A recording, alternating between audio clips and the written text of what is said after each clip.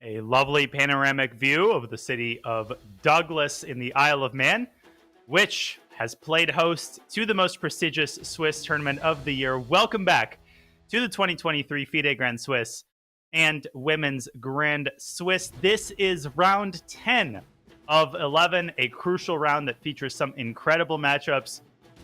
It's a pleasure to be commentating once again. I'm your host, Grandmaster Daniel Naroditsky. Alongside me, once again, Grandmaster Peter Lecko. Peter, I think I'll start with your words from the end of yesterday's broadcast. Quote, "The tournament is just getting started," unquote. Hello, Daniel. Welcome, everyone.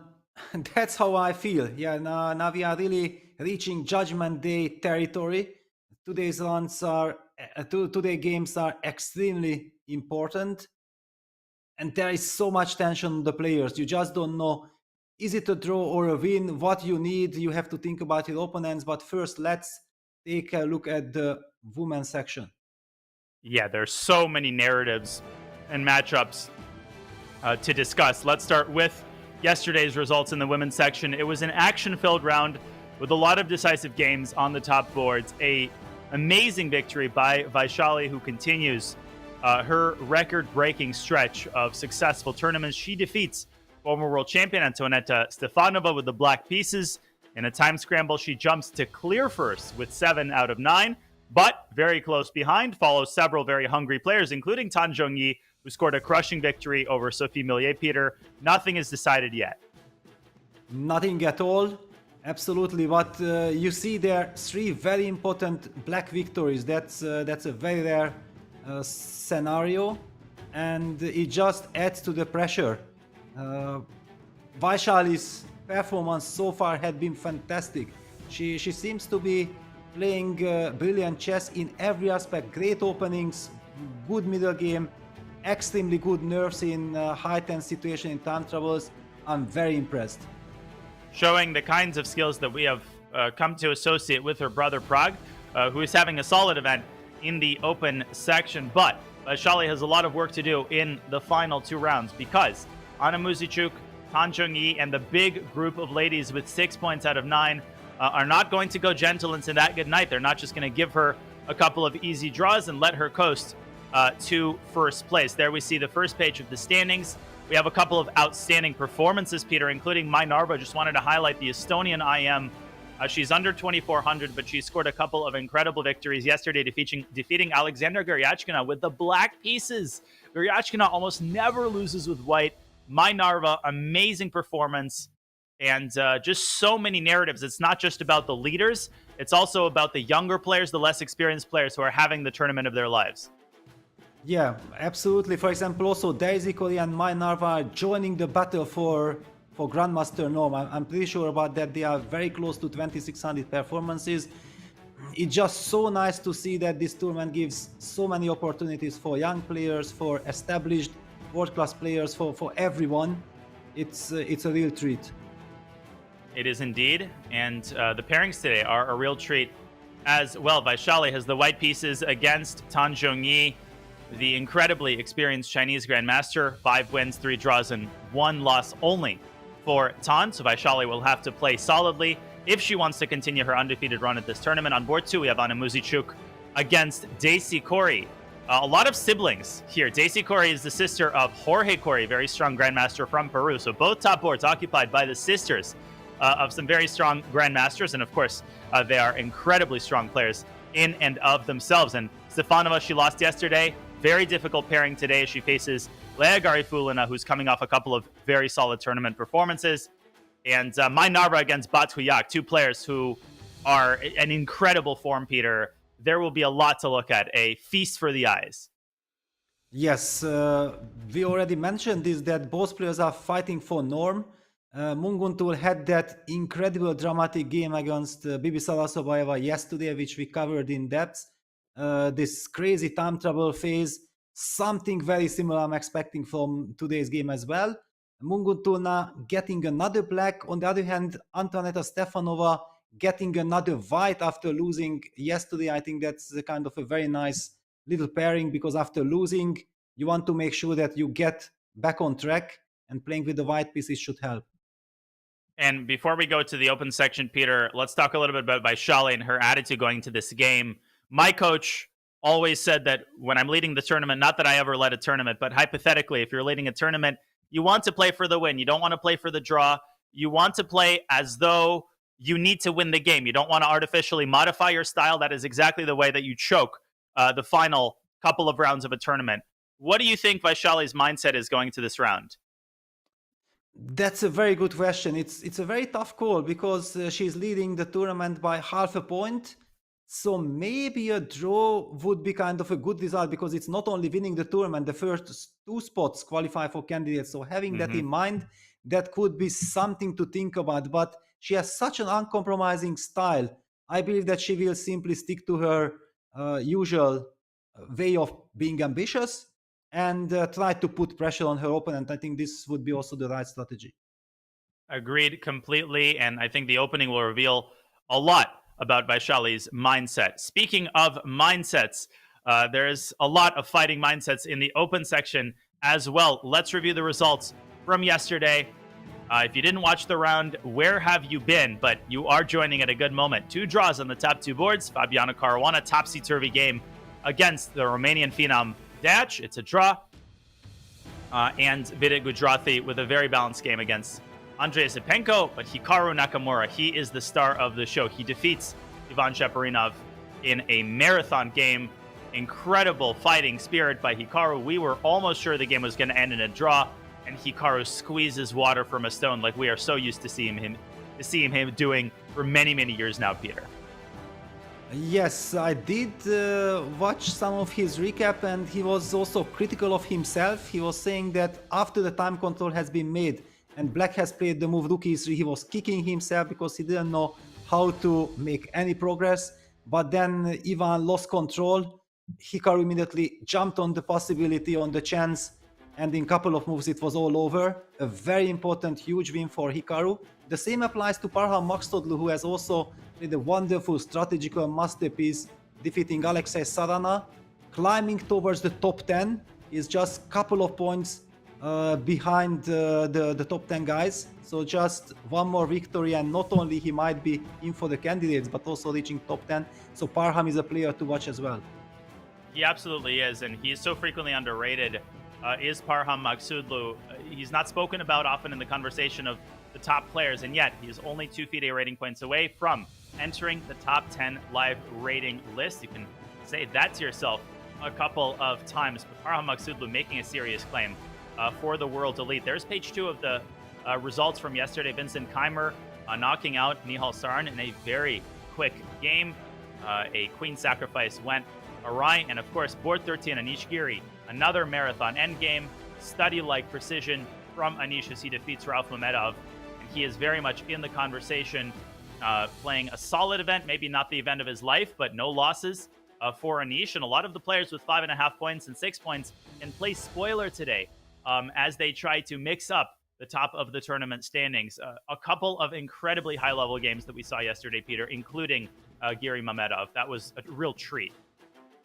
Yes, it was a beautiful endgame with a lot of Zugzwangs, with some beautiful Bishop D8 tactic there at the end. And Anish is still fighting, not exactly from the Grand Swiss to qualify, but we know that he is one of the players who is ahead on the standings. He's just behind Fabiano Caruana in the FIDE circuit. So having a good result, a good finish here can actually help him qualify from the FIDE circuit.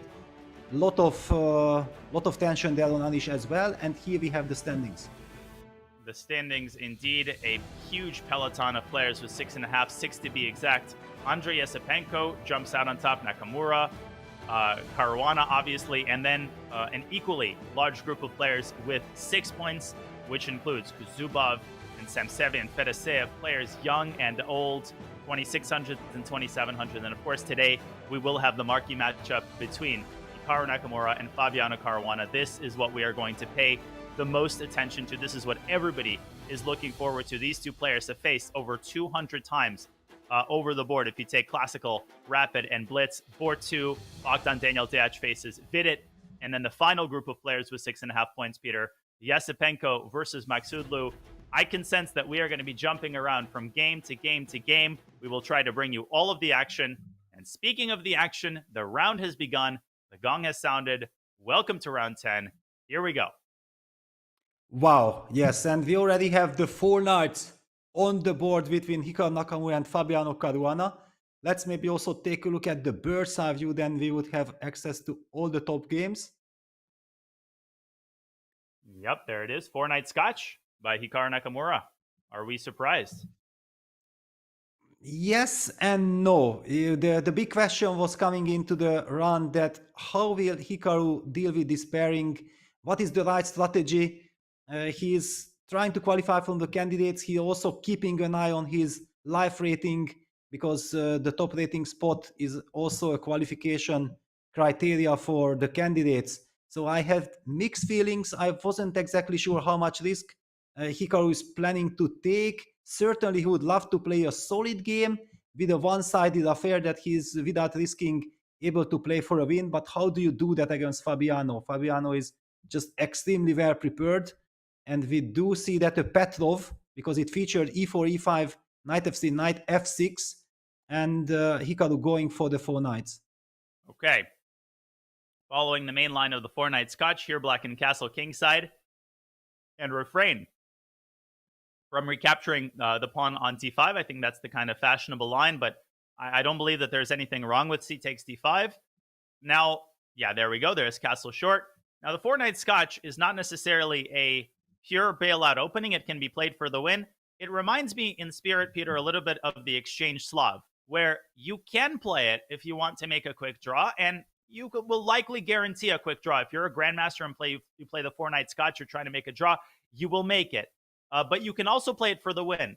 And a lot of top grandmasters have shown some combative ideas in this opening. So it's too early to conclude that Hikaru is trying to bail the game out, but I would not rule that out either. I think the next couple of moves are going to be incredibly revealing.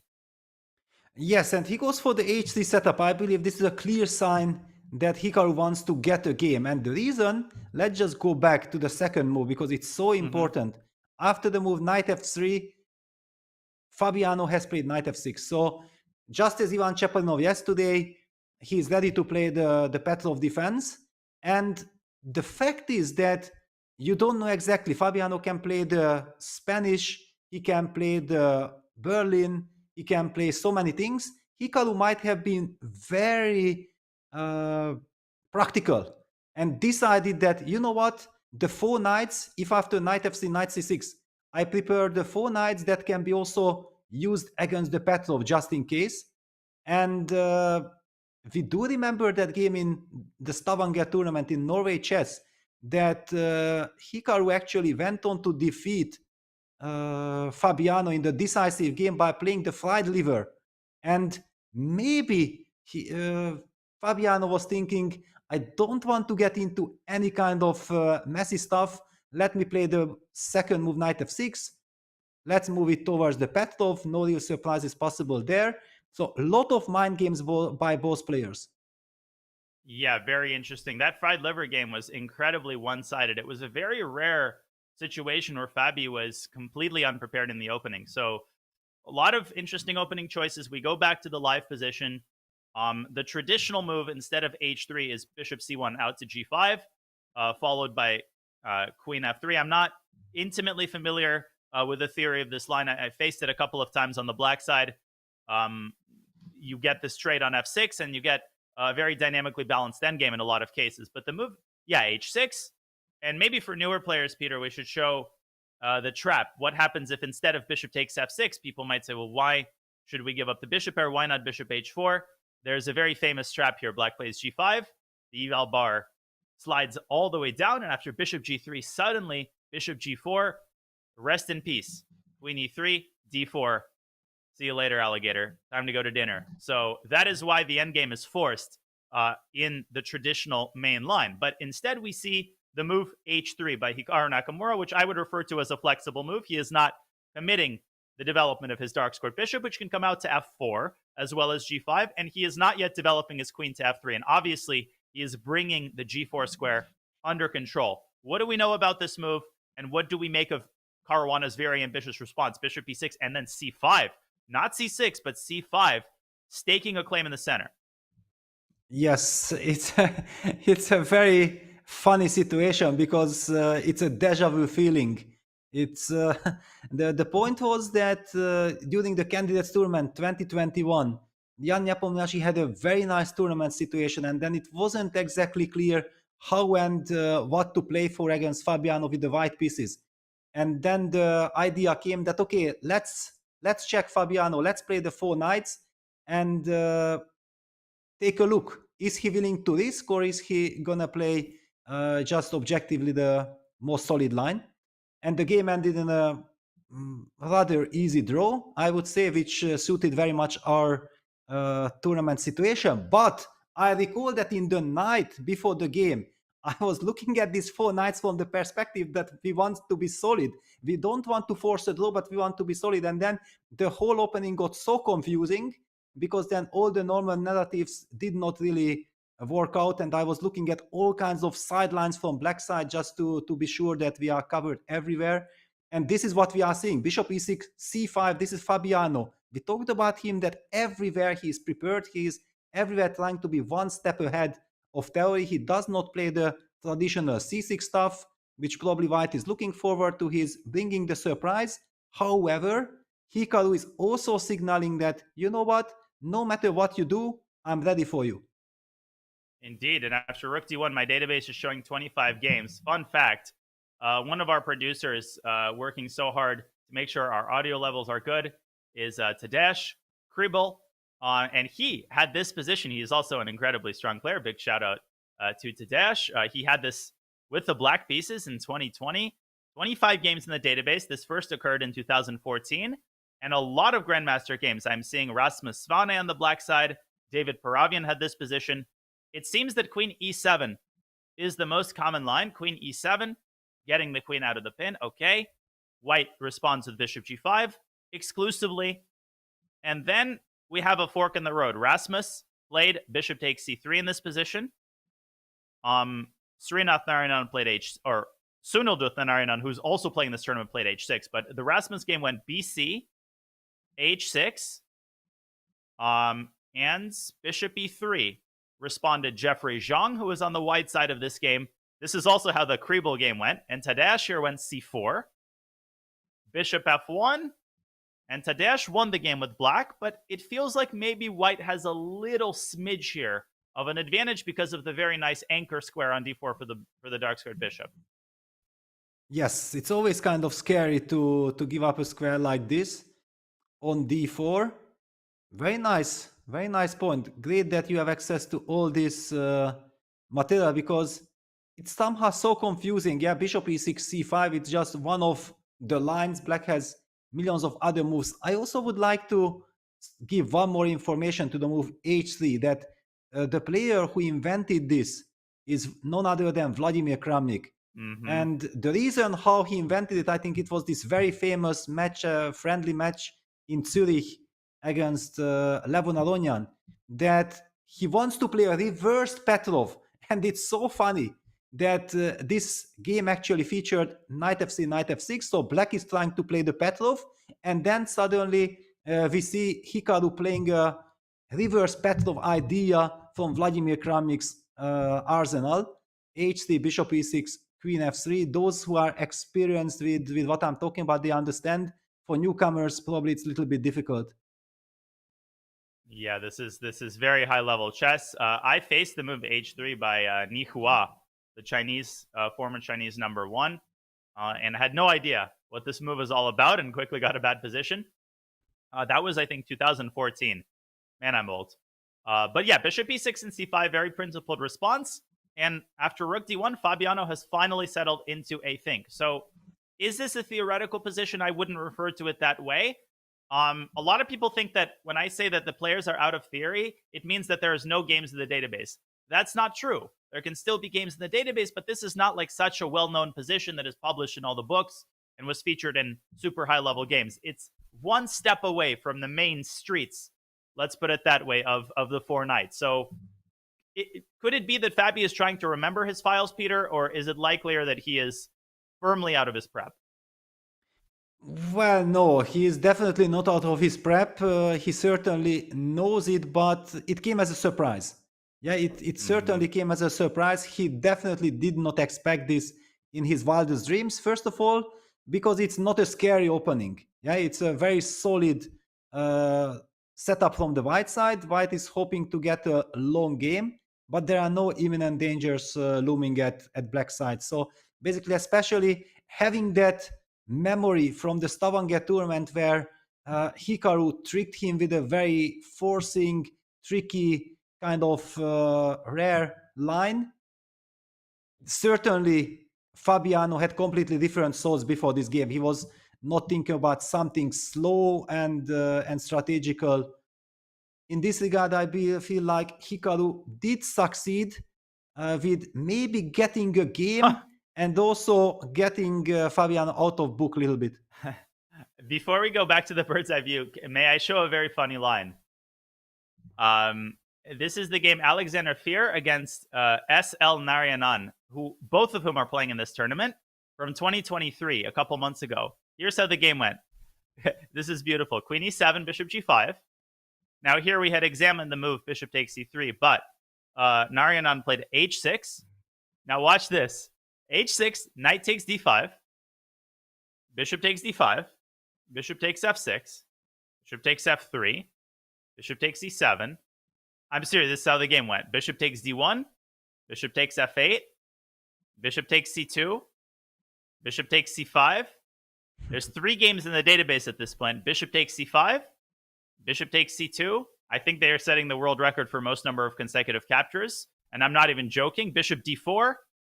And agreed to a draw. Because black has sufficient activity to compensate for the pawn. Wow. Okay, interesting. But it's also kind of strange that why do you agree to a draw here with white? If you already play like this, then why don't you protect your pawn and force black to show that exactly how he's planning to force the sorry. draw? There's a couple more moves. Sorry, the reference cut out. A rook d1 was played, actually. There were 5 more moves. Rook d1 was played. Bishop takes b2, rook d7. Slight nagging plus, but it was nicely neutralized by rook c8. Ah, very pretty. Rook c8, bishop b3. And now this trick, rook c1 check, king h2, rook c7. Very nice. Bishop f7, king f8. And when the rooks come off the board, the extra pawn matters not. Rook c7, bishop e5 check. Now they agree to a draw. Yes, now it's understandable. Yeah, that was beautiful. Okay, so maybe because if already Fabiano went for bishop e6, c5, and he blitzed those moves out, clearly hoping, in my opinion, he was hoping that he catches Hikaru off guard. Yeah, that Hikaru might be looking forward to the more traditional type of lines, and Hikaru is not such a big expert from the white side in the 4 knights, so he might not know this setup. And this is the moment when Fabiano needs to slow down, because in this position anyway, the price of each move is not that high. It's very important that you find the right direction, make sure that your opponent will not get a long-lasting small, even if it's just very small, but if white gets something very small, then he can play on with that for quite some time, and knowing Hikaru, that's not what you want. Absolutely. So Fabiano is going to continue pondering this very complex situation. We might get this extensive series of captures. We might get a combative middle game. No way to predict. But I think it's a good time for us to drop back to the bird's eye view, because a lot of the other games are well underway. Some of them have already concluded. There's a quick Berlin draw in Mamedov versus Report. Neither player particularly interested in prosecuting this dry opening, but obviously we have our top games. All of them are still going. We have a Sicilian in Deac versus Vidit, and a Catalan in Yasipenko Maksudlu. Where to from here? Well, it's very probably just step by step. Yeah, let's go. But under Yasipenko against Parham Maksudlu, that's a game I want to probably start with, because Yasipenko with the white piece is a beast. We have seen him during the tournament already showing some fantastic preparation. Also, just the game against Vincent Keimer, that's very fresh on our minds, but also some other games. And the Catalan has been one of his main openings recently. What did we see here? Let's just quickly check. It was third move g3. Okay, also very interesting that third move g3. So basically, white doesn't mind getting into the Benoni structures after c5, but Maxwell says, no, I want to play the most traditional one, the orthodox classical Catalan on the board. Castles, castles. h6, wow. Okay, that's kind of a provocation. However, after the move queen c2, white is not falling for the provocation. Black opted back to c6, so it could have happened from c6, queen c2, h6 as well. Bishop f4, knight b7, rook d1, a5, knight c3, sacrificing the pawn. Whenever in this structure white plays the move knight c3, it indicates that he's ready to give up the pawn for activity. Black refused this this offer, and black plays the more traditional way with b6. On the other hand, b6 allowing c takes d5 surprises me somewhat. Yeah, b6 actually is a very rare move. I'm also checking this position in the database, and by transposition, the position before b6 has been played many times. Let me see the exact number. I'm seeing, yeah, over 50 games in the database, including Anish Giri, who lost against Rud Makarian in Qatar just the tournament before. He played DC, and he got crushed after DC knight d2. Yeah, so that game went DC knight d2. Giri played knight d5, and then they got this typical Catalan structure with the pincer clause, which I find to be very unpleasant to play against, even though they're visually unappealing for white, but very hard for black to get the party started in the center. And the Russian Grandmaster played an excellent positional game and just destroyed Giri out of this position. b6, only 2 games I see in the database, neither by particularly notable players. Funny thing is, the most notable game was Terry Luo against Gus Houston, 2 young American players, and I played both of them in the same tournament in Charlotte, and the guy playing white actually played a Catalan against me. So I know both of these players, but they're both below 2,500.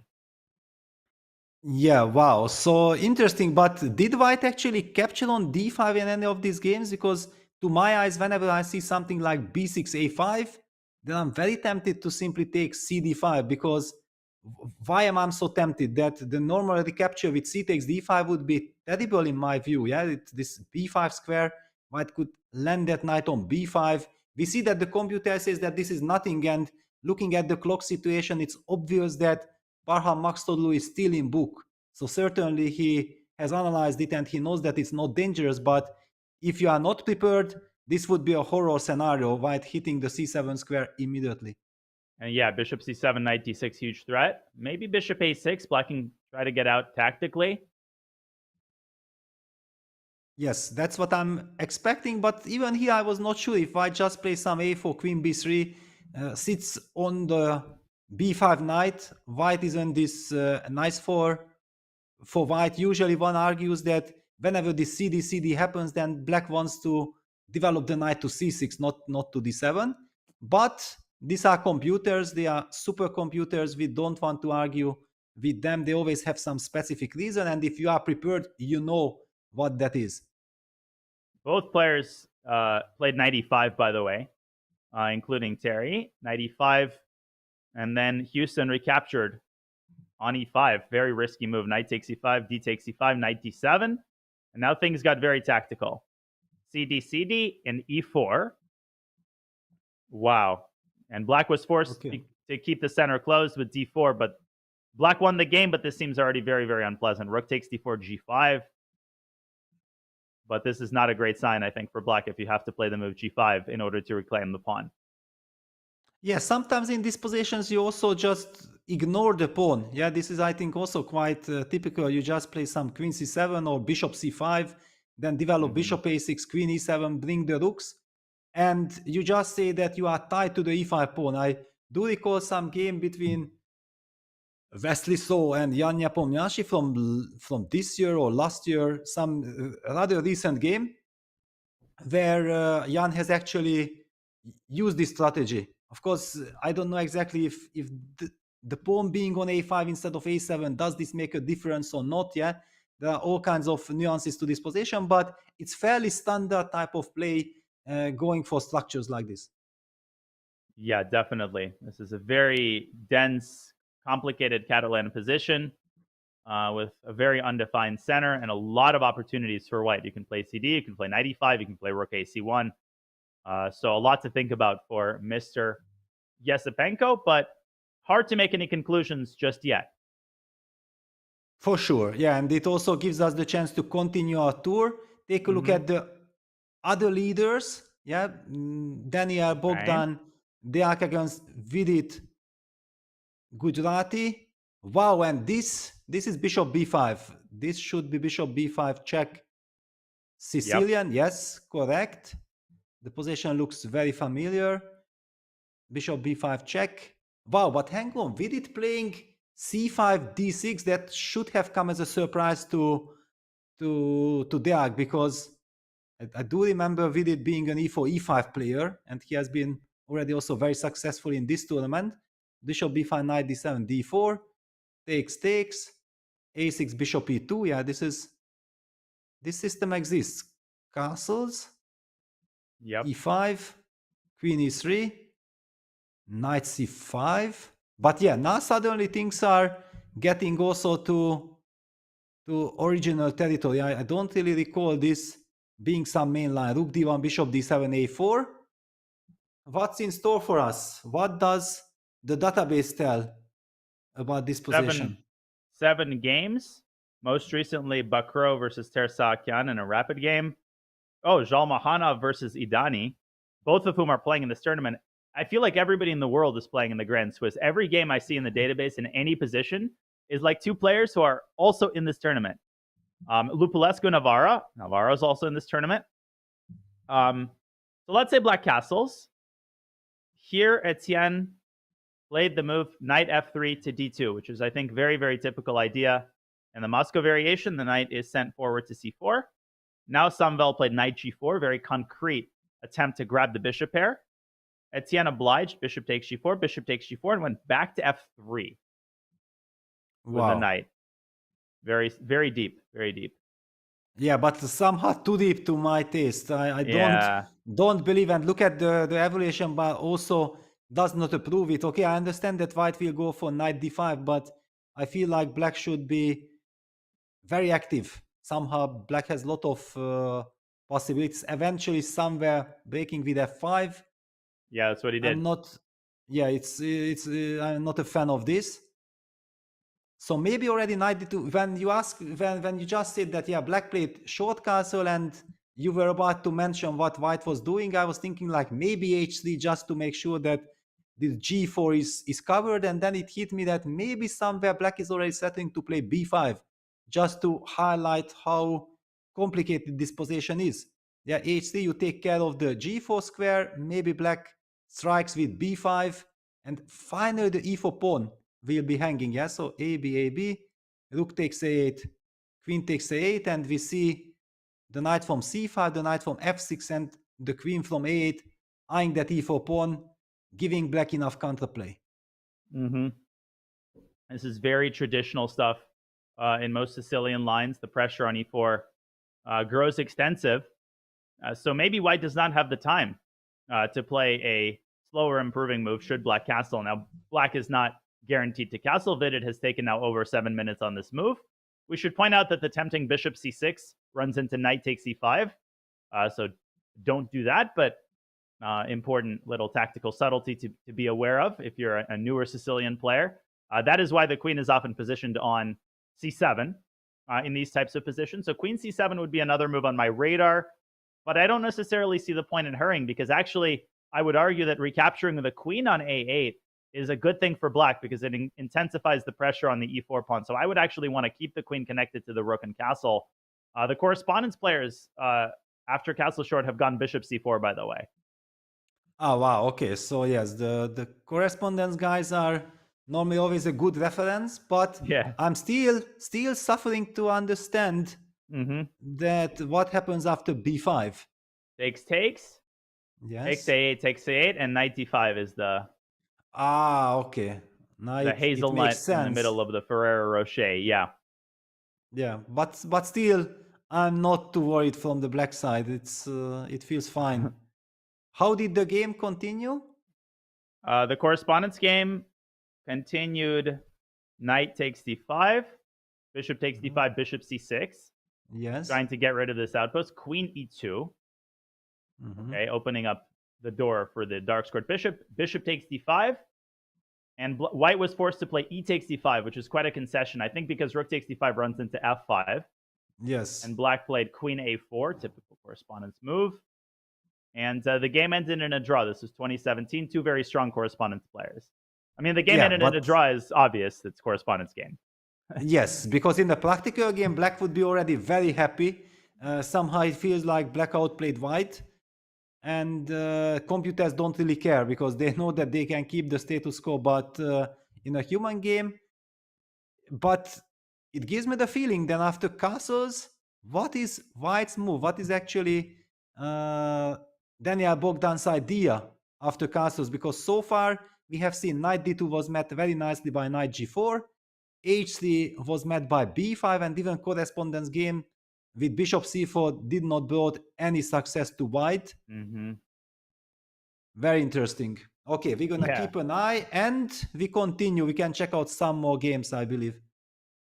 Definitely, yeah. This game is relatively tame for the time being. Okay, board 4, Kaimer Fedoseev. Looks like some sort of semi-Tarrasch Queen's Indian-ish structure. And then we have a Noteboom in Sevian versus Erigaisi, which refers to a pawn structure where black has connected passers on the queen side, and white has a major central pawn majority. So a fascinating one there. And of course, there's also Neiman Giri, which I know is going to be a crowd favorite. We will get to that game. But we can keep going in sequence. We can check out the Sevian game. I'm pretty open. Yes, probably we should be checking out at the Sevian game because this is very special. The Noteboom line, we did see during the tournament. Who has played it? We were covering it with Jan Gustafsson. There was a game. It was Duda against Bartel. Yes, it was the big Polish clash that featured the Noteboom, just so that we understand how did we get to this completely crazy position. I remember when, as a child, I saw this for the first time. I couldn't believe my eyes. What is going on? White has the pair of bishops. White has these two incredible pass pawns, very strong pawns in the center. Black has this crazy strong pass pawns on the queen side. However, it looked like white should be able to checkmate black. So let's take a look what happened here. So it starts out as with c6. Basically, black is offering white to go for the very dangerous love gambit with e4, d takes e4, knight takes e4, bishop b4 check, bishop d2, queen takes d4, bishop takes b4, queen takes e4. The reason why I'm mentioning this exclusively is that there had been a very important, crucial game, the last round game between Abdusatov and Arjun Erigaisi in the Qatar Masters, which finally gave Abdusatov the win after a lot of dramas in that game. So Arjun clearly not afraid to repeat that line, despite there he was caught by Abdusatov in the opening with some very deep preparation. But now we see the other line, knight f6, and then black, instead of going for the traditional knight f6 Melan structures, knight f6 is the Melan structure, he goes for d takes e4, and that's when the Noteboom starts to appear. e3, b5, a4. Because of the pin on the a file, black is unable to hang on to his pawn with a6, because then white can just take the pawn and the rook is hanging. So black is forced to play bishop b4, pins the knight, white plays bishop d2, black plays a5, another crazy looking move, giving up the b5 pawn, but it's justified with the idea that takes, c takes b5. Now white plays b3. Again, we see the same narrative that if black plays b5, b4, that's a huge mistake because white can just take it, and the pin is again the problem. So black plays bishop b7. It's all about the same motifs in this line. White takes b takes c4, and this is how we are exactly ending up in this crazy structure. Uncompromising chess from both sides. Wow, what a position. Lami Anton Guijarro had this position 2 weeks ago in the Bundesliga. Yes. And then I he played remember that. A4. Mm-hmm. Yes, that was the big kind of idea. This whole queen c7 and then a4 idea is the point from black. The point being that after rook takes a4, there's a double attack with queen c6, threatening queen takes g2 checkmate and hitting the rook on a4. So that's the big trick. This was also the Bundesliga weekend, which happened to be on Saturday and Friday evening. Kata Master was still on. Yeah, so it was 9 o'clock in the evening closing ceremony in the Kata Masters. Parham Maksudlu and Nodiebek Abdusatov were still blitzing before the closing ceremony, after the closing ceremony, spending great time. And both these gentlemen were sitting down at their board the very next day at the Bundesliga at 2 o'clock in the 2 o'clock in the afternoon. It just goes on to show how much they love chess. Pretty incredible. And what a treat to have this position after a4. I'll point out that the game ended very quickly in a draw. White struck with d5. Very natural move, opening up the dark squared bishop b3. Black continues to blanket the queen side with his pawns. And now I would be, busy looking for a store to buy a different pair of pants here with black. But apparently this is a draw. Bishop f6, just gf. I don't care. Give me your worst. Queen g4, king h8. And queen h4, f5. Sparta. This is Sparta. The king is all alone, but white has nothing better than perpetual check. And that's exactly what happened in the Lami Guijarro game from October. Wow. Yeah. So the big question is, how familiar is Sevian with this line? We do see that he spent quite some time, already 14 minutes.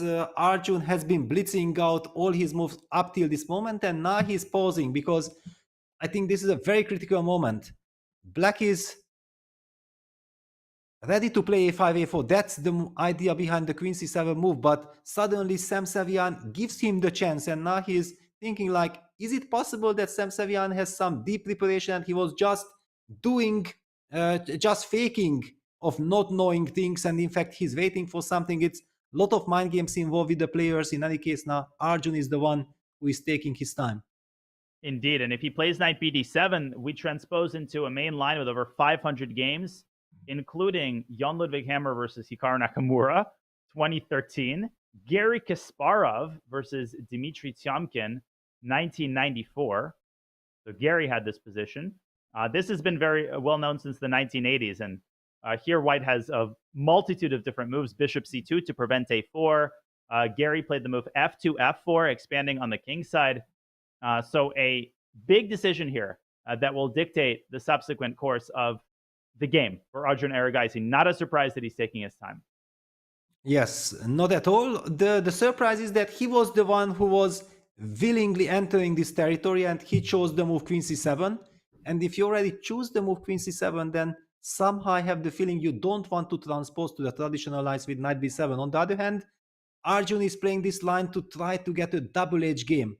So if he thinks like after a4 he's provoking some kind of a perpetual check with this d5, which is a very natural thematic move, then he might also be tempted to just transpose with knight b7 to classical lines. I don't know. It will be very interesting to see, and it would be great to read the players' minds right now. We will keep you posted on Mr. Erigaisi's decision, but right now it's time for our first break of the day. We're 45 minutes into the round. This is a huge round, the penultimate round of the FIDE Grand Swiss. Caruana and Nakamura locked in a tight 4-night Scotch battle. We'll bring you more action from the top board and from the other boards in both sections on the other side of this short break.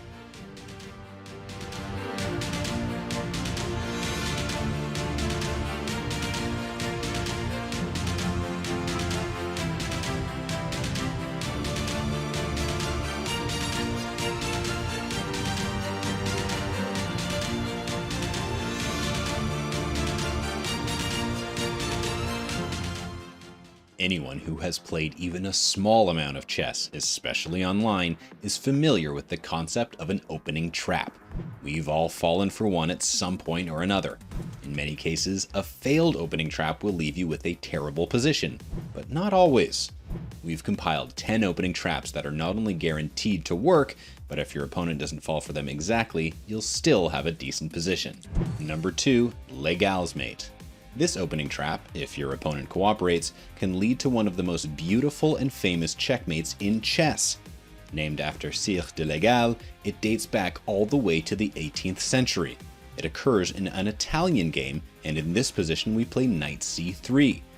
Black might play bishop g4, pinning the knight to white's queen, and we can play h3, forcing black to make a decision about the light-squared bishop. If they retreat with bishop h5, this allows the brilliant knight takes e5, where a free queen is offered. If black takes the bait and grabs the queen, can you spot the famous mate in 2?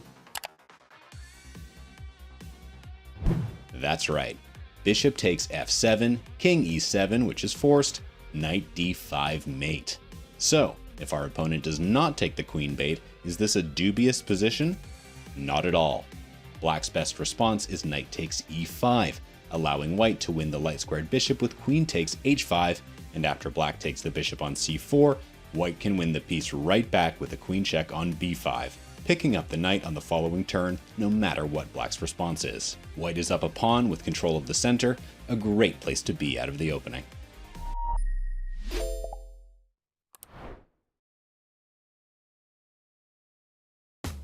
The Variants Community Series continues on November 2nd with 3 Check, where you can not only win by checkmating your opponent, but also checking them 3 times. 6 weekly arena tournaments held every Thursday will be followed by a championship event with cash prizes, including a $1,000 first place prize. The third and final weekly arenas will be streamer arenas featuring gifted subs as prizes. Win any of these events to qualify for the championship and show the world what you've got. Join the Variants Club today to learn more about upcoming events, how to participate, and much, much more. See you in the arena on chess.com.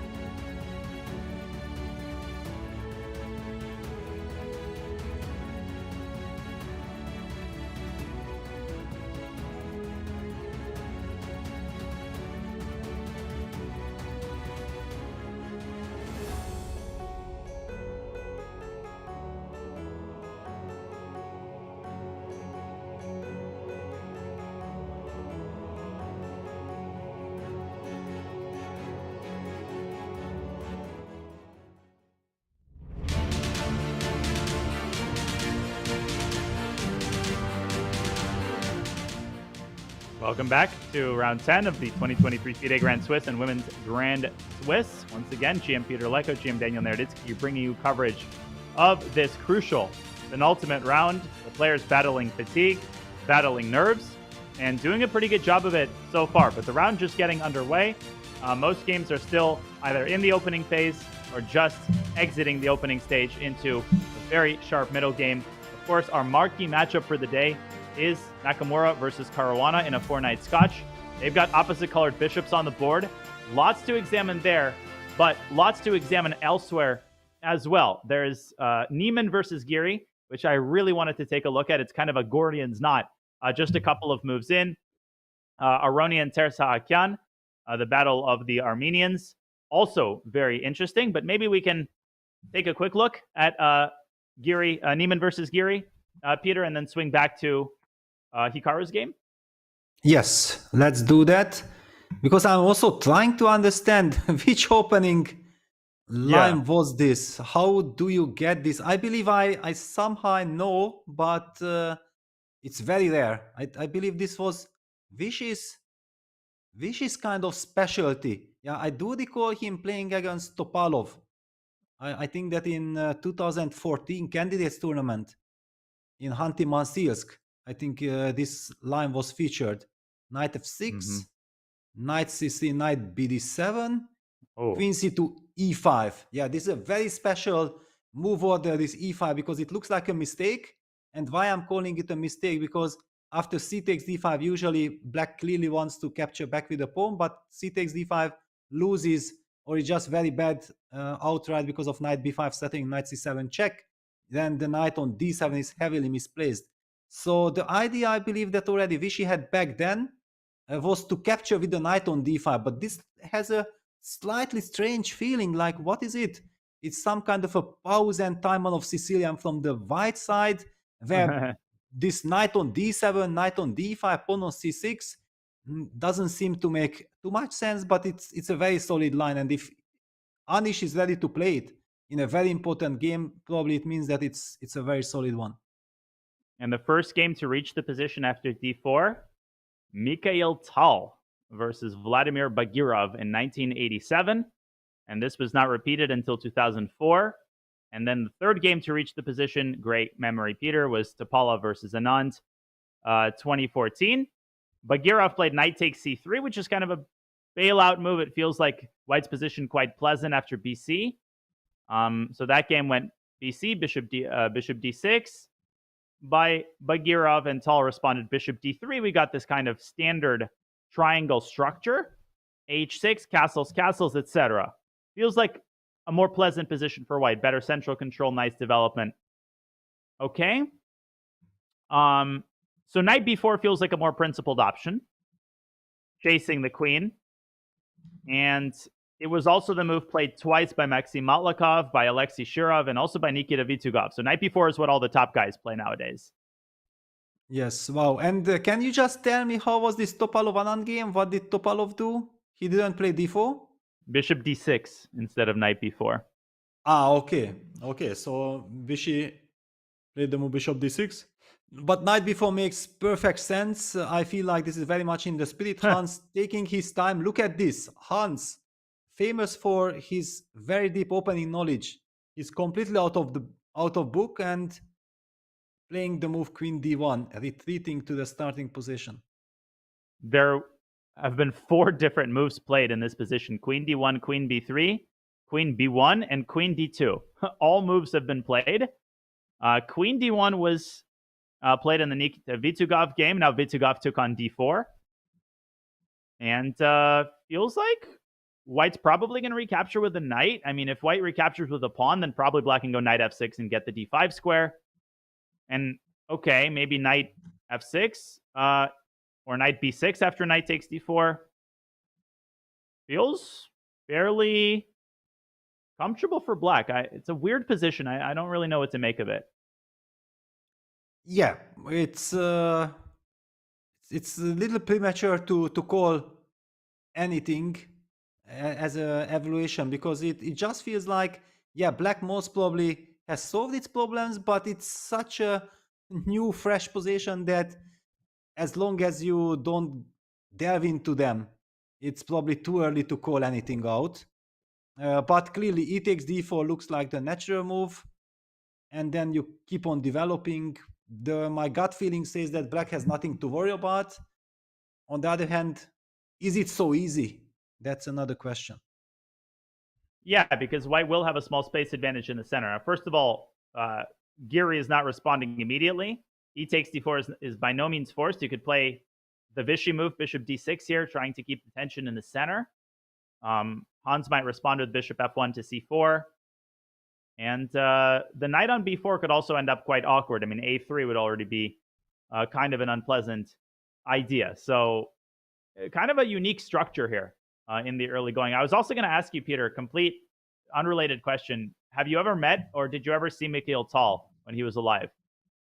Yes, luckily I have this crazy, brilliant memory with him, yeah, that influenced myself becoming a chess player. Really, it was fantastic. Wow. Because the Subotica Interzonal Tournament 1987 happened in my town where I was born, and I was living in Hungary in Szeged already, but we were always going back visiting my father in Subotica.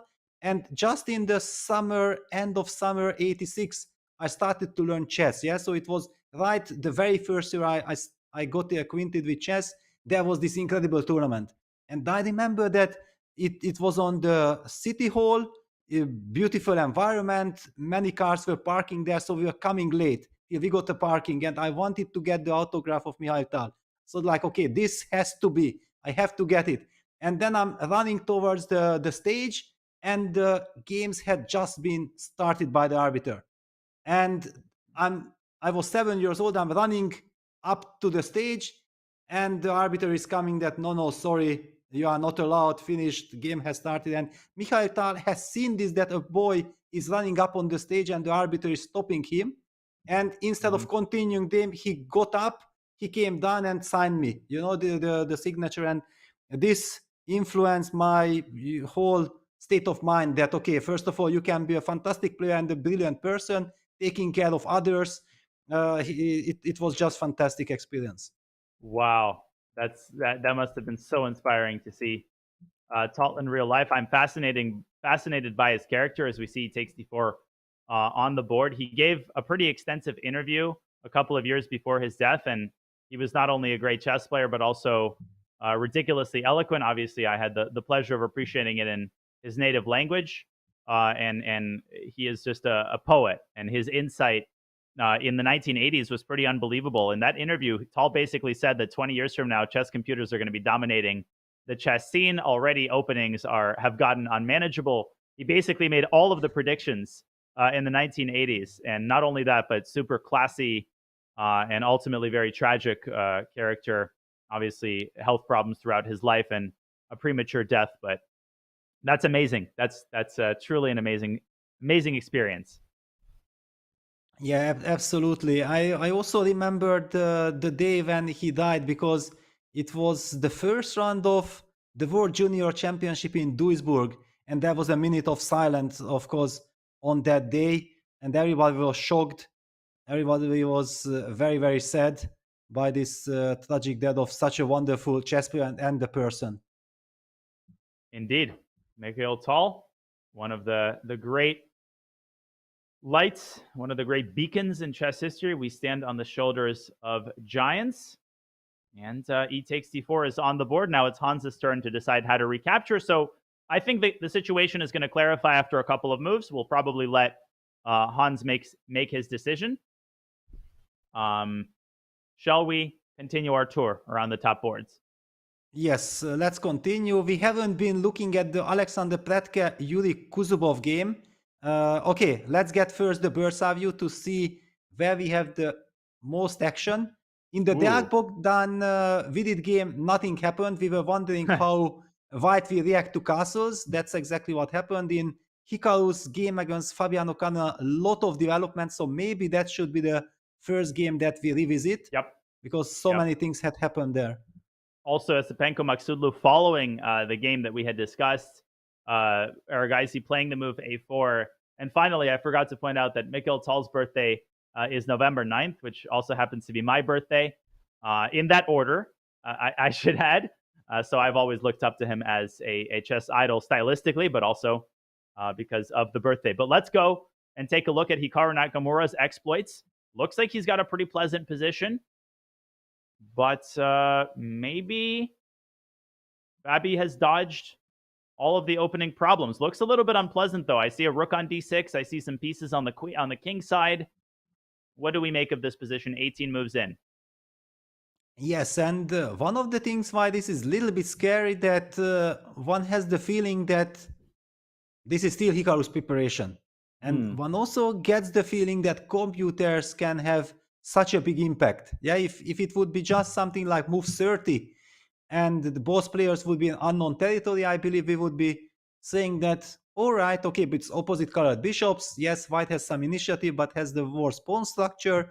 Black has nothing to worry about. But when you add all the elements together and you look at the clock situation that Hikaru is almost half an hour up on the clock, he still hasn't really spent any time, and there is certain unbalanced element which black still needs to neutralize, then it already feels that this is quite a critical position. And I think the fulcrum on which white's initiative stands is the fact that black cannot easily reclaim the d-file. If black plays f6, there's a very pretty tactic, f6, bishop f4, and you can say, ah, lovely, I can go rook a d8 and let's start trading off the heavy pieces. Nope, rook takes c6, let's go home. Rook takes c6 and bishop c7, look at that. Goodbye. Black is unable to recover the minor piece and loses the game. So that's just one of the many hidden dangers that always await when there are queens on the board and opposite colored bishops. Yes, and in order to understand how we got here, so after rook d1, Fabiano was taking his time. He went for the forcing sequence of bishop takes e3, so not the more traditional queen e7 that we have been seeing in other games.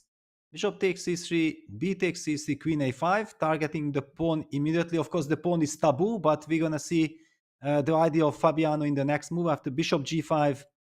Okay, let's just highlight here that queen takes c6 is of course a terrible blunder because of the typical bishop takes h7 check, discover check winning black's queen. However, clearly black has been counting on knight e4.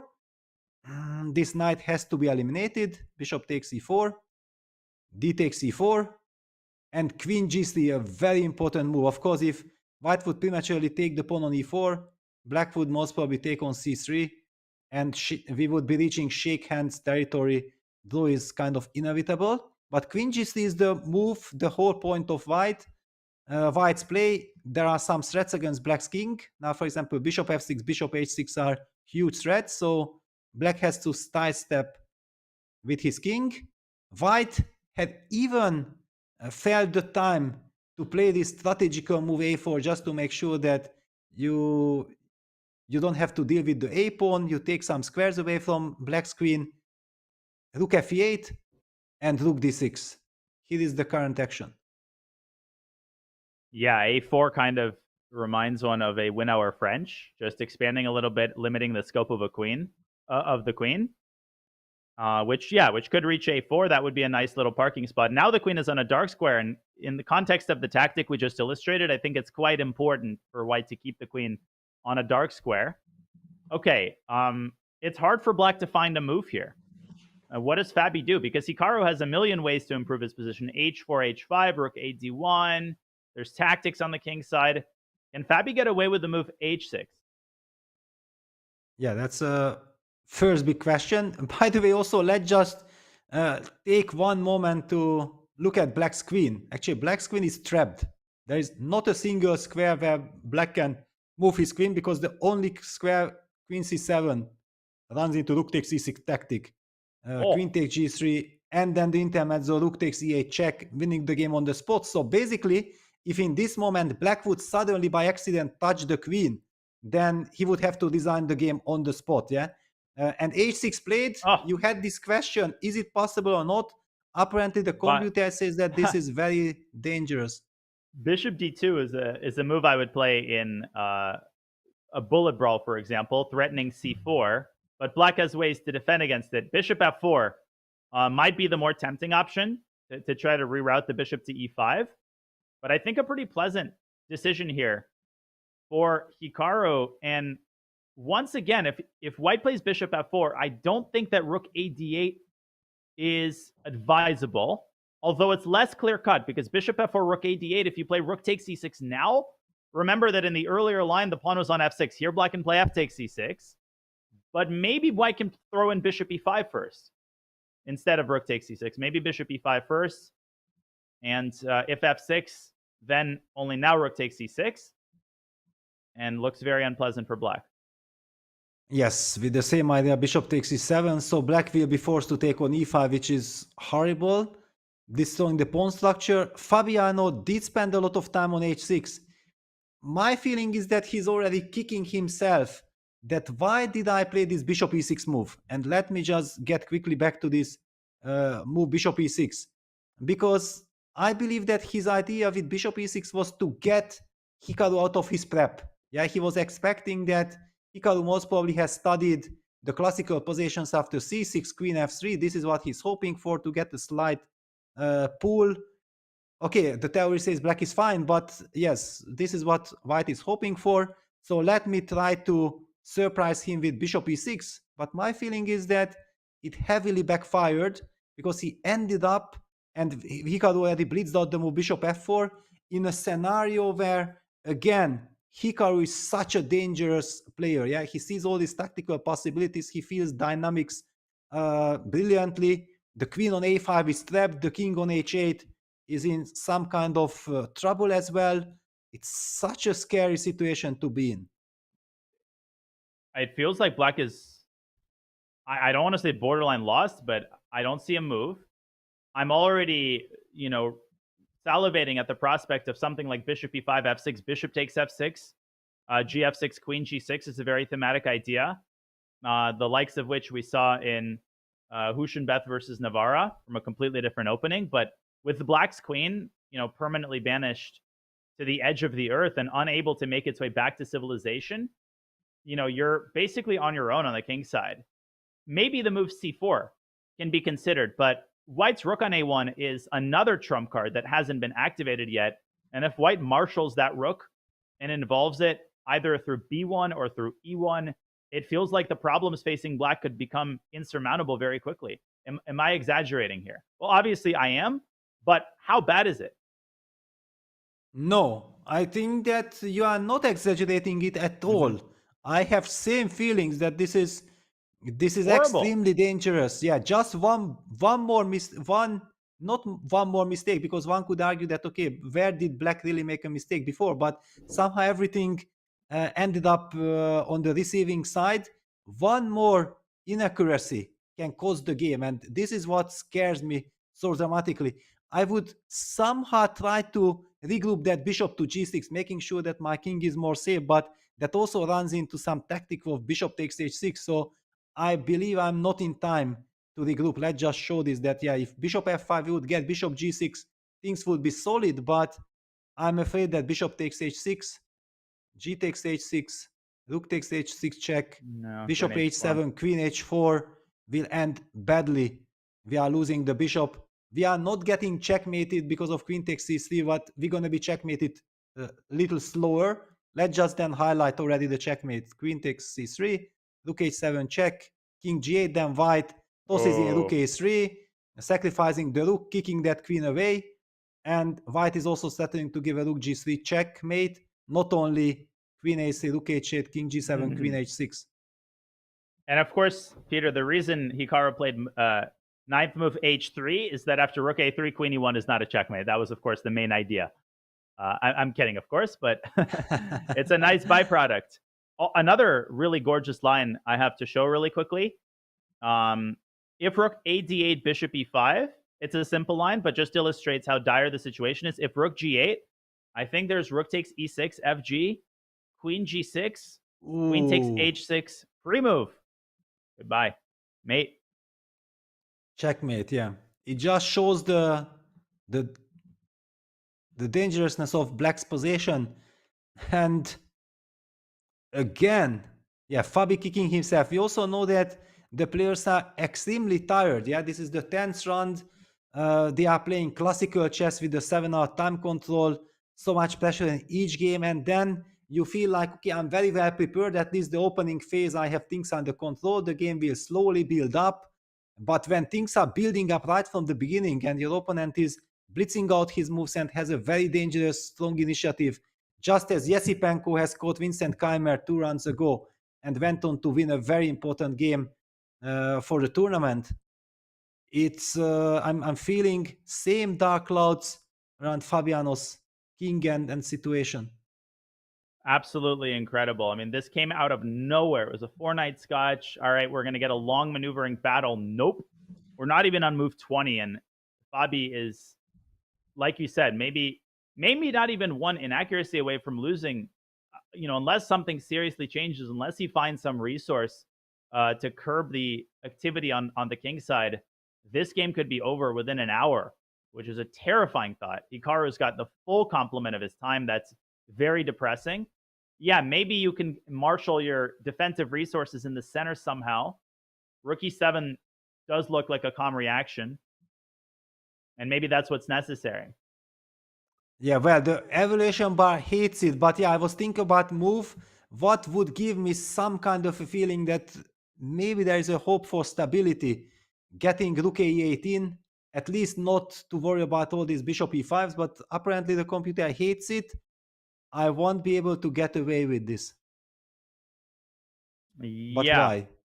Why? Queen h4 and bishop takes h6 looks premature. If only the rook on a1 could get to e3 quickly, that would be really nice. Rook e1, though, queen takes a4. I don't really want to allow the queen into the game. Yes, yeah, that's why actually the rook is doing extremely good job making sure that the queen is boxed. Maybe rook e1, queen takes a4, queen h4. Trying to set up bishop and takes then h6 like a caveman. yes, yes. Okay, so if I take, yeah, you play queen h4, hitting the rook. Computer hates maybe it. you could have maybe you could have started with bishop takes h6 already. Maybe that's why computer was yes. That's Takes, lovely. Queen h4. Queen h4, hitting the rook, hitting the pawn, and if black follows with rook a8, then we believe that takes, king g8, rook e3 is kind of the Now it main works. idea. And now also bishop f5 again does not work because actually white has two rooks to be sacrificed on g6, and this is clearly checkmate in many different ways. I even don't know which one to show. Rook take g6 or queen g6, both leading to checkmate scenarios. Wow. Okay, crazy. Man, Okay, it's like let's just illustrate one checkmate at least. White's pieces are like a bear scavenging through a trash can full of food, as every piece is just, smashing through the feeble resistance. And all the root of all of the problems, A, is the dark square weaknesses, and B, the fact that black's queen is nowhere to be found. It's missing in action, and it can't get back in time. White's pieces are in all the perfect spots, as we are so used to Hikaru Nakamura's pieces being. This is very dire. People in the chat saying e3 might be the only move to offer some relief. But if you have to give away a pawn like that, I mean, that's a terrible sign. Yes. Fabi needs to slow down. He has already slowed down from the beginning, but he needs to use all his power and all his concentration to neutralize the pressure, to make sure that he survives the next couple of moves, because at the moment what we have seen in all these lines are not a given at all that he can get away with this game. Totally. And this is becoming part of a larger trend. It's not only the Norway chess game, which ended in one-sided fashion in Hikaru's favor. Also, SCC 2023, 18.5, 8.5. Hikaru wins. Not a surprise. But also, he defeats Caruana twice in the Chessable Masters knockout. So lately, both online and over the board, Hikaru has held the supremacy. He's held the keys to the kingdom. And once again, he's faced Fabiano with serious, potentially fatal problems right out of the opening. Yeah, one gets the impression like Hikaru has decoded Fabiano. It's just incredible, because what we are seeing from Fabiano throughout the year, that he's dominating against every single opponent in every single tournament, and the only person who is causing him trouble is Hikaru. Incredible. Typical Nakamura. He is a lot of people's kryptonite. Trust me on that. He just knows how to push the right buttons at the right time. But an hour on Fabi's clock, he's going to have to use it wisely, and we will keep an eagle eye on this game. The next move is going to be a very important one, but probably we should take this opportunity to go back to the bird's eye view. Already a couple of draws. Aronian didn't particularly try with white. He draws his countryman Sambelter Sahakyan in a relatively insipid game. This position already completely locked up in under 20 moves. Yes, normally we know that Armenian players don't like to play against each other. Yeah, they are on very friendly terms, and I do remember that Tersakian has been seriously working with Aronian, was his second in the Candidates 2016, that I know for sure. Otherwise, anyway, Armenian players are known to be working together. But looking at the position, maybe there had nothing to do with friendship. It's just that the position got logged. It was some great preparation by Terhes Sahakian, who has actually beaten Richard Laporte yesterday with the black pieces from an unpleasant position, getting another black against Levon Aronya, mastering it perfectly. Terhes Sahakian has a wonderful event. Levon probably also felt like there is no way he can qualify from this tournament already. But it's just me guessing. Yeah, I agree with that logic. But a great result for Tersakian to close out the tournament. Okay, Neiman Giri, very symmetrical structure. They've traded on d5. Not much change in Esipenko Maksudlu.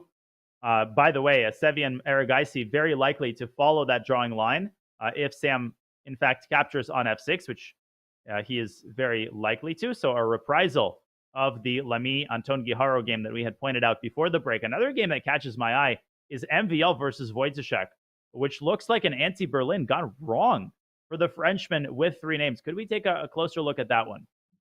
Yes, certainly with big happiness, because Radek is such a great player. Of course, MVL, everybody knows, but it's nice to be seeing Radek doing well. On the other hand, when you just think about his pairing, what he has faced in the last couple of runs, I believe not long ago, 3 runs ago, he was playing on the first board against Fabiano Caruana, which ended in a draw in a marathon game. Then he lost that unfortunate game to Deac in a long Italian grind. And as a reward, he got Levon Aronyan, and now he gets Maxime Vachier-Lagrave. It just shows that how crazy this Grand Swiss is. No matter where you are, no matter if you won or you lost, you have no easy pairings. Yeah, truly insane. You got to bring your A game to the table every round, particularly toward the end of the tournament. It seems like things have gone kind of south for MVL because Radoslav has he's checked off all the boxes. He's castled safely on the queen side. And it feels like he's about to initiate very compact position. And he might initiate operations on the king side with something like h5. And it feels like White's bishop is kind of caught in no man's land. And so are White's knights. Like the knight on e3 is completely restricted by Black's pawns. It just doesn't feel like White's position is all that threatening. Yeah, not at all. The threats are very much directed toward White's position. If you look at the clocks, then you think like, okay, White is the one who got his preparation in. No, believe me, it's not the case.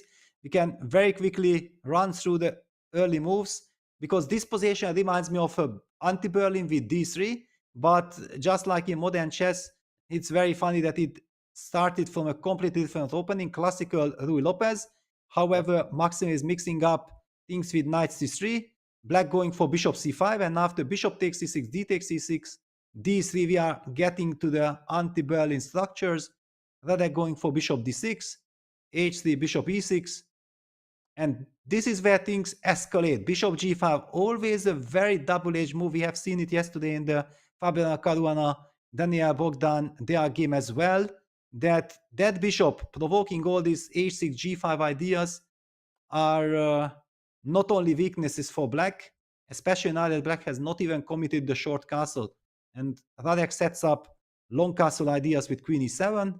Love it. Bishop g3, knight d7, queen e2, long castles. And I would say that this knight d1, knight is almost coming from desperation. Yeah, this isn't such a brilliant maneuver. It's just like Maxim is already feeling that he's under pressure. Yeah, it feels like he kind of sleepwalked his way into a bad position without doing anything obviously wrong, but probably this bishop g5 operation was not suited to this particular position. Now, Black has a lot of ways that he can continue tightening the grip. I mean, h5, I think, is a low-hanging fruit kind of move because you can play it, it's no risk. Then you can go g5, and you can play it both tactically and positionally. There's this knight f8, knight g6, knight f4 maneuver that I've seen before. But also you can start off the pawn storm on the king side with a well-timed g4. It's not totally clear where White is going with his king, probably to the queen side but the a2 pawn is also going to be hanging, and you will not really be able to comfortably trap the bishop because b3 is always going to be met with bishop d6 to a3 check. So lots of problems for MVL on both sides of the board. Yes, absolutely. And just to add some more to this, that you mentioned, even ideas like just sidestepping with the queen to f7 and eventually even follow it up with rook d8 and making sure that you might even be able to push f6, f5. I see so many horror scenarios targeted at white that I perfect, and queen f7 played. Great call. I'm just loving it. Yeah, I was so scared that how do I, because if h5, g5, I'm not happy from the white side at all. But the only good news is that I know that at least f6, f5 will not hit me. But queen f7, rook sidesteps, f5, I don't understand why I'm not losing. Yeah, because after f5, black will be starting to trap the bishop with f4 and g5. And if after f5, white ever takes ef5, gf5, then okay, we don't have to be even grandmasters to be telling that this is very bad. Just any candidate master will tell you that with such initiative, white will have very hard time surviving that position.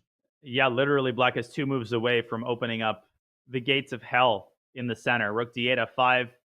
White's pieces are getting trampled underneath the stampede of pawns. f4 and g5 is the direct threat, trapping the bishop, the hapless bishop on h4, which feels like Forrest Gump, except Forrest Gump is getting targeted.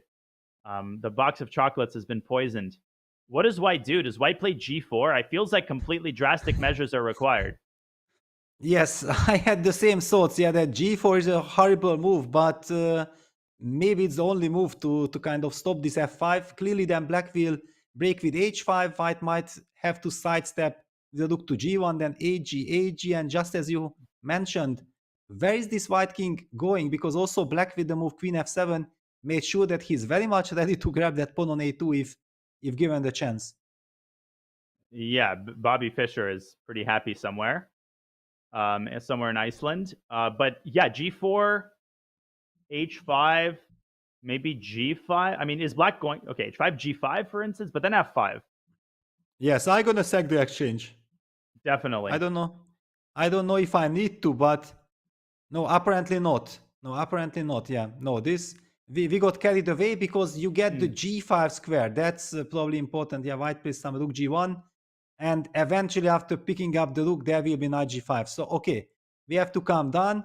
First of all, after the move g4, there is no reason for black to rush. White is not starting anything. He has just made sure that f6, f5 is not coming on the spot, but we anyway wanted to improve our rook position, so we can just continue our plan with rook d8, and then again setting up this idea h5, g5, f5, because the rook is not hanging anymore.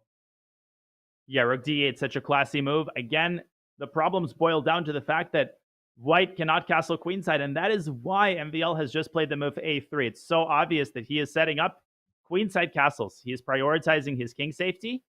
But even if he castles queenside, f5 is still going to be a very dangerous idea. So rook de8, still very much a natural move.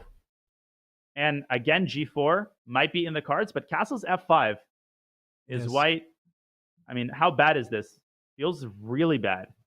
Yes, feels really bad because e takes f5 is such a bad strategical decision, but it's the only way to save the bishop. Yeah, this is a total catastrophe. So yes, after rook d8, white will have to play g4, but then we again talk about this h5 idea. Now g5 is clearly not good. Yeah, white will play long castles, but okay, black is clearly better. Black is enjoying. White will have to be very alert to survive this. Incredible. MVL known as an opening juggernaut, and yet he faces an incredibly difficult situation of the white pieces. Crazy happenings in round 10. You can, I think, sense the fatigue influencing the decision-making of the players and the exhaustion. Yeah, okay, we have seen enough of this. It looks very, very sad for white. Let's get to the bird's eye view to see what else do we have. Okay, Fabiano has played my move rook e7, which was Mhm. hated by the computer, but it was such a... I was thinking I did not see a other move a part of this. So this is on the board. Yesipenko, Max Todlu, we do see this g5 move and bishop c5 played. That's a very sharp position. I prefer white, clearly, because, okay, white is risking nothing.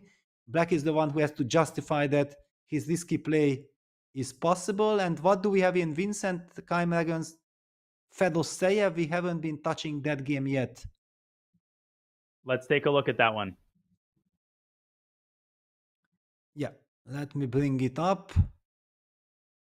Vincent against Fedoseyev. Yeah, both players are on +3. We also have to mention one very important thing. I believe that all the players who are on +3, so half a point behind the leaders, are probably thinking like, okay, let's try everything, because draw is not exactly the result that would satisfy any of the players. Yeah, they know exactly that in order to qualify for the candidates, they have to keep on winning, getting closer to the leaders, or catching them right before the final round. And within that narrow context, I think Fedoseyev is a pretty good pairing. Not in the sense that he is a weak player, obviously not. To the contrary, but he is a very combative player with both colors. You know that you're going to get a game against him. He's not going to try to shut the game down, and he didn't. This was a Queen's Indian.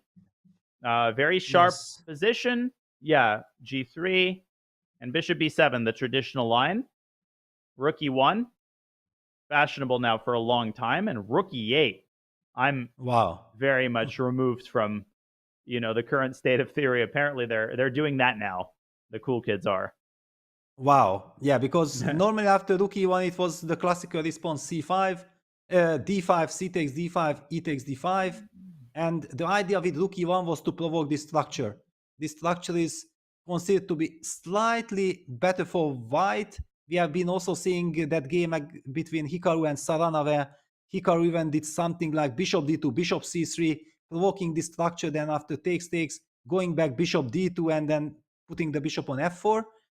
So yes, that's why Fedoseyev did not want to go for it. He plays rook e8. He says, you know what, if you think that you can wait like this, let me also wait. And after knight c3, now we see the point. He plays d5. And after c takes d5, he captures with the knight. But it's a very risky strategy also, because it gives up the center. So white will be going with e4.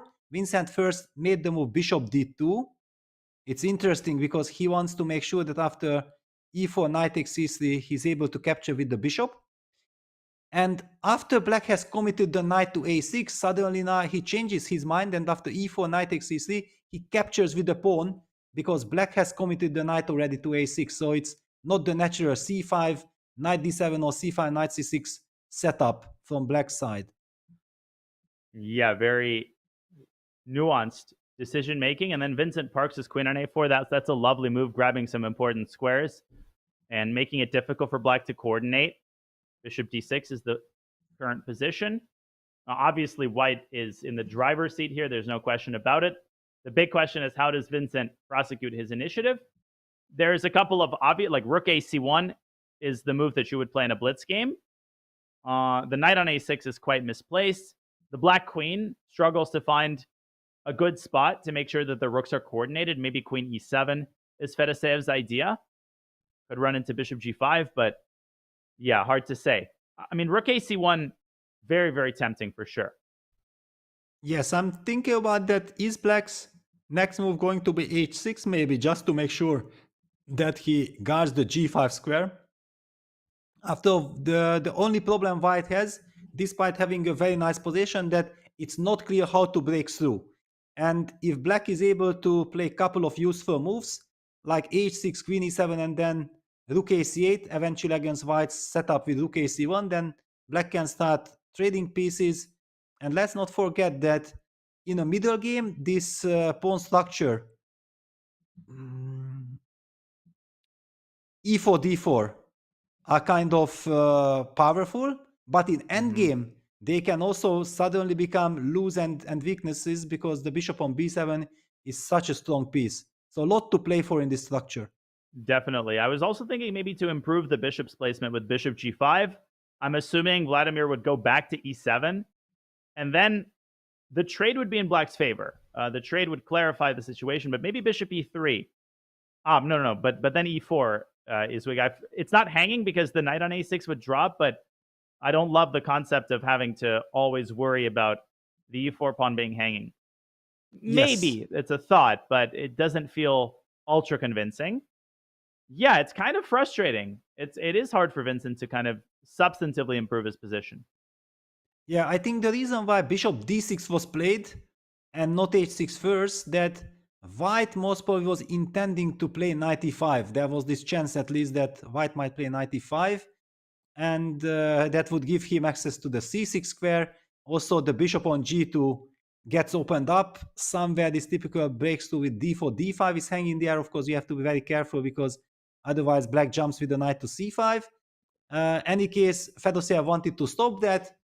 I believe we have also seen enough. It's a rather quiet affair at the moment, and we can move on from this game.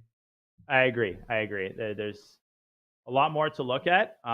We will be going on a break soon, maybe one more game before we do. It feels like Dach versus Vidit has stayed the same for an eternity now, and that's because Bogdan is taking loads of time, as is Hikaru Nakamura now. In that critical moment, rook e1 seems to be the business move. It's a hard move to find, no question about it. I think he's up to the task. Korobov versus Praggnanandhaa, pretty standard Italian. Predke versus Kazubov, pretty standard Carlsbad. Okay. And Sebian Aragaisi, we already kind of exhaustively talked about that position. I think this is a good time for us to go on a break. We can let a couple of minutes pass by, and hopefully that'll clarify the situation on a couple of the boards that we're watching. So this round has started off a little bit more slowly, the players taking their time. But the big news is that Fabiano Caruana is in mortal danger, especially if Hikaru Nakamura finds the move rook e1, which means that you cannot go anywhere. You have to wait on the edge of your seat, as will we. But first, we will go on a break. You're watching the FIDE Grand Swiss and Women's Grand Swiss. Back with more action on the other side of this break.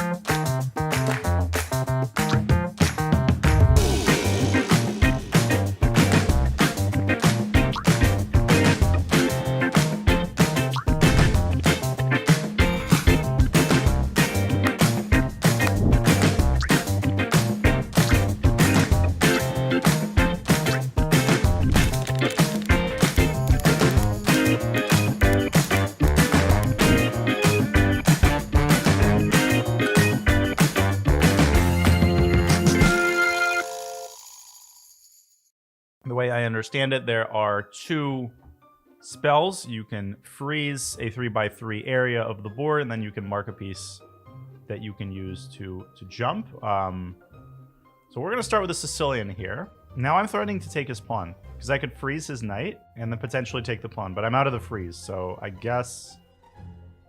Oh, and he froze my pawn. That's very smart. Okay. I think that's how it works. Okay, so that means I lost a piece here. So can I jump through this piece? I don't understand. That jump I still need to figure out. Maybe it's on the other piece. Can this piece jump? No. That is the tricky one, is the jumping thing. So I'm down a minor piece. Wait, why did... No. Oh, James wants to jump over and attack g7, so I'm going to castle. Can I jump through this? No. He was attacking my pawn on g7 because the queen could have jumped over to That's take my nothing to do pawn. with this jump piece.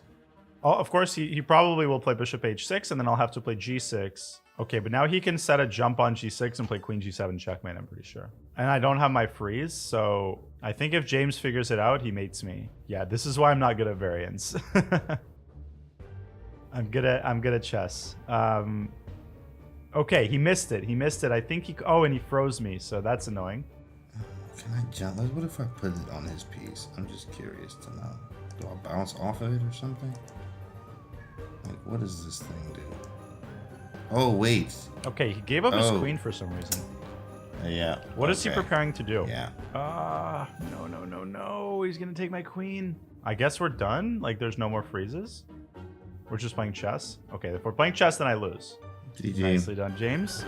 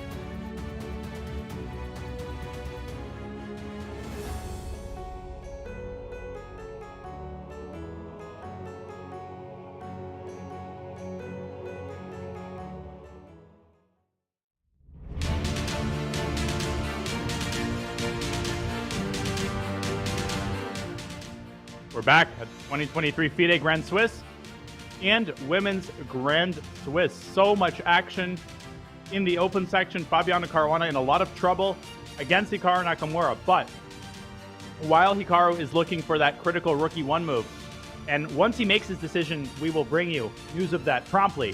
But let's take a look at the women's section, because there's a lot of interesting stuff going on there as well, Peter. So let's start with a bird's eye view. Board 1, Vaishali versus 10, looks like a fairly pedestrian, but nonetheless quite unbalanced Sicilian, with a queen trade potentially in the cards. Okay, there's a rook on a3 in board 3. What do we make of the action thus far? Wow. Okay. A lot of action. A lot of fighting chess. It seems to me like Zhongyi was risking something in the opening. Yeah, she wanted to surprise Vaishali. Will be very interesting to find out what kind of rouser Sicilian it was, or maybe I'm completely wrong. Definitely, okay, if black trades queens, it will be a very double-edged endgame. I don't know whom to prefer. Probably dynamic balance, but definitely very interesting. On the second board, we have some craziness, because look at this. Both kings are still in the center. There's some kind of a status quo there, pressure on the e5 pawn, but I'm not exactly sure if you can take it or not. Anna Muzichuk is playing from the white side, and it's her move to decide what to do with that e5 pawn. You mentioned the rook on a3 in the Stefanova versus Garifulina game. This is kind of a modern, fresh treatment against the Sicilian, trying to capture with the queen and then putting this queen e3, rook d1 h3, a very solid stuff trying to restrict black's activity. And on board 4, a ridiculous position. My Narva down a piece, but potentially going to recover in exchange, but that would leave her with an unfavorable balance of rook versus 2 bishops. So once again, looks like Munguntul off to a great start in that game. I have very little clue what's going on. Maybe we could start with that game. That seems to be an entertaining one for the chat. Yeah, let me get it for you. My feeling is like I'm not so sure about this with white, because if eventually you will have to capture on d7 at some point, clearly white wants to postpone this as much as possible, because bishop takes d7, queen takes d7 would be heavily in black's favor. The pair of bishops is just way too strong. The white's whole idea, and the move h4, which is criticized by the computer, is targeting, trying to put black under some pressure. So I would not dare to call this a mistake. It's kind of a practical move. Clearly also rook e3, rook a1 looks very much on the radar. Yeah, and it's kind of hard for black to untangle. You would want to go queen d8, or at least get the queen out of e7. Not just because it's x-rayed by the rook, but also because you want to open up a possibility for developing your dark-squared bishop. But you can't play bishop d6 because of queen takes d6. So that's a very important subtlety. You can, however, play bishop e7 or bishop c5. So there's other squares on the diagonal you could get your bishop out to. And Minerva has to act very fast. She has to essentially prevent black from consolidating. Otherwise, black is up a lot of material. And h4 makes a lot of sense. Clearly, white understands, yeah, I need to operate with a sense of urgency. I need to scare my opponent into not consolidating. But I'm also not exactly sure what her next move is. Like, if black does play queen d8, is she trying to go h5? Like, what exactly is she trying to orchestrate on the king? So yeah, queen g4 comes to mind. Yes, I think she's probably trying to play queen g4 and h5. This is the reason why she has played the move h4. It looks scary, it looks interesting, but the evaluation bar hates it, which is kind of making things all the more confusing for us to understand how to deal with this situation. After all, black is pinned. Yeah, this pin is very annoying. Black has not yet developed. I do not exactly agree with the computer that this is clearly better for black. It looks pretty unclear to me. It does look very, very double-edged indeed. Okay, so we can let Munguntul make her decision. I propose that we look at board 1, and then we maybe go back to Hikaru's game because a decision has been made. Chat is talking about it. Apparently, Hikaru played the second best move, which was not rook e1, but still maintains a big advantage. Rook to b4 in this game. A lot of action with the rooks on the top few boards. This was a rouser. Yeah. You were correct. This was a rouser. Yeah, that was kind of clear from the structure. Whenever this g takes f6 structure appears, one has the feeling that it had to be a rouser. Bishop d7, old line, not entirely popular recently. Knight takes c6, bishop takes c6, bishop f6. Okay, interesting. Takes. Bishop b5. Okay, that's kind of surprising. Rook g8, short castle. It's probably some modern treatment, but Vaishali seems to have spent quite a lot of time. I'm not sure how much is this preparation or over the board inspiration. And now we see f4, rook b8, queen f3, queen g4, bc, rook b4. This is how things happened. And I was thinking like black wants to trade queens. So it's kind of interesting that black is offering white the chance of avoiding the queen trade with queen f2. Yeah, definitely flirting with that possibility. Queen f2, maybe e6, trying to go d5 very quickly, but it's, or yeah, f5. Oh, also f5 and bishop g7. That is a very important rouser idea. Yeah, so probably queen f2 is way too premature. Clearly, if black is ready to allow queen f2, it means that black is ready for it. In this case, then it would be very thematic from the white side just to play rook a d1. Mm-hmm. And will we see something like this? That could it be that this is some kind of an idea also that bishop g7 and eventually trying to go f5? No, apparently not. Computer hates it. I was also worried that maybe rook g3 could be unpleasant, pinning that bishop because black wants to break with f5. Well, will be extremely interesting to follow this game, but knowing that there are big developments in the Hikaru, Nakamura, Fabiano, Caruana game, it's so difficult to speculate about finesses here.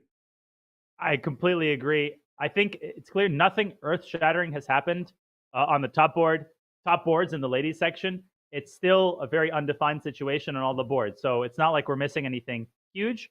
I think that we should go back to the Hikaru game. I know chat is very antsy to find out our opinion about his latest move. And we will definitely keep an eagle eye on the developments in the very interesting top games in the women's section. But let's make our way back to Hikaru land, where a big move has been played. And in response to Rookie 7, just for people joining, we were talking about Rookie 1. That apparently set up nearly decisive threats against Black's King. Instead, Queen to E3 was Hikaru's choice.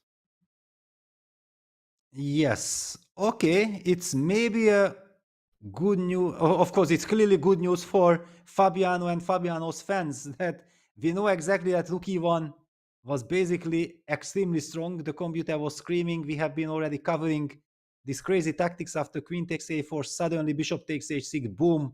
Was in the air. So Fabiano survived that scare. The move Queen E3, however, still sets up some Bishop takes H6 ideas. It's not a given that Black should be so happy. Just when comparing the situation where the computer already said that, yes, it's very, very bad, and here it's just not good. Yeah, that clearly has improved. Yes, exactly. Okay, you're not going to the dentist, but you are going to the doctor. Like, it's okay. I feel a sense of relief, but not totally. And Queen E3 is a very Capablanca move. You are just sort of sitting on the position. You're targeting the C5 pawn. And the people who are shouting that, oh, it's a mistake, just look at the position with your own eyes. I mean, would you like to be Black here? You know, facing the threat of Bishop H6, you could lose your C5 pawn. The rook from A1 is still waiting for its moment in the sun.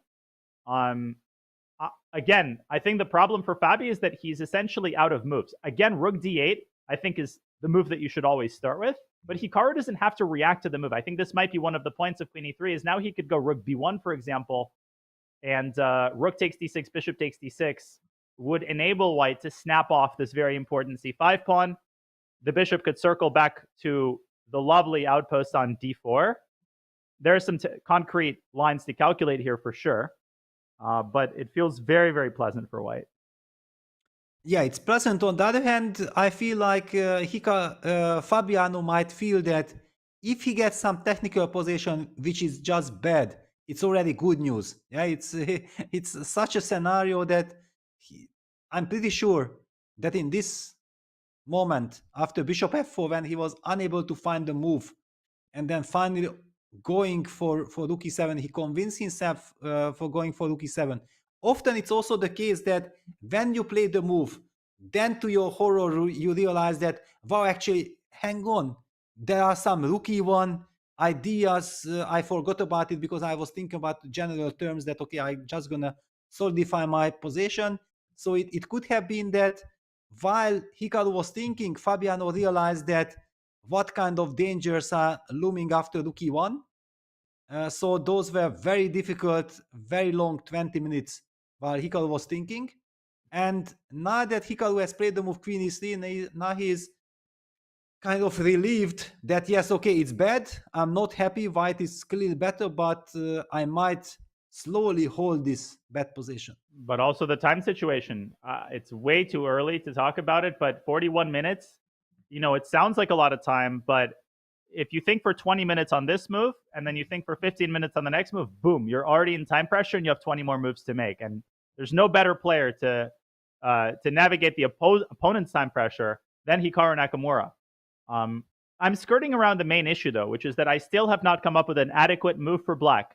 It's hard to even find a waiting move. Okay, but then let me go for this rook d8 move because I wasn't convinced that... Okay, rook b1. Yes, let's go down this line. Okay, I take, I go back with the rook to 8, covering the back Bishop rank. c5. Bishop c5. Finally, I open my queen position. Bishop queen takes d4. a4. Bishop d4. Okay, no I was I was hoping that, okay, I will handle this, but wow, how naive I was. Good luck. good luck. Yeah, because king g8 runs into queen g3. And rook b8, And- yeah. And king h7 runs into queen takes e4 check, picking up the pawn with a check. Ah, Okay, Uh-huh. but what to do? I have to give it. Okay, I will give you this pawn. I was actually, my instinct was to go queen g3 here. Maybe I've played too much hyperbullet, but Oh. queen g3, rook g8, rook b8. Yes, Symphony. I Orchestra. understand. Rook b8, f6. Oh, wait. Rook b7. Oh, yeah. Oh, yeah. I guess. Oh, yeah. I guess. Ah, wow. So if this is the good position for black, then what was the bad one? Yeah. Oh. Okay. Luckily, I'm not losing on the spot yet. But oh no, yeah. This is crazy. This is horrible. What a domination. Okay. Now we know that this I can't play. I was hoping that okay, it will be slightly worse, but it's not about being slightly worse. It's getting crushed. Wow. Okay. That bishop on d4 is just such a monster. So, Yes. but I don't know. If not rook d8, maybe, no, king h7 is slightly bad because of queen takes e4 check. That's another problem. e4 is hanging. That cannot be Yes. overlooked. And okay, if for example, because black's last move was rook e7, if he just closes his eyes and follows with rook a8, is that very bad, or is that because maybe rook c6 is also a threat? Yeah, that's what I was thinking about. That you never know with queen e3. It's a multi-purpose move. Okay, so if I stubbornly play rook b1 now, then you have queen takes a4. I take it. Yes. Literally, I take it. Yeah, rook a8 sounds like it fits the bill of a good waiting move, which also solidifies the position. And if I go for your advice, rook c6. Well, I have rook c8. It's a very sad situation. But okay, what to do? I probably should protect my pawn. And if I flick in bishop e5, is this just fancy? Is it a paper tiger, or does it actually do something, this move? Well, it forces me to think, that's for sure. Yes. Because yeah, I have to check out if f6, bishop takes f6, it's really bad, or is it only looking dangerous? So I after think f6, bishop I'm f6, assuming, yes. gf, and queen h6, and then queen g6, and rook c8, queen e8, I think. Yeah, this is the problem. Rook g7, chop, and queen a8 check. Let's see. Wow, yeah. Okay, we have seen two model lines, yeah, that how easily it is for black to get into a lot of trouble. So anyone who was kind of already celebrating that, okay, Fabiano survives, this will be a technical position, it's still extremely far away. There is no clear way of shutting down White's very strong initiative. Another attempt is to play c4 to try to laterally guard the e5 score with the queen, but it creates such a big hole, a cavity on d4, that it grates on my eyes to play such a move. Yes, basically, yes, we talked about it, that black's queen is trapped. So one could argue that then why don't we push c5, c4? The reason is that this is such a bad move. Yeah, strategically speaking, yeah, giving up the d4 square and also shutting down black's. And it's on the, no, it was Rook c8. Rook c8. Okay, rook c8 played. Okay, so he's played a similar move to the one that we discussed. He's stopping rook c6, but wait a second. Now bishop e5 has to be investigated once again. Wait a minute. Bishop e5, what does black do? Wow. Okay, so the very same line with f6, because now you are not able to take on c8. How do we lose? It certainly feels very shaky, but let's just check it out. Maybe just takes on f6 in the end. Okay, I will have rook c8. At least I hope so, but I understand it looks very bad. So you want to take? And then make a... Oh, no. No, Apparently that was no, not the move. apparently not. Maybe a slow move, like rook e1. I was also thinking rook e1, rook e3, but... Yes. I'm also thinking about this, but I'm not sure that you have the No. time. No, apparently not. Yeah, it somehow feels that black should be able to coordinate because I also have some queen c7 resource. Hmm. Okay, gotta be a so move here. maybe Gotta be a move here. yeah, it has to be, but what exactly? What is it? Is rook takes e6 somewhere a move? I cannot believe. It's Man. crazy. Yeah, if only one had an hour on their clock, hour and 18 minutes to find a move here. It's kind of fun though. I mean, you're sitting there, you can sense that you can smell mama's cooking. I was even thinking c4 and rook a3 as an Wow. idea. But okay, I always have this queen c7 move, yeah? And At Alireza least I'm- Firouzja will tell you that rook a3, queen takes d6, yeah. Yes. And then rook g3, queen take g3 is just in time. Wow, but apparently there is something very big. Okay, Yeah. let's just one time check this rook e6. No, rook e6 doesn't work. Yeah, okay, rook e6. I wanted to make this, but king f8 seems to be working.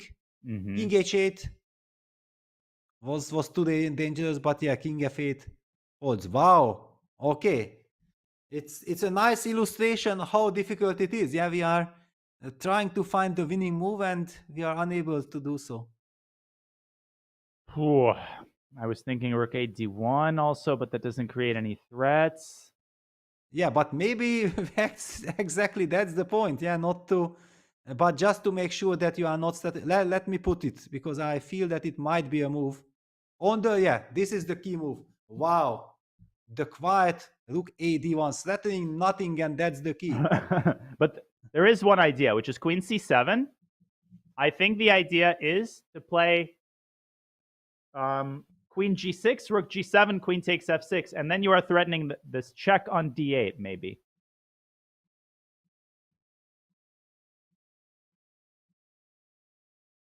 Yes. This is the key move. And then rook d8, king h7, queen h4 check. And if that's not made, then nothing. Also, where is this bishop hiding? Yeah, the bishop on e6 is hanging. Ah, bishop d7, queen takes g7. Beautiful. Yes, but okay, yeah, bishop d7 was so shaky, but beautiful call. Yes, lovely win. All right, wow. So, okay, rook a d1, everything else then easy, because somehow one has the feeling like you want to bring the rook to e1, e3 to g3. Yeah, that would be the checkmating idea. The d8 square is kind of protected.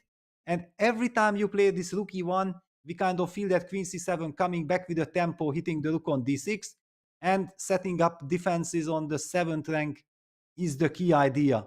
And wow, Hikaru actually has played another move. He took on h6 immediately. Very similar, but different, because now the pawn is on f7. Okay, clearly does not lose all of the advantage. But black does not have to recapture here. That is the main difference. In the line with bishop e5, f6, bishop f6, there was the threat of queen takes h6. Black had to take the bishop. Here, technically, Caruana could leave the bishop on h6, as miserable as that sounds. Yeah, but okay, first let us figure out, yes, what happens. Takes, queen takes h6 check. King g8. King G8. Ah, yes. I think I got it. Yeah, queen g5 and queen f6. Exactly, rook e8, and I think rook takes e6 even. Yeah, beautiful. Starting queen h8 checkmate. Yeah, so black is unable to come back to g8 because the rook is hanging. The rook e7 to e8 is answered by rook takes e6.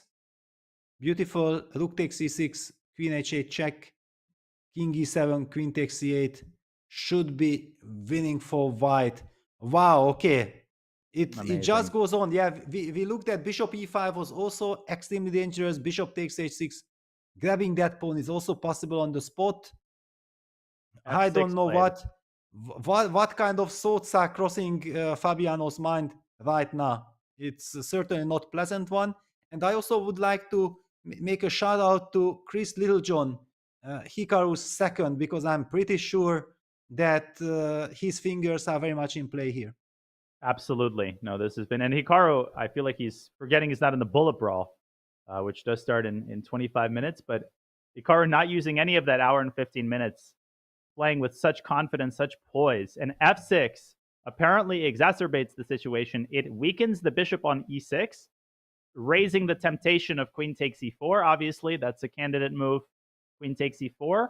It does allow black's queen out of the cage with queen takes C3. But feels like rook E1 in that position should be winning. Okay, the good news for black is that still with some rook C8, he can kind of maybe stabilize, but yep. Okay, first of all, white is pawn up.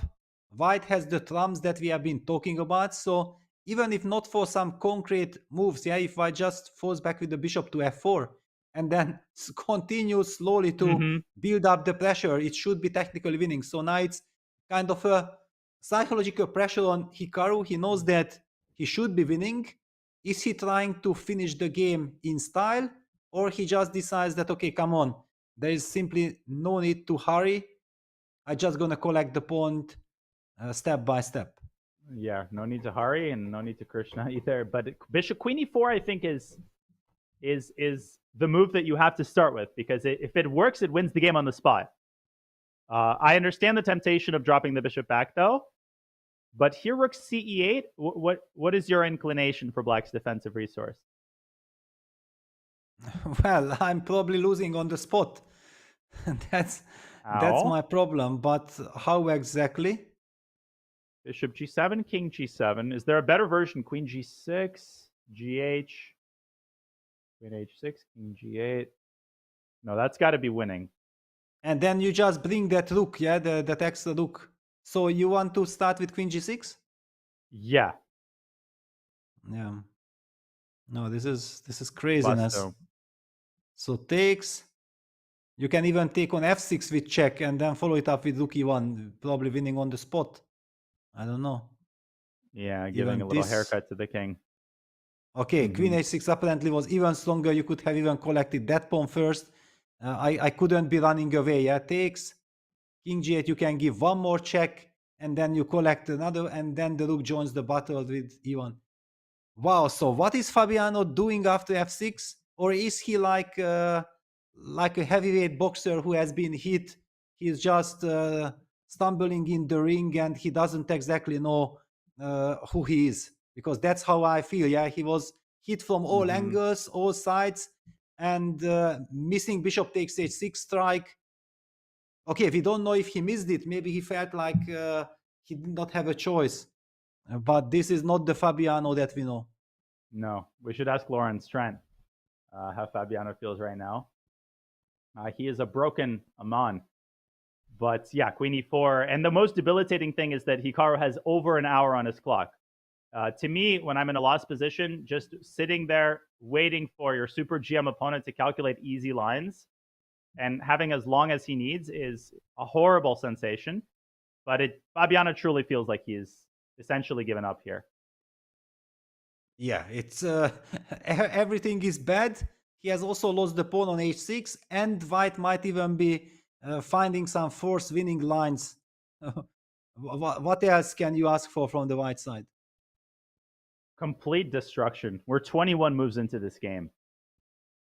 And it all happened from 4 knights, yeah, so-called most harmless opening in e4, e5. Yeah, basically people might have seen or thought that, okay, that's kind of a silent draw from Hikaru. When he played the move 10h3, we already got the answer that no, he is going for the real sharp battle, the strategical complexity that gets around after h3 is famous.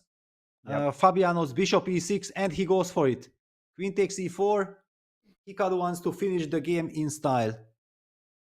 And look at the confidence. I mean, he could have taken 30 minutes, but he calculated the lines once. He knows they're winning. It's so clear cut. Everything is hanging. The lines are forced. And this one is decided. This is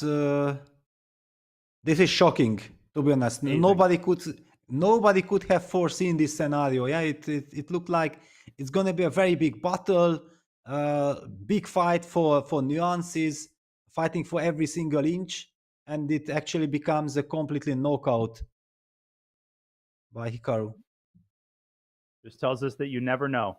And the moment you think you have the narrative understood in your head, that's when things take a crazy turn. This is why we love Swiss tournaments. Yeah, wow. Just everything that Hikaru has needed to say has been said on the board. It speaks for itself. That's for sure. Yeah, that's a statement.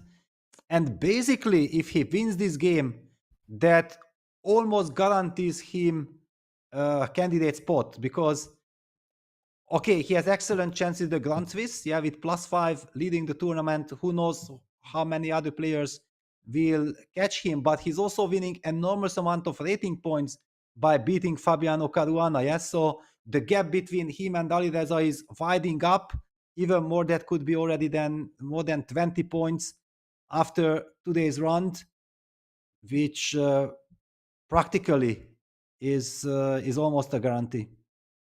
Yep.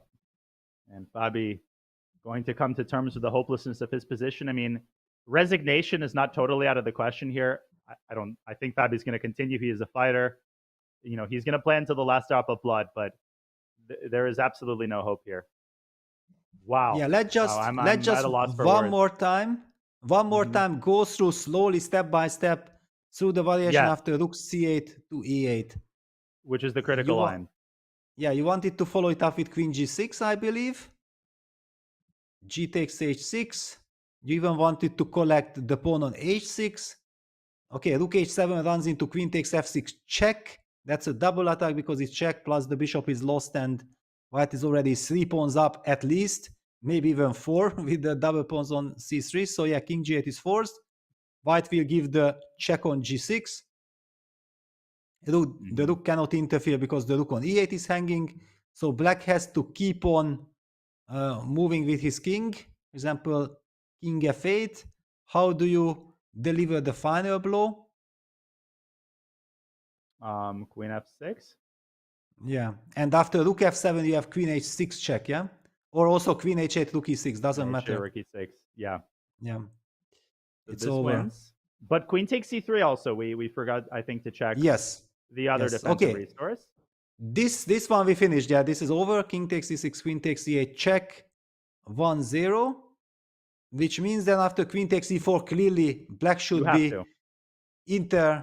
use this intermezzo, hitting the rook on a1, guarding back the f6 pawn. However, it gives time for white to bring the rook. So how does this line continue?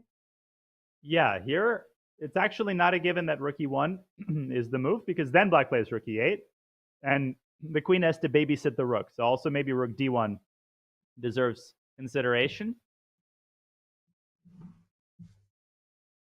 Rook c8. Okay, so rook c8. Is there a knockout here?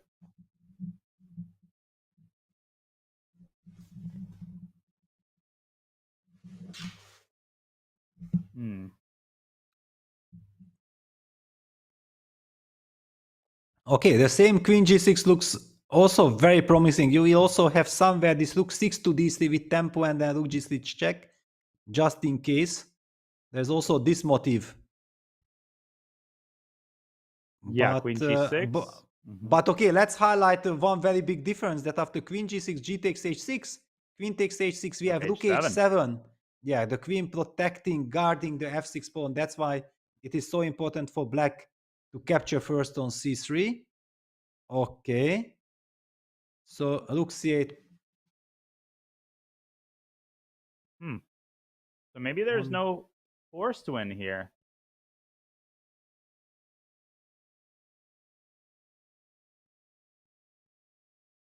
Okay, there is also something like bishop take g7, but king take g7, rook e6, rook e6, rook d7 check.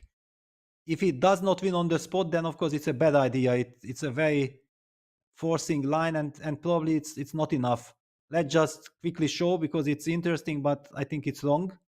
So yes, there we are shows immediately that this is long. The idea was that to deliver a check, and if black falls back to h8 or g8, then it's queen h7 checkmate, but black can also play the move king f8, and it's not obvious because black can always intercept the attack on the 7th rank with rook e7. All right, so this seems to be like the best and only defense for black, which does not lose on the spot. People in the chat are suggesting rook d8. Something tells me that it probably is the best move. Well, simple chess, yeah? And if gh, then with only one rook in the defense, it feels like at least queen g6 should already be... No, queen g6, bishop f7, though. There Okay, must be a win here. You can take, and then queen g6, no? Why not? Takes, yeah, and rook f8, and then you go finally for the rook d3 procedure at the right moment. Yes, so rook f8. First you include this moves, and then you probably continue with... A funny line. Queen h5 is also possible, I think. King g8, rook d3. And it looks like a mistake because black can seemingly force the queen trade. Okay, the computer doesn't like it. I just wanted to illustrate a cool idea, like queen e1, king h2, queen e5, and rook g3, blocking with a check. Apparently, though, black has a defensive resource. I understand this is not the move. I just thought it was worth showing that this is a thing. Yes, it's a beautiful motive. But it's unnecessary, completely unnecessary. I mean, just the immediate rook d3 was completely winning. Yes, because the As queen you on g6 indicated. is so nicely placed. Yeah, rook d3. And then queen e1 check, king h2. Rook g3 is coming. We can include queen h6 if we want, but most probably just continue with rook g3 and then deliver checkmate. Wow, and Fabi is taking his time. He just captured on c3 with queen takes c3. It was the only move. And rook a d1 is the move that we are expecting. I think this is the theme of the game. It's like when you reach the critical position to play the simple move. Like we saw rook d1 in the line Hikaru didn't go for with bishop e5. And now again, rook d8, right? The plain vanilla, just activate the rook. No fancy tactics. Hikaru has such a good sense for these things. For sure, yeah. Also, his pawn up and rook a d1 is threatening rook takes e6. It also threatening rook d8 check. So it puts a lot of threats. But I like that he's little slowing down. There is absolutely no reason for him to rush. He did play the move queen takes e4 and also previously bishop takes h6 rather quickly, which made perfect sense because he calculated that if black takes the piece, then he has already calculated the win. But now that black declined the piece sacrifice, now it makes a lot of sense to adjust yourself to the new situation. Agreed. I think it's safe to say Hikaru will take his time in this position. So maybe, I don't know, a good idea to rejoin society, as some of the other games have had some insane developments as well. But wow, of course, really? we Yeah. can keep coming back to this game. Yeah, Maksudlu has lost his marbles. Sevian Erigaisi is a complete you know what. But yeah, the big game I think is Esipenko Maksudlu, where Maksudlu seems to be in huge trouble. Wow. Yes, but we were also shocked by his opening that in such an important game, why do you play such a risky opening? This against the Catalan, you have so many possible solid choices, and he went for this craziness and he was blitzing out his moves. It looked like he knows what he's doing, but certainly when looking at this position, you get the feeling that it was some kind of a bluff or a variation which was not deep enough prepared. And it was very nicely punished by Andre. Let's dive into that game briefly, and then probably we'll go on another break. I think the critical moment came after 95. They were following this game that we had highlighted, d4. I mean, all of this had already happened before. Bishop c5, g5, good. But bishop c1, queen c7 blitzed out. Incredibly sloppy move, putting the queen in alignment with its vis-a-vis and allowing white to pick off this bishop, securing not just the bishop pair. That's not the point. The point is the dark squares on the king side are catastrophically weakened. And the last thing that you want is to lose the, the linchpin of your setup. I think knight a4 was just completely overlooked by Parham. And bishop takes f2 check, of course, queen takes f2. Yes. What an oversight. It can cost the qualification for the candidates. Not only this game. Wow. Yes, this is crazy development. Yeah, you weaken the structure with g5 and then giving up or losing your dark square bishop. That's a horror scenario. Queen takes e5. Takes. Bishop e3. Simple development. The bishop is getting ready to chase that queen away with bishop d4. Bishop a6, another mistake, but okay, I think the position is already very bad. Bishop d4, queen c7, queen c3, setting up this lovely battery along the long diagonal, also setting some bishop e5 moves, somewhere even bishop h8 could be a threat as well with queen g7 checkmating ideas. So black plays the move king h7, and white is spoiled with a choice. Bishop e5 seems to be a simple win. Yeah, Parham is over an hour on his clock, but he's getting his butt kicked. I like bishop e5 a lot. Start with bishop e5, queen e7, bishop d6 resigns. Bishop e5, queen c8 is forced. Another ugly move. Queen f3, queen f6 is a maneuver that could cost black his head. But many other things. Rook d6. I mean, white is definitely spoiled for choice here. No, this is a complete calamity. This is a debacle for Maxudlo and his king. Unbelievable, but basically the shocking scenario is white playing the ultra solid Catalan, hoping to get some small pressure and a long game, and what he gets, a crushing victory almost for free. It's a complete dream scenario, and what we are witnessing, black is a lot of trouble in the Fabiano's game, not really getting out of the opening. Bishop e5 on the board. Max totally in a lot of pain. Insane. It just shows that the players are very tired, very exhausted, and probably also feeling the pressure of these candidate spots and all this craziness. Yeah, queen a7 played. Okay, the complete tilt from Maxudlo. He is throwing this into the toilet. But wow, this is the narrative. The quiet openings are yielding like 20 move victories against players whom we are used to never losing like this. But as Esipenko puts the finishing touches on what will be one of the first decisive games on the top boards, a good time for us to take another break. Before we do, wanted to remind you of an event that you do not want to miss, the WSCC Women's Speed Chess Championship coming your way very soon. The Julius Baer Women's Speed Chess Championship starts November 13th, where 8 of the strongest women in speed chess will go head-to-head in Blitz and Bullet, each hoping to secure the winner's share of a nifty $75,000 prize fund. Can Katerina defend her crown, or will challengers like Vaishali, Ramesh Babu, Alexander Kostenyuk, who will want to rebound off of a difficult tournament here in the Isle of Man, or, of course, 2022 runner-up Hu Yifan. Remember her? Prove stronger this time around. Use !WSCC in chat to read up on the details. Okay, that's November 13th to 20th. No rest for the weary. Lots of chess action in November. And lots of chess action in round 10 of the FIDE Grand Swiss, which will return in just a couple of minutes.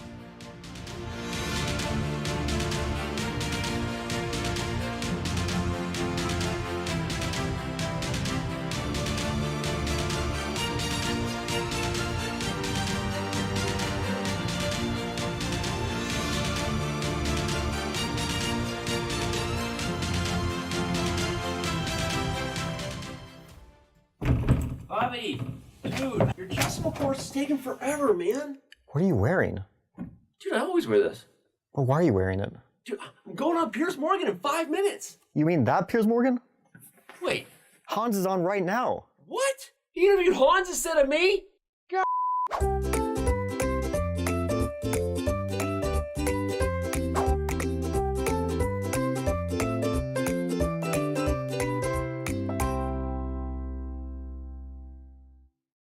Do you do shitty push-ups? No, Can you do I'll be fine. So I could like drop down and do 10 on move 1? Well, yeah, we start the clock and then you just decide when you want to do that. Alright. Wait, are we?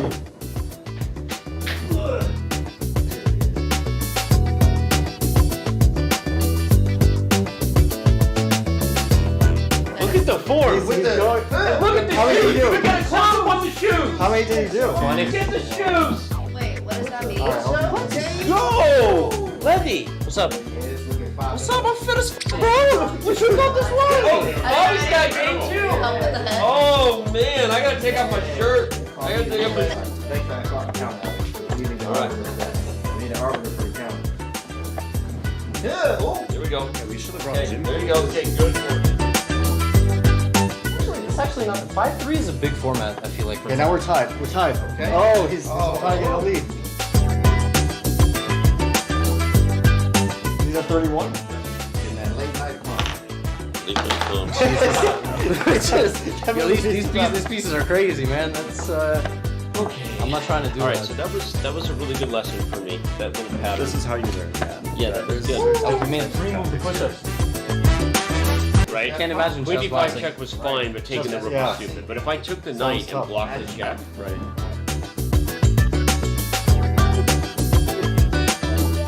Our bishops are taking More push-ups, less time. I take queen d6. it's a pretty even position. No. So I'm gonna like go here and here. Oh damn, the sneak attack. Taking the lead on the push-ups? Going to 60? Am I off?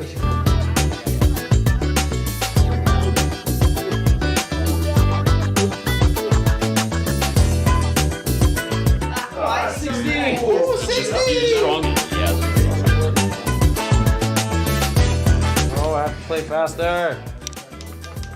The 3 minute is 1. Yeah, he could just do that though. It was a cool move.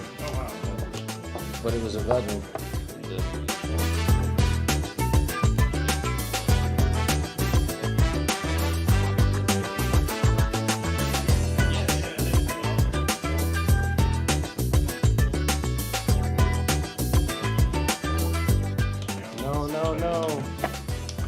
No. All right, I got it for 3 minutes. At least I did my push-ups. Oh, what a tragic way to end the game. So we've got the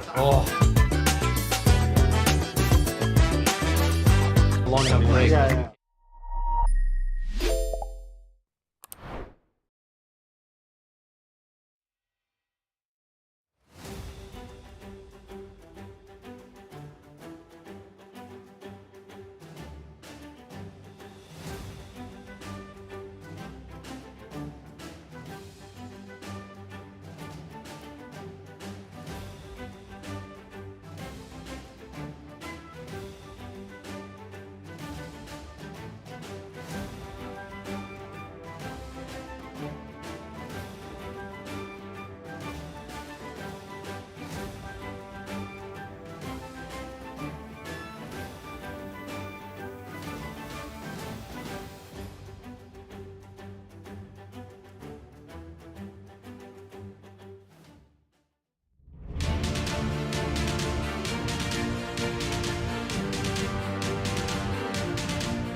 Two candidate spots are at stake in the FIDE Grand Swiss, but not just that. There's also a lot of cash that's on the line. 80 grand is at stake for first place. That is a very nice car over in the US, or a down payment.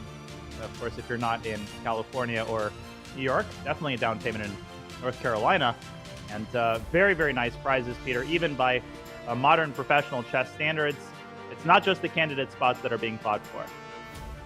Yes, and I'm very happy to see great prize fund, because we see what kind of incredible fights the players are delivering. They are fighting, tremendous fighting spirit there in every single game. Whoever wins this tournament very much deserves the 80,000 plus the ticket to the candidates. But what I also like, that looking at the prize distribution, you see that second, third, fourth, fifth, sixth, seventh, eighth, ninth, even the 10th place is just fantastic. It's over 10,000. that makes so much sense. The players fully deserve it. And then also later down 11th to 15th place 8,000, then 5,000 for 16th to 20th. So it's not only about the 80,000. Exactly. And that has been one of the hallmarks of the way that chess has changed. It's become a little bit more accommodating to players that might not have a big chance to win the top prize, but still have something serious to play for. At the very least, if you come at 25th place, definitely your expenses getting to the Isle of Man are recompensed, maybe and then some, which is really, really good for players in the 26 to 2,700 rating range. Peter, what is the biggest prize tournament that you've ever played in, as we admire the bird's eye view? Well, clearly the World Championship match against Vladimir Kramnik. Yeah, one knows that World Championship match is always something special. Before winning the candidates tournament, in order to qualify for the match, was the other big one. Yeah, so I managed to get a couple of jackpots. Very nice. Speaking of jackpots, Hikaru Nakamura has hit the jackpot. I apologize. I have to stay fueled. It's a long show. I got a very spicy pepper from a Thai restaurant in my mouth. So Hikaru Nakamura has hit the jackpot against Fabi. He's still thinking in this position. So clearly understanding that Rook D1 versus Rook E1 is a very important decision.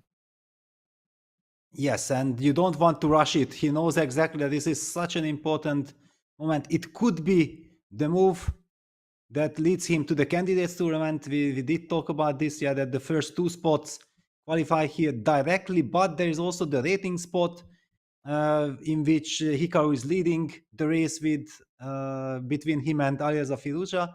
And if he wins this game, that will be another giant big step in both cases, yeah, from this tournament or the world ranking. Yeah. But Rook A D1 is the move that we had settled on previously.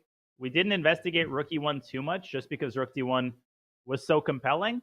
I'm sure that it keeps the lion's share of White's advantage, but something tells me the arguments in favor of Rook A D1 are just too compelling.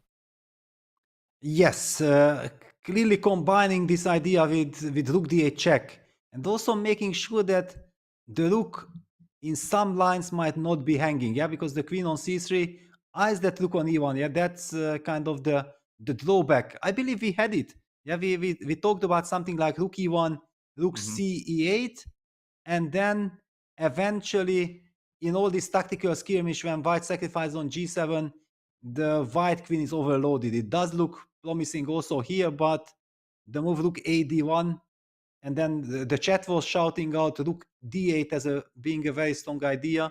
It looked convincing enough. Yeah, but it's not easy to find. I mean, the move Rook D8, because the Rook on D6, you're kind of emotionally attached to it. It's pressuring the bishop on E6. It's been there for a very long time, and to move a piece like that is always difficult psychologically. Yes, changing an attacking piece for a seemingly passive Rook on E8. First of all, if we look at this position, then we see that Rook is on D6. It's a monster Rook, and the Rook on C8 is a horrible piece. Yeah. So psychologically, after Rook A D1, Rook C8, it's so difficult to make this switch that now I'm gonna trade that monster Rook for the passive one, and that's why Hikaru needs to spend enough time. We also see that how nice that White has this Luft, yeah, which was created on move 10. I believe it was move 10, yes. Making sure that White can go on with his attack and with all the sacrifices without having to worry about the back rank issue. Yeah, invest in your 401k, and he's been reaping the rewards ever since. There's a couple of other insane developments. We checked out Maksudlu versus Yasipenko. On some of the lower boards, we have Pandemonium as well, and Rook A D1 has been played. Great timing. Has been played. We caught the moment. Just as we expected. It was simply clear. It was in the air that Hikaru is taking his time, and if he's taking his time, he's gonna find the best move. Yeah, so Rook A D1, Rook C8 is blitzed out. Big moment. Here we go. Yes. Huge moment. This is the Rook crucial D8. But if he has already played rook a1, I believe he already has foreseen, he has calculated rook d8, he just wants to make sure. With 54 minutes on the clock, you have to make sure there's absolutely no reason and no argument that you should be rushing your moves. Totally. And he did that yesterday against Cheparinov. Already when he sensed that the win was nearby, Hikaru was taking, at least 3 minutes per move to double check his conclusions. But yeah, once rook d8 is identified, it's very hard not to make the move. Exactly. I did meet Hikaru now in Qatar Masters. We had a little chat for a very long time. I haven't met him personally. It was so refreshing, and what I have noticed that he is very happy as a person, and I believe that we can see it in his chess results. We see it in his games. He's delivering. He's going for the battle. He's always finding also the weak spots. I did ask him, where is Chris? Is he here in Qatar Masters? And Hikaru told me, no, but Chris will be there in Isle of Man. And we see it. We see what Chris is creating. Always finding some weak spots in the opponent's armor. Yeah, no matter how well prepared Fabi is, Hikaru catches him in the last couple of games. Yeah, there's a chink in everyone's armor. It doesn't matter how well prepared you are. There's just an infinite number of openings and ideas. And Chris is, something like 2100, but it's not about the rating. It's about your ability to use computers to astutely approach your opponent's games. And that's what he's been doing for Hikaru's entire career. And I think the discussion of whether streaming will help or hurt Hikaru's classical career is essentially settled. There's no more debate to be had. His classical career is alive and well. He's demonstrated performance rating well over 2800 for well over a year now, and he shows no signs of stopping. Not at all. His journey continues, and okay. Let's not jinx it because we are expecting him to find the move rook d8. I also wonder if is there any other very strong move, because after all, white is pawn up. But and it's on the board. Excellent play. What a display by Hikaru. Pretty incredible. I mean, every critical moment he has delivered, and he's kept so much time on his clock to put the finishing touches on this game. Okay, we were looking at g takes h6. Fabiano could also play bishop g8 here, but then the queen will march into g6, sinking its sharp teeth closer and closer near the ultimate prize, which is black's king. And it's, queen g6, rook takes d8, rook takes d8. And again, the fact that white has played h3 is worth its weight in gold. I mean, all of the checks on the back rank are completely fall by the wayside. It's incredible. Yeah, beautiful. And black still can't take. Of course, g takes h6 is impossible due to rook take g8 or queen take g8. It just signals when your opponent can deliver checkmate in two different ways. That's a very bad sign. Yeah. Wow. Yeah, and no matter how strong Fabi is, if there is no defense, there is no defense. It's just crazy, and we have been very worried for him ever since that a4 move. Maybe just very quickly to get back to this very tiny little pawn move, which actually kind of trapped black's queen and caused all the trouble. And then rook f8, rook d6. And this was the moment when we already felt like we don't know if Fabiano will survive the next couple of moves. And look at this, it's just 6 moves in ever since that position. And we are talking about a total disaster. One small step for the a-pawn, one giant leap for Hikaru Nakamura's career, potentially. This could be the decisive game. Although we should point out that if Hikaru completes the technical task and wins, he will likely be joined by Andrei Yesipenko, who is knocking on the door of victory against Farham Makhzoudlou. So his job will be far from done. He will have the black pieces in the final round, so it'll be a very difficult test. And he cannot relax for even a second. But this would be a monumental result. Yes, of course. Yeah, nothing is decided yet because we have so many players fighting there. I did check out the tiebreak regulation. Yeah, so if there is a tie, the first criteria is the average of your opponent's cut one. So the weakest player's rating will be cut off, but everyone else's rating will be calculated. And Andrei Yesipenko was leading with quite a big margin. On Wow. second place, it was Hikaru Nakamura, but there was a catch because half a point behind, Alexander Pretke had the highest average rating of his opponents. So if he would be able to catch up with the leaders, then he might be the one qualifying for the candidates. So many dramatic scenarios. Yeah, amazing intrigue awaits us tomorrow. But there's still a lot of intrigue to cover in the other games. Caruana is likely going to take more time. Maybe we can go back to the bird's eye view. There's a lot of other games to keep tabs on. The Deach Vidit game seems to be going in the Indian player's favor. Bogdan kind of stumbling over himself in that weird Sicilian. Neiman Giri, I think, is going to be a draw very shortly. We know that Levon drew quite early, and it also appears that Radek has lost the majority of his advantage. I think MBL is going to hold that position. Yes, most probably, but it's even not that important for us because both players are only on +2, of course, which is a very good score by itself. But knowing that we are talking about the qualification spots, mainly that's if Hikaru and Yesipenko are winning their games, they will be on +5. Yeah, I'm keep on calling this +5, +4 scores because this is the professional way of calculating. Then you are not getting confused how many points the players have. The more pluses you have, that's always a half-point advantage. And talking about Pretke having the best tiebreak, eventually it might be worth checking out his game to see if he has realistic winning chances, because certainly he is a player one needs to keep an eye on. If he gets to tie to the first place, he might be winning any tiebreak scenarios.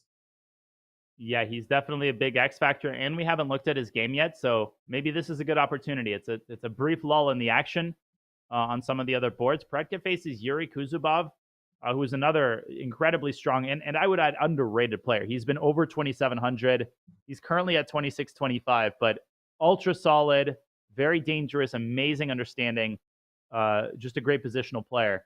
This started out as a Carlsbad, but now we're in a completely unrecognizable structure. Yeah, and I feel somehow that there is this thought on Pretke's mind. Yeah, we see that he's playing it very aggressively. He has followed it up with an f3 break. Yeah, this is a typical traditional Queen's Gambit Carlsbad structure. And he opts for this knight g3, knight f6, h3, h5, f3 kind of break. Yeah, very aggressive, takes, h4, knight g2. White clearly wants to go rook af1 and then advance his e-pawn, put pressure on the f7 pawn. Also somewhere some exchange sacrifice with rook takes f6 are hanging in the air. Black goes b5. He weakens the structure, but he wants to fight for the e4 square. Very interesting strategical battle.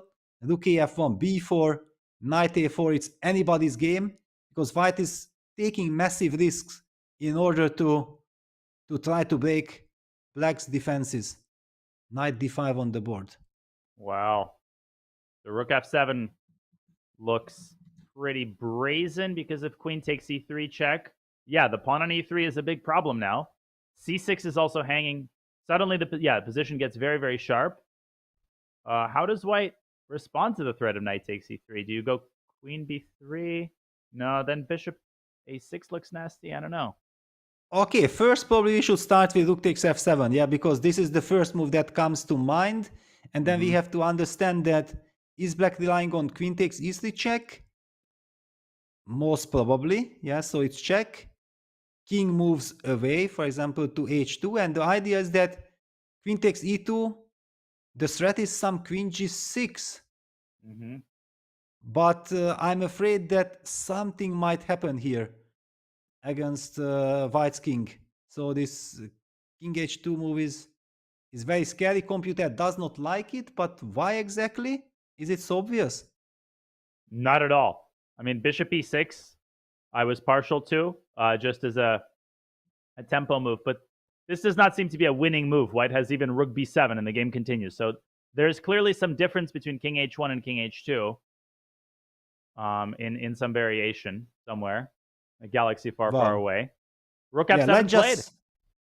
Wow. Wow. Okay, rook f7. Okay, Okay, all right. it gets a question mark, but basically this is the logical move. And after knight d5, there was no other move. If white starts to defend, then he would have not gone for this position. Yeah, so he definitely has calculated. Wow.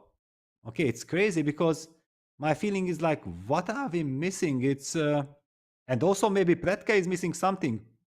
On the other hand, we have to highlight that after queen takes e3 check, white of course does not have to play the move king h2. He has king h1, or he can fall back with the rook to f2. But going back to f2 and pinning the rook itself doesn't look like a good idea. That's certainly not what white wanted. So is king h1 the move? It's a move. No, but let's do one rook f2. That would be the most natural move. Yes, that's the move. Protecting That's the the knight, move.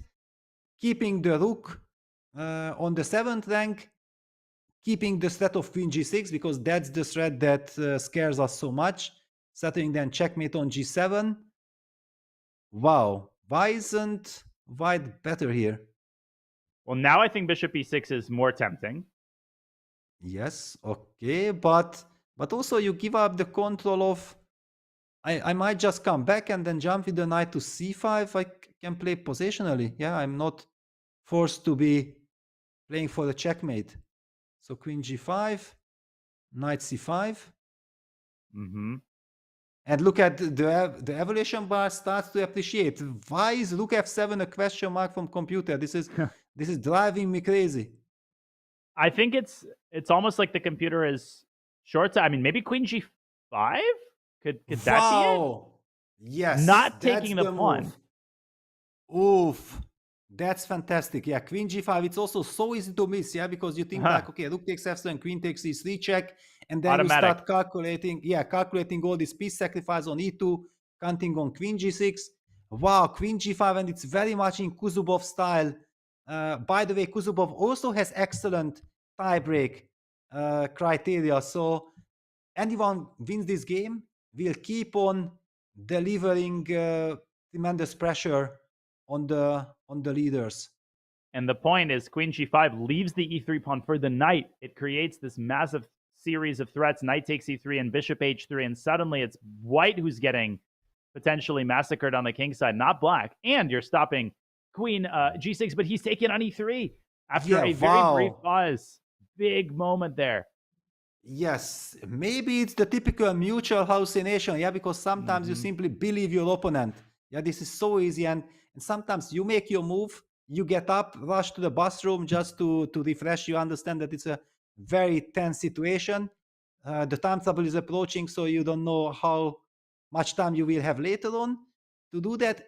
And then to your horror, it crosses your mind that, wow, but hang on, why didn't I think about queen g5? It's so often the case, and then calming yourself down, it's an art. It's by itself. It's so tough. Unless the move is literally forced, you have to pause. Also, we have to go to the Esipenko Maksudlu game. There's an incredible tactic that might end the game there. And unfortunately, fortunately, chat has done a great job of alerting us to this.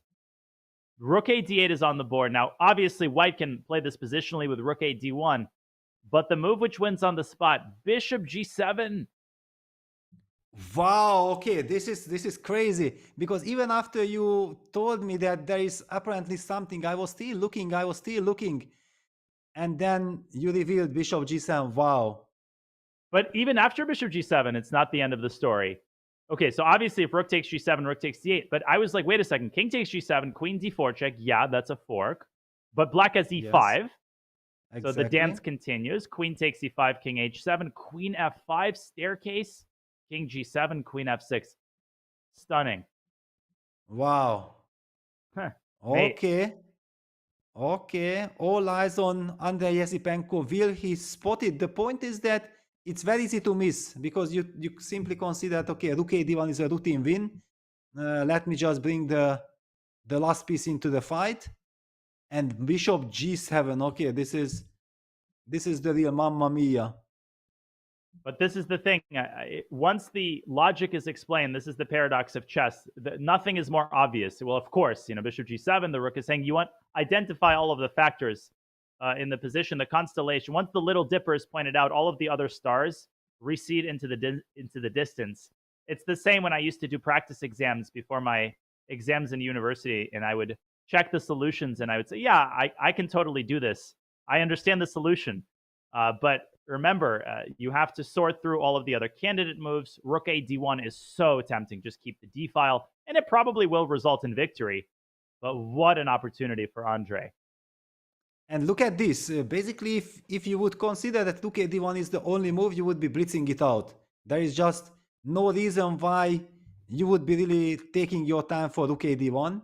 It signals me that Andre is most probably looking at some other candidate moves, and basically other candidates move would be only some rook takes d8, queen f4, which runs into knight d3, so it's not appealing at all. That would solve all of black's problems, unless queen f6.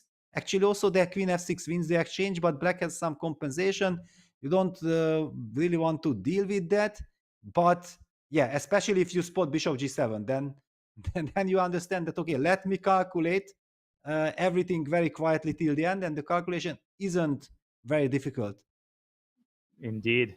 Wow. A very, very exciting moment. He's got a lot of time. He's got 23 minutes, and the fact that he's pausing is quite encouraging. I think he's going to find it. I think given his current form, again, once you see the move, you can't unsee it, and you can't put yourself in his shoes because you think it's already obvious. Like, how can he miss it? But you have to remember, nobody's tapping him on the shoulder and saying, Andre, there's a beautiful tactic here. Hopefully. There's other crazy news from some of the other boards. By the way, Predke did find rook to f2, blocking the check correctly and maintaining the initiative. A brief shout out to Sean Rodrigue Lemo from Canada, the international master who's been having the tournament of his life and is about to defeat Max Warmerdam and score a GM norm, get his FIDE rating over 2,500. So the Canadian youngster defeating Ivanchuk with black. Now another 2,600 falls at his feet. Very, very dangerous player. And what else do we have? Well, actually, the game between Maxim Vachier-Lagrave against Radek Wojtaszek has already ended in a draw, so Maxim survives that scare. On the other hand, the draw does not really help him at all, and we have the bird's eye view. Let's take a look. Wow, Kaimer Fedoseev is heating up a mile a minute. Yeah, it's very interesting. Vincent going for this h4, g4, g5. Very aggressive kind of play. On the other hand, it's also very risky, but seems perfectly justified. He has the space advantage. Black's knight on c7 is not putting any pressure on the center, so it looks very promising for Vincent. It does indeed. We could definitely take a closer look at the game. And Fabi still hasn't moved. He's down to 15 minutes now. Things looking more and more grim. And by the way, Sean has already made his Grandmaster norm in 9 rounds. This is an 11-round tournament. So by 9 rounds, you can already secure a Grandmaster norm. And there's also the Dash Vidit game, which we haven't checked out in a while. We could take a closer look at that one, maybe. Exactly, yeah. Let's start with that because the players also feel the pressure. Yeah, they see that Yesipenko is probably winning. Hikaru seems to be winning. They know that they have to battle it out. Playing it safe does not really bring them any benefit. Yes, we have seen that there are brilliant prizes. So one could argue that are all the players only thinking about the candidate spots, or are they also thinking about how do we guarantee a very nice paycheck after all these crazy battles we have been involved? But I believe that having the chance and being so close, yeah, and all the players with +4 sharing the lead, they feel like this is the chance of their lifetime. And in this case, qualifying. And let me just show one brilliant tactical possibility. that caught my eye while I was talking about price fund. Look at this. If knight g4, bishop takes g4, queen takes g4, you play queen g3, it runs into queen Ooh. takes d1. This Lovely. had to be shown. Huh. Amazing fork action. Knight e2 check. Picks up the queen, and then e4 falls. Andrei Sapenko missed bishop g7, by the way. He did play rook ad1. Wow. So- Okay, but the good news for Andres fans is that this is still extremely promising. Here, with it going for the move g6, clearly after knight g4, white would have just ignored, most probably falling back with the queen to e1. So I just wanted to highlight this tactical possibility, not that this Amazing. was so great. Okay, g5, g5 on the board. Wow. And this game is the gift that keeps on giving. Wow. This is completely crazy, yeah. All right. So what is the point? Is he wants to play g4? And is He it such a might. huge threat? He might want to do it. He also wants to secure the knight. Eventually, he's also setting up some piece sacrifice after g3. Maybe. Yeah. There are so many. It's a multi-purpose move. And one really feels like with all these pieces on the king side, eventually also king h8 to follow with rook g8. Yeah, this is a typical way of bringing some more pieces. And then somewhere g4. I feel that Vidit has a very dangerous initiative.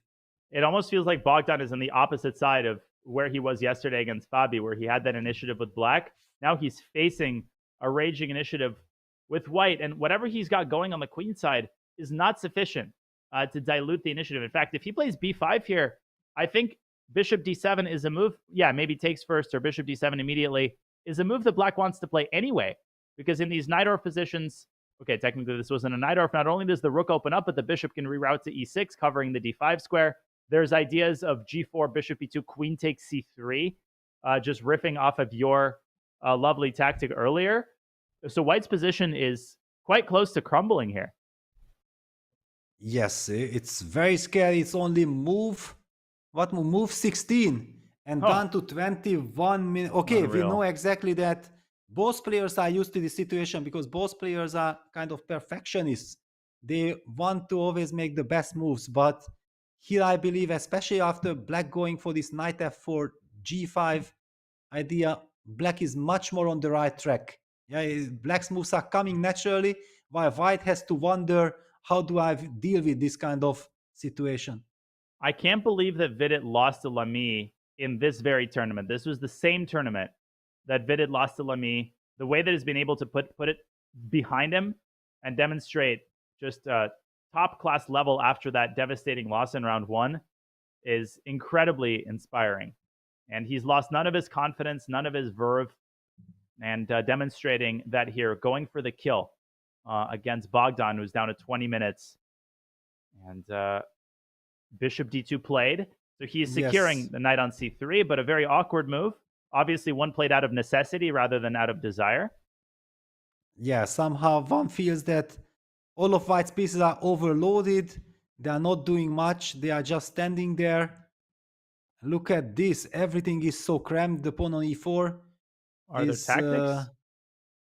Well, tactics. Already tactics. I'm always looking for move one already. How can I sacrifice? So g4. The big question is, does black push g4, bishop e2? And somehow I can smell something, but I don't know what it is. d5. No, that feels wrong to weaken the e5 pawn. Bishop e4. Yeah, knight also, e4. I feel like if you are not using your chance immediately, then I'm going to play bishop f1. I will stabilize. You can maybe take bishop takes e4, knight takes e4, knight 6 to d5. Oh, Is that an idea? wow. And the queen Hang has no on. squares. Queen g3 Yes, gets forked. Well, you forced me to calculate because I knew that you will be coming up with something, so I better be prepared. Knight f6 check, What's I think. going on? Wow, have to knight play. f6. But let's just highlight, yeah, the queen does not have a single square because queen g3 runs into knight e2, fork again. So luckily white has this. But okay, it's pawn done and the position does not get much better. Yeah, Black has to decide what he's taking with. But either way, looks very comfortable for Vidit. Yes. Wow. Okay, so now there are all kinds of crazy tactical possibilities that Vidit needs to calculate. So it's not only like, okay, let me continue King H8, Rook G8, and I see what we're gonna get next, because he will see these tactics. Wow. Every single game we have fireworks, we have craziness. We simply feel this incredible tension that the players are feeling, knowing that the final stages of this incredible tournament are coming towards the end, and every single game is so important. I simply feel the nervousness. Yeah, I mean, the moment we breathe and we say, okay, finally we have a moment, something crazy happens on one of the boards.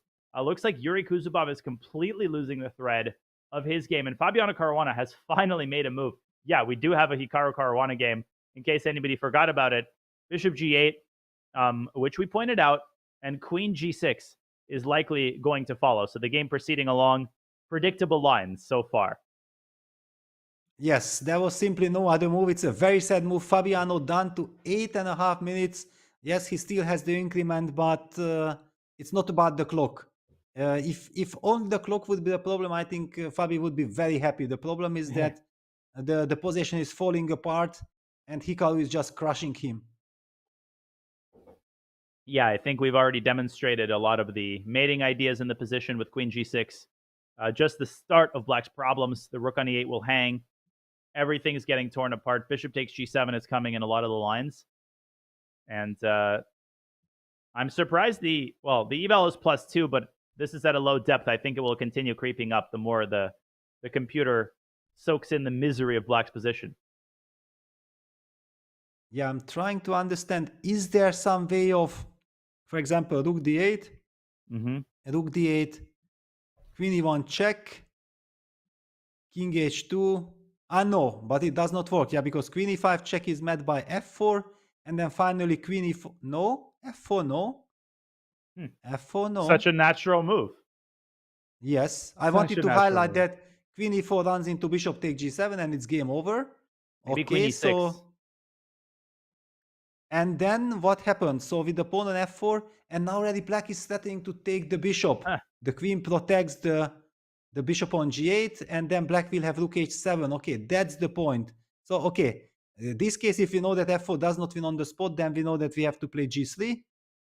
And making sure that the black squared bishop can always retreat, and eventually there will be a threat of bishop f4, queen e6, queen h5 checkmate, because the bishop is pinned on the 8th rank.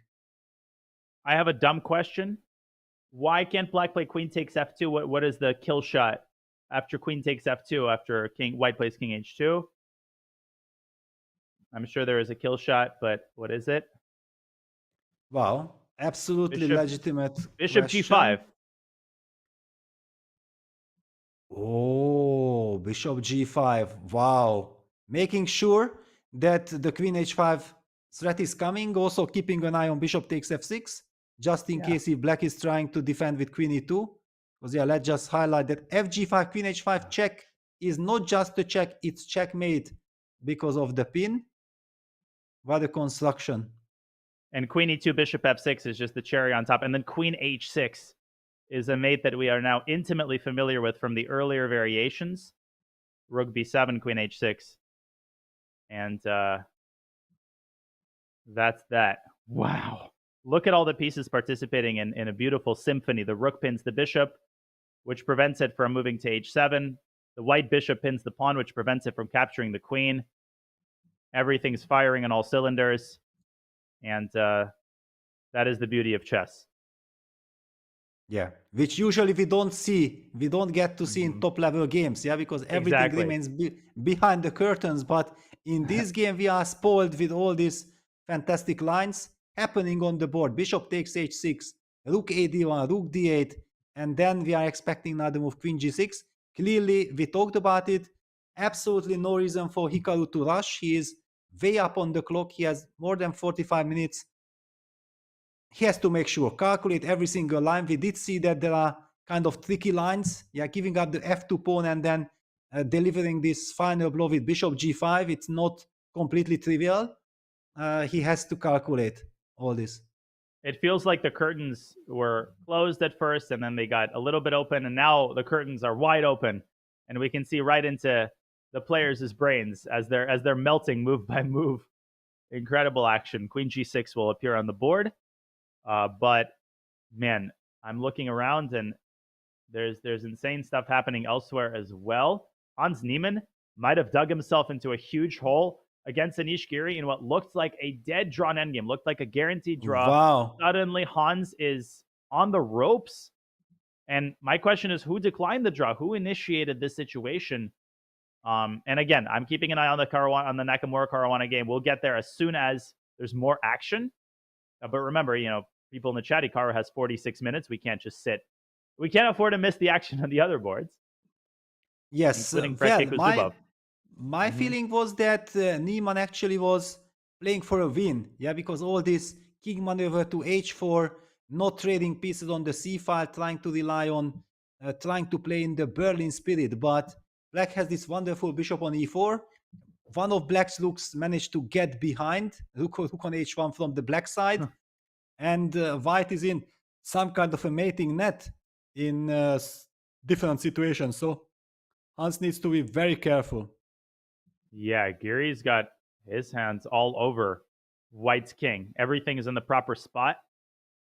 And the black king is getting to e6. That's going to prevent white from engineering any sort of counterplay with f5. Very troublesome endgame for Hans. And also the Predke Kuzubov game has kind of gone off the rails. Yes, we have to check that out. Let me bring it up. Because we know exactly that Alexander Predke is extremely dangerous for anyone if he gets into tie for first place. What happened here? Yuri Kuzubov played the move queen g5, but just one move too late. Yeah, he, instead of queen takes e3, he could have played the move queen g5. It was a stunning resource. We have also missed it first. He thought like queen takes e3 is an automatic check. He should have spent more time. He took on e3, rook 1 f2. Now he suddenly got confused. He played the move queen g5, and Predke simply picks up the pawn on c6. It's not about the pawn, but look at this. The white queen is suddenly targeting both rooks. Also, the knight on d5 is shaky. How do we defend? Oh, there's more tactics. Yeah, queen g5. He played it a day late and $1 short. Bishop e6 might run into rook f5. Exactly. Also, bishop takes h3 might run into rook f5. And look at this. Bishop e6, rook f5. Now we should show for the chat that bishop takes f5. There's queen takes d5 check. And white starts vacuuming up all of black's minor pieces. And there's a mating attack with rook f5, rook h5. So queen e3 check is a moot point. Yeah, king h1. And that's basically all she wrote. But the other tactical point is that if black declines the sack and plays queen d8 after rook f5, I think there might be rook f8 check. Just force feeding the rook to black. Look at that action with the rook. I mean, rook f5, rook f7, rook back to f8. Incredible. Queen e6, king h8, and white eats up the other knight and has an overwhelming material advantage. And the other knight comes into c5. Yeah, wow. This is insane action. So how many white wins we are actually seeing? Yeah, Predke has now all the chances. He still has 27 minutes. And it looks like based on this rook f5 tactic, which Kuzubov must have missed, he probably thought like he's threatening to take on h3. I'm pretty sure that he thought like after the move queen g5, this is a tempo move because bishop takes h3 is a threat. He's going to follow it up with bishop e6 if white defends against the threat. And after queen c6, bishop f5, I believe we might be seeing the same rook 7 f5 stunning sacrifice. Nothing really changes. The pawn is not important. White wins in the same manner. Yeah. Wow. Oh, and Vidit played the tactic we discussed, by the way, with bishop takes e4. Man, the world is ending in round 10. Every single game might lead to some decisive game. Yeah, Hikaru has all the chances Vidit Gujarati has the chances. Yesipenko has the chances. Vincent is pressing. Alexander Pretka seems to be on his way to win against Yuri Kuzubov. Wow. And in the women's section too, Vaishali might be knocking on the door of victory against Han Zhongyi. We'll have to go there soon. But first, let's just take a moment to soak in the brilliance of this move. Removing the defender, that is the theme. You are removing the defender of the d5 square. Knight takes c4, knight f6 to d5. And white has to find knight f6 check. Otherwise, white drops the game on the spot. Okay, maybe bishop takes g4 also survives. No, it doesn't. So you have to find this move, throwing the knight away to get the e4 square for the queen. But a very pleasant choice by Vidit if this position is in fact reached, and I think it will be. Yes, now it's a kind of tough decision, yeah, because it looks very promising. You feel like the game should be over, but in fact we also see from the computer's evaluation that black is better, but things are not that clear. For example, bishop takes f6, white has now the e4 square, and okay, give white some more move. Yeah, bishop f1, bishop takes f4, clarifying the situation. Black has also committed quite some created quite some weaknesses for himself. I was even tempted to capture with the knight on f6. Yeah, it felt to me it's a more solid way of making sure that things are under control. Mm-hmm. But in any case, it's great news for Daniel Bogdan Deak that he has this possibility. I'm pretty sure that he has missed this g4, bishop takes e4 idea. And look at this, he's burning time on his clock. He's not blitzing out his response. Clearly indicates that he has missed it. Yeah, talk about a cold shower. Imagine just facing a move like bishop takes e4, thinking the game is over, discovering that, no, wait a second, knight f6, and I can actually carry on fighting. And carry on fighting, he will. The others are also fighting. Parham Maksudlu trying to come back against Andrei Yesipenko, and we're starting to head into the pre-move 40 time scramble as we hit the third hour of action in round 10 of the FIDE Grand Swiss. We'll be back very soon with more action from the Open and from the women's section where Vaishali is trying to wrap up her career event. We'll be back in just a couple minutes.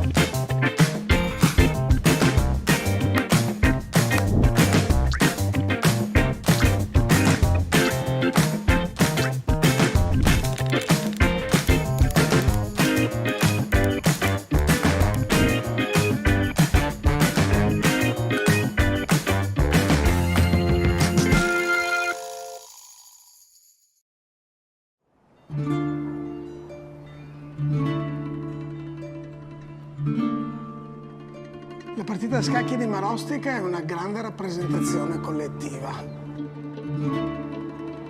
Nel 2020 l'interruzione della partita è stato come spegnere improvvisamente la città.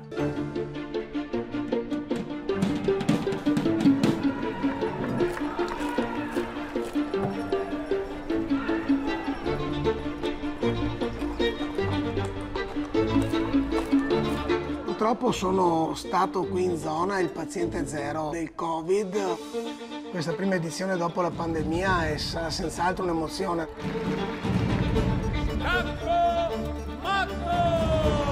Questo è l'anno più importante per la città, per noi, per tutti. Do un'occhiata al meteo. Mamma.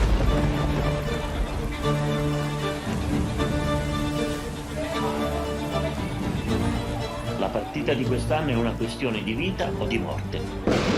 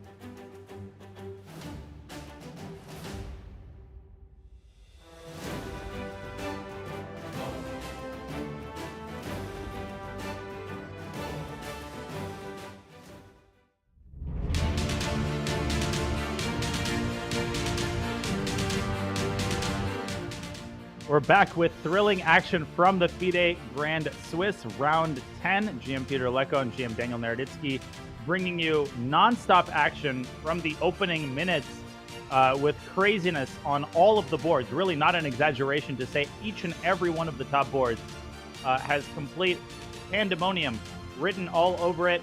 The biggest matchup is Caruana, who is struggling to try to pull off a miracle comeback against Nakamura on the top board.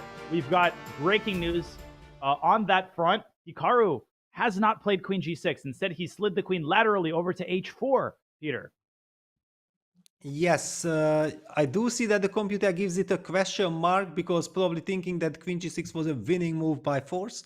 On the other hand, Queen H4 is a very human and very natural response because you still target Black's king on H8 and also you make sure that in the lines which we have calculated and analyzed with somewhere some Queen takes E1 check, King H2, then the F2 pawn was hanging and yes, we did spot that bishop g5. It was your eagle eye tactical skill that spotted that bishop g5, but it makes a lot of sense just to target that king on h8 on the h file, and Fabiano has captured the c2 pawn. What is happening here? Wait, first question is why? Okay, so g takes h6 just transposes. Instead of queen takes c2, he could not have taken on h6, I assume. Because Yes. we already... Yeah, Hang takes, on. takes, queen h6. Probably and rook takes, c7? takes. Yeah, that's what I'm guessing as well.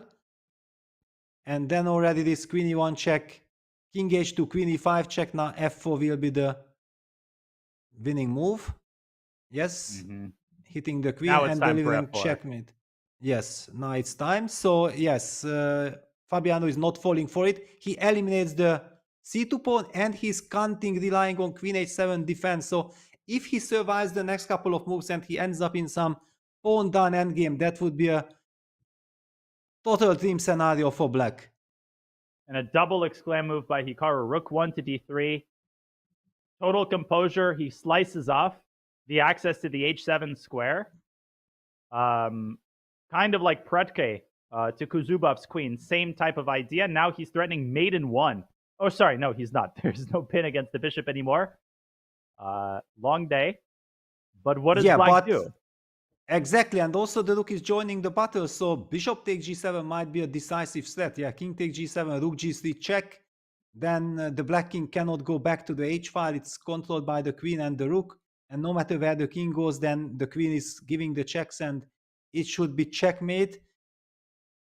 It gives me the feeling that probably Hikaru has been choosing between queen g6 and queen h4, and then after spotting rook 1 d3, this stunning move, he settled on queen h4. After all, so much at stake, you want to choose the move which is giving you the most control. Now, by the way, that rook could also swing over to g3, and then he would be threatening mate in 1 with bishop takes g7. So Caruana needs to put something...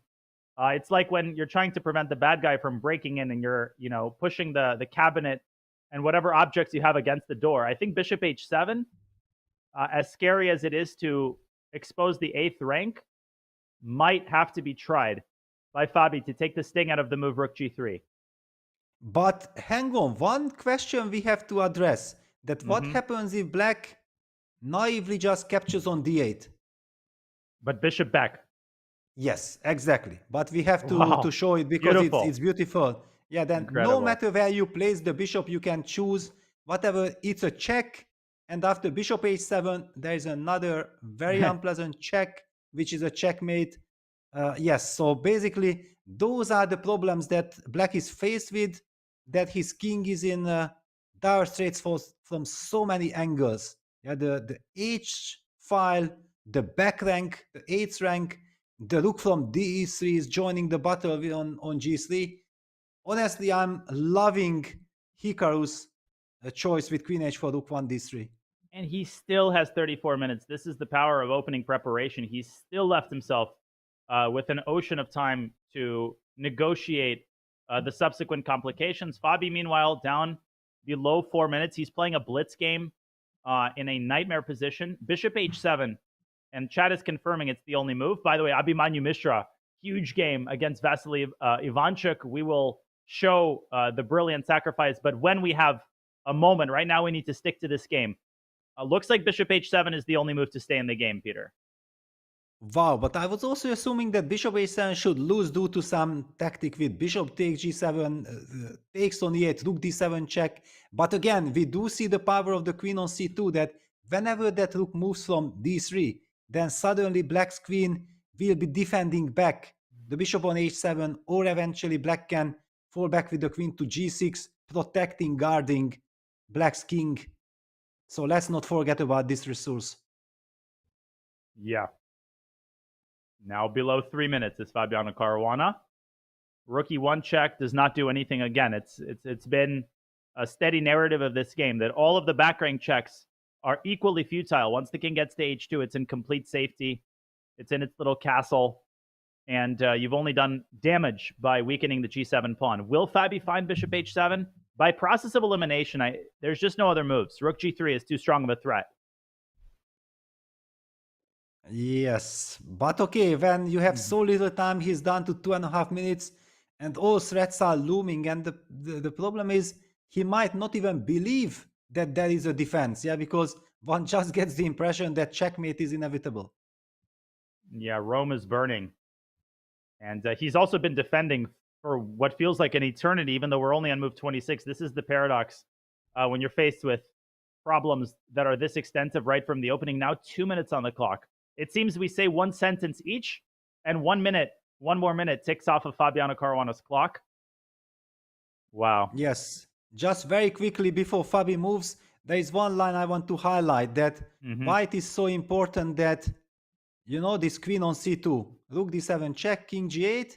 First of all, now the queen protects the bishop, and after queen takes f6, there is apparently queen g6 defending, and all of a sudden everything is under control. So you cannot relax.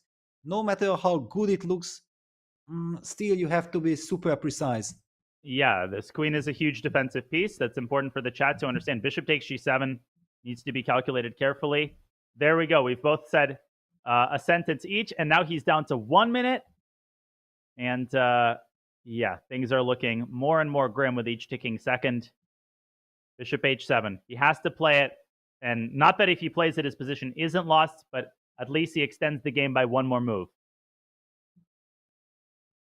Yes, and he has to maximize his chances. Yeah, any move that does not lose on the spot should be played.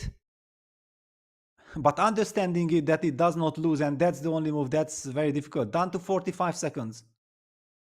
Yeah, and you made a great point. We know by the eval bar that the game isn't totally over. Fabi doesn't know that. For all he knows, he might think it's over. So if he, like you said, if he doesn't believe that there is a move, then definitely the chances that he finds it are close to 0. 30 seconds now. Things looking grimmer than ever, but he's found it. Okay. Still kicking. With 24 seconds on the clock, he has played the move bishop h7, and we are only talking about move 26. What a game. All right, now it's Hikaru's turn to start working again. Where does he go? Yeah, Rook d7 is a funny move.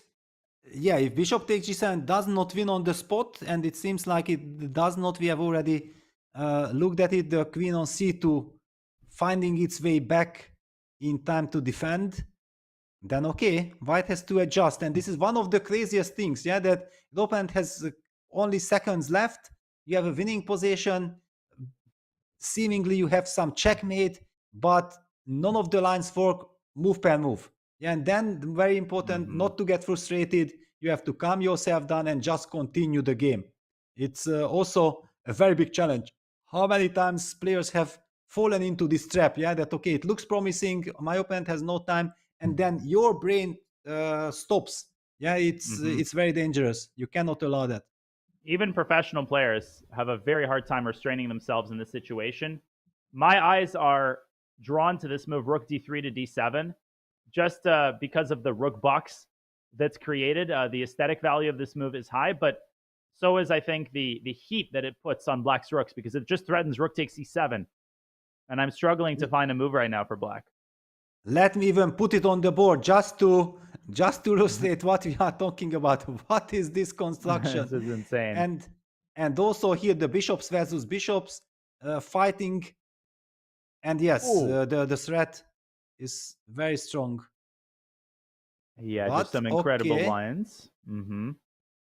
All right. Yeah, if you have some incredible lines, tell us, share us. We are ready to. Well, this is embarrassing, but I'm still trying to find checkmate if black plays rook takes d8 after rook d7. If black plays rook takes d8. But then just rook takes d8. It's isn't it finished? Bishop g8. Oh no, then bishop. And then bishop takes g7, queen g3. Yes, okay. It had to be over, yeah. Check, takes, queen g3 and queen g6 met by rook takes g8 check, winning the queen. All right, so all eyes on Hikaru. How will he handle the situation? There was also another question that I had, like after simple rook takes e8, rook takes e8, rook d7. How is black defending against the threat on g7? Is rook g8 maybe the only move? And maybe, okay, if it does not lose on the spot, it might just defend, But because it then, does. yes, and black queen is going back. Let's just quickly show this. Takes, rook d7, seemingly it's over, but no, black goes rook g8, Bishop protecting g7, mate. no, bishop g7 wins, yeah. Okay, then it does not. Then how is black supposed to defend? g5, I think. Wow, don't tell me. Yeah, you are kidding me. Yeah, wow, g5. What a move. What a move. Only move. Still. Only Yeah. move. Yeah. Okay, so we understand why Hikaru is taking his time. There are so many tempting options. Rook 3 to d7. I feel that it's kind of a very tough move, because White's last stunning move was rook 1 to d3. Yeah, closing that diagonal, closing, taking away the h7 square from black's queen. Now that black has placed his bishop on h7, it might be the right time to play rook d7, but this is just completely crazy, and it's very fascinating. God, the rook movement along the d file. I'm trying to find some sort of non-chess analogy to describe the motion of the rook, but I'm kind of at a loss for words, just mesmerized by the action on the board. So I guess the big question for Hikaru is, does he take on e8 first and then play rook d7? Or is there a benefit to be extracted from starting with rook d7? And I'm not just talking, looking cool, but is there an objective benefit to playing rook d7? And does black actually play g5 in response to rook d7 as well? As if that position wasn't complex enough. I mean, what is happening? What game are we playing here? Wow, what kind of craziness we are seeing. It's also kind of a shock that black is still hanging in there, yeah, because it looked like he will be checkmated. Let's not forget Hikaru done to his seconds, but these are the situations when Fabiano has nothing to lose already. He knows that objectively probably he's lost. So in such situations, sometimes you are even happy that you have little time, because it also puts tremendous pressure and some distraction on your opponent. Yeah, it's not a given that it's such a nice scenario for Hikaru that Fabi has so little time. Maybe if you would ask Hikaru, yeah, arbiter, please add some more extra 10 minutes for Fabiano so that I can calmly think. It's crazy how the human brain sometimes works. Yeah, take the clock away from me, please. Quick update. We don't have to go to these games. Just for people in the chat who are rooting for particular players, want to have a broad understanding of what's going on. Sam Sevian, he's lost control of the game after declining a draw. He will probably lose to Arjun, who has a technical win. Esipenko's still very much in the driver's seat, but that game is more complicated than it used to be after the brilliant win was missed. Fredke Kuzubov going along the lines that we had outlined. It's a win for White. Vincent Keimer is winning against Fedoseev. And in the women's section, Vaishali is objectively winning against Tan Zhongyi, but very, very low on time. So I'm keeping the corner of my eye on that game if anything crazy happens. I just wanted to put rook d7, g5 on the board, just to admire that position for a second, to soak in the beauty of chess, honestly. Just look at this. Wow. Let's highlight. And all the pieces on the H file as well. And now White has to decide where to move the queen. Yeah, and the queen is moving back towards g6, protecting the h7 bishop. Oh. Not over yet. Wow. Not over yet. And how frustrating it should be for Hikaru that Fabiano played this move with 24 seconds. Yeah, if he plays it with 2-3 minutes, it's a different story, but it feels like Fabi didn't know already what to do. And then finally, with elimination process, he came up with the only defensive move, bishop h7, and White goes crazy that, come on, there is no way, there is no force win here. No, it's unbelievable. This g5 resource is just crazy. Black, it's like an octopus that regenerates its own tentacles. Like black is just using the last resources that are not tied down. The pawns themselves are reforming in order to make a more robust pawn shell. After rook d7, g5, by the way, I think queen g4 might be the preferable square for the queen, so that the queen has access to e6. But this is a already different level of subtlety. Maybe we should wait for Hikaru to make his decision first. Yes, exactly. Because also one thing we should not forget, and we did not mention it, that by going for this attack, Hikaru actually sacrificed the pawn back. So this actually also puts some pressure on white. It's not like it's a free attack that it used to be that, okay, I'm anyway pawn up, and if something backfires, I will technically win the position. Yeah, now he really needs to deliver some checkmate or win some material other way to make sure that he just wins as he planned. Yeah, precisely. Everyone's breaths are being held right now. 26 minutes for Nakamura. He doesn't have an infinite supply of time. This tends to dwindle pretty quickly when you get into the weeds. And looking around at the other games, we can definitely start traveling around, and then the moment something happens, we can run back to this board. We have that capability. Let's go to the bird's eye view for a second, because the other games are not stopping. As much as the other players would like to pause their clocks and admire Hikaru's board, they have their own game to play. And Max Todlu is fighting. Yeah, fighting. Max Todlu, yes, he's creating chances. Look at Yesipenko's clock. He's under 10 minutes. We know that he was completely winning before. I see some scenarios that we see some nerves from Andre in this situation. Black's queen on b2 is covering suddenly the long diagonal, so Black's king is not in a checkmating net anymore. Vincent also has what looks like a dream position. That's a knight on g6. That's just sitting on Black's position. I think Vladimir is crumbling. Yeah, looking very promising. Yeah, but on the other hand, okay, still the bishop on b7 also puts some pressure on the long diagonal. However, that rook on g4 might also be trapped. Yeah, certainly, and we see the evaluation bar confirming that white is firmly in control. Ooh. And by the way, more action in Hikaru versus Caruana. It's on the board. It's on the board. Incredible. Queen g3 played. He didn't go queen g4. He put the queen on g3. Does that allow Fabi to bring his own queen back to g6? Finally, the black queen, after a lifetime of exile, makes its way back to the motherland, or does it? Yeah, all eyes on Fabiano's clock, first of all. Yeah, he's back to 1 minute. Yeah, g5 was blitzed out. Queen g3 gets a question mark. On the other hand, the evaluation bar does not change. So white is clearly in the driver's seat. It just meant that computer have seen some different, very strong move.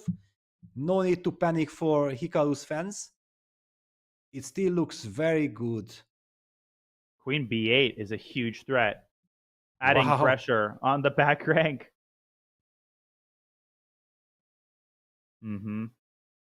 Wow. 25 seconds. Time to make a decision for Fabi.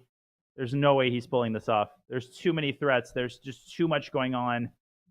He's crumbling at the seams here. Okay, even queen bishop f8 g6. is an idea. Yeah, okay, queen g6 trying to defend, but that also runs into some issues on the... Wow. Gotta go. Check. With 2 seconds on the clock. Yeah, this is a panicky move because king h2, as you described before, whenever black gives a check, white gets his king to h2. That's extremely good news. Everything is under control. Yeah, this is almost GG. Is Fabi trying to go for rook e1, but always rook takes e8? Yeah, queen f5 played. But wait a minute. And Hikaru's actually got a minute. He's got plenty of minutes. There's got to be a crusher here. There's got to be a kill shot. Whew. Sheesh. Well, I see a win. Like, I see a technical win that Hikaru can put in his pocket. Which one? Oh, wait. I think there's a forced win. Bishop G... No. Sorry. Not Bishop G7, because if king takes G7... No. Then... Not so simple still. Because if you go queen d6, black can actually get the queens off the board, even though probably that endgame is already lost. Yes, exactly. Yeah, this is a big question, how we evaluate things like this. because queen d6, queen f4, takes, then black's pawn structure is completely destroyed. That should be a tactical win, but on the other hand, there should be something stronger, something force. There's rook e7 and bishop g7 and queen b3, and then you could go into the endgame and start picking off black's pawns. Bishop takes f6. This is a very Hikaru-esque type of decision, by the way, to go for a line like that. Wow, so how exactly you take on e8? On e8, rook takes, bishop g7, king g8, queen b3 check, queen e6. Queen e6. I missed that Queen move. e6. This is not over yet. Yeah, it drives me crazy also seeing the bar up there. Yeah, rook takes e7 played. Correct. It makes perfect sense. The rook on e7 is a wonderful piece. And now it's the question. Queen c7. Okay. Okay. And queen f4 yeah. check. Then we take and we take everything. We just collect all the pawns. You turn on the vacuum cleaner. Slightly anticlimactic finale, but it's perfectly done by Hikaru. You don't need anything more than that once you see that this endgame is completely winning. Yeah, but it fooled us, yeah, because otherwise we would have been calling out that, yeah, this is an easy win, but the evaluation bar is so high, yeah, it just shows on that how hopeless black's position is. Now, which pawn do you take? You're at the all-you-can-eat buffet. Bishop g7, bishop f6, very tempting. And might be winning on the spot because of the threat of rook g7. Yeah, on the other hand, this bishop on f4 is in long terms kind of disturbing. So there's also the argument that, okay, let me just collect this pawn and I'm going to collect a, but yeah, Hikaru goes for the most straightforward bishop. And also the rook on d8 is hanging. So not only rook takes h7, rook g7 check, bishop takes d8, all of these three things are hanging in the air. Looks like Vaishali is also going to win her game. She's navigated the time scramble perfectly. And she is just one or two moves away from ending it against Zhongyi in the women's section. Wow. Yeah, that will be a huge... Well, maybe just let's wait the next couple of moves, because it might also end... If you have already invested so much time with this game, let's wait till the very end. Fabi might resign here. He might make one or two more moves. Rook d6. But then Hikaru could just start collecting. Rook g7, rook h7, rook a7. Just kill everything on the 7th rank, and you're two pawns up in the rook endgame. But then there is this rook c6 idea, and then start pushing the pawn. Who knows? I feel like he does not... He should be winning, but he does not want to calculate something like this. Maybe bishop e5 can be thrown in at the right moment. Yes, exactly. That would be very professional, because then you make sure that whenever black takes that bishop, the rook will not be able to get behind the c-pawn, and then it's an automatic win. Wow, Fabi down to 55 seconds. Yeah, he bought himself a little bit of time with those forced moves, but at this point, again, you called it early on. The problem was never really the clock. I mean, the clock was a contributing factor, but he was always objectively lost. Yes, that was the big... I'm wondering if bishop d3 just trying to keep the bishops, because we see that the rook endgames are lost. Is bishop d3 an option? I think it has to be played. Because rook g7, king f8 is not a win for white, because if white picks up the rook, then black picks up the rook on g7. So yes, it's bad, it should be lost, but maybe bet, yeah, and Fabi moves the bishop. Same idea. But even rook takes, and now rook takes a7 is more appealing, because then you can start pushing the a pawn, and the bishop on f6 also stops the c pawn. This is a very pleasant emergency option. Yes. It's basically completely winning. Yeah, it's you are 2 pawns up, plus you have this incredible pass pawn, plus your bishop on f6 is perfectly placed on the log diagonal. Your king is very safe. No arguments in black's favor here. None at all. And Hikaru is savoring the moment.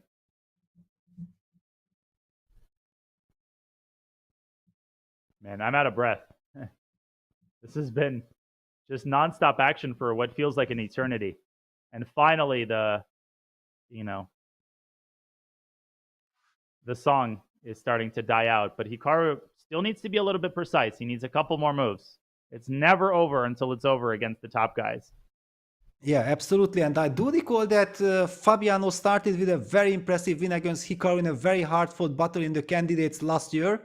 But ever since, Fabiano then bounce back, Hikaru bounced back against Fabiano in the candidates in his Whites game. Then he has beaten him in Stavanger, and now he's beating him again. This is incredible. I don't really recall anyone beating Fabiano in 3 very important games ever in their career, but here it's happening within 1 year. Yeah, Hikaru's confidence level is completely off the charts. He's redefined his personal score against Magnus. Now he has asserted his dominance over Fabiano Caruana and has gone one step out of punching his ticket to the candidates tournament. Man, and okay, he's given a check on G7. So obviously the idea is if he takes the rook, then black takes white's rook. That is very inadvisable. There's no need for that. So white's choices are rook takes a7.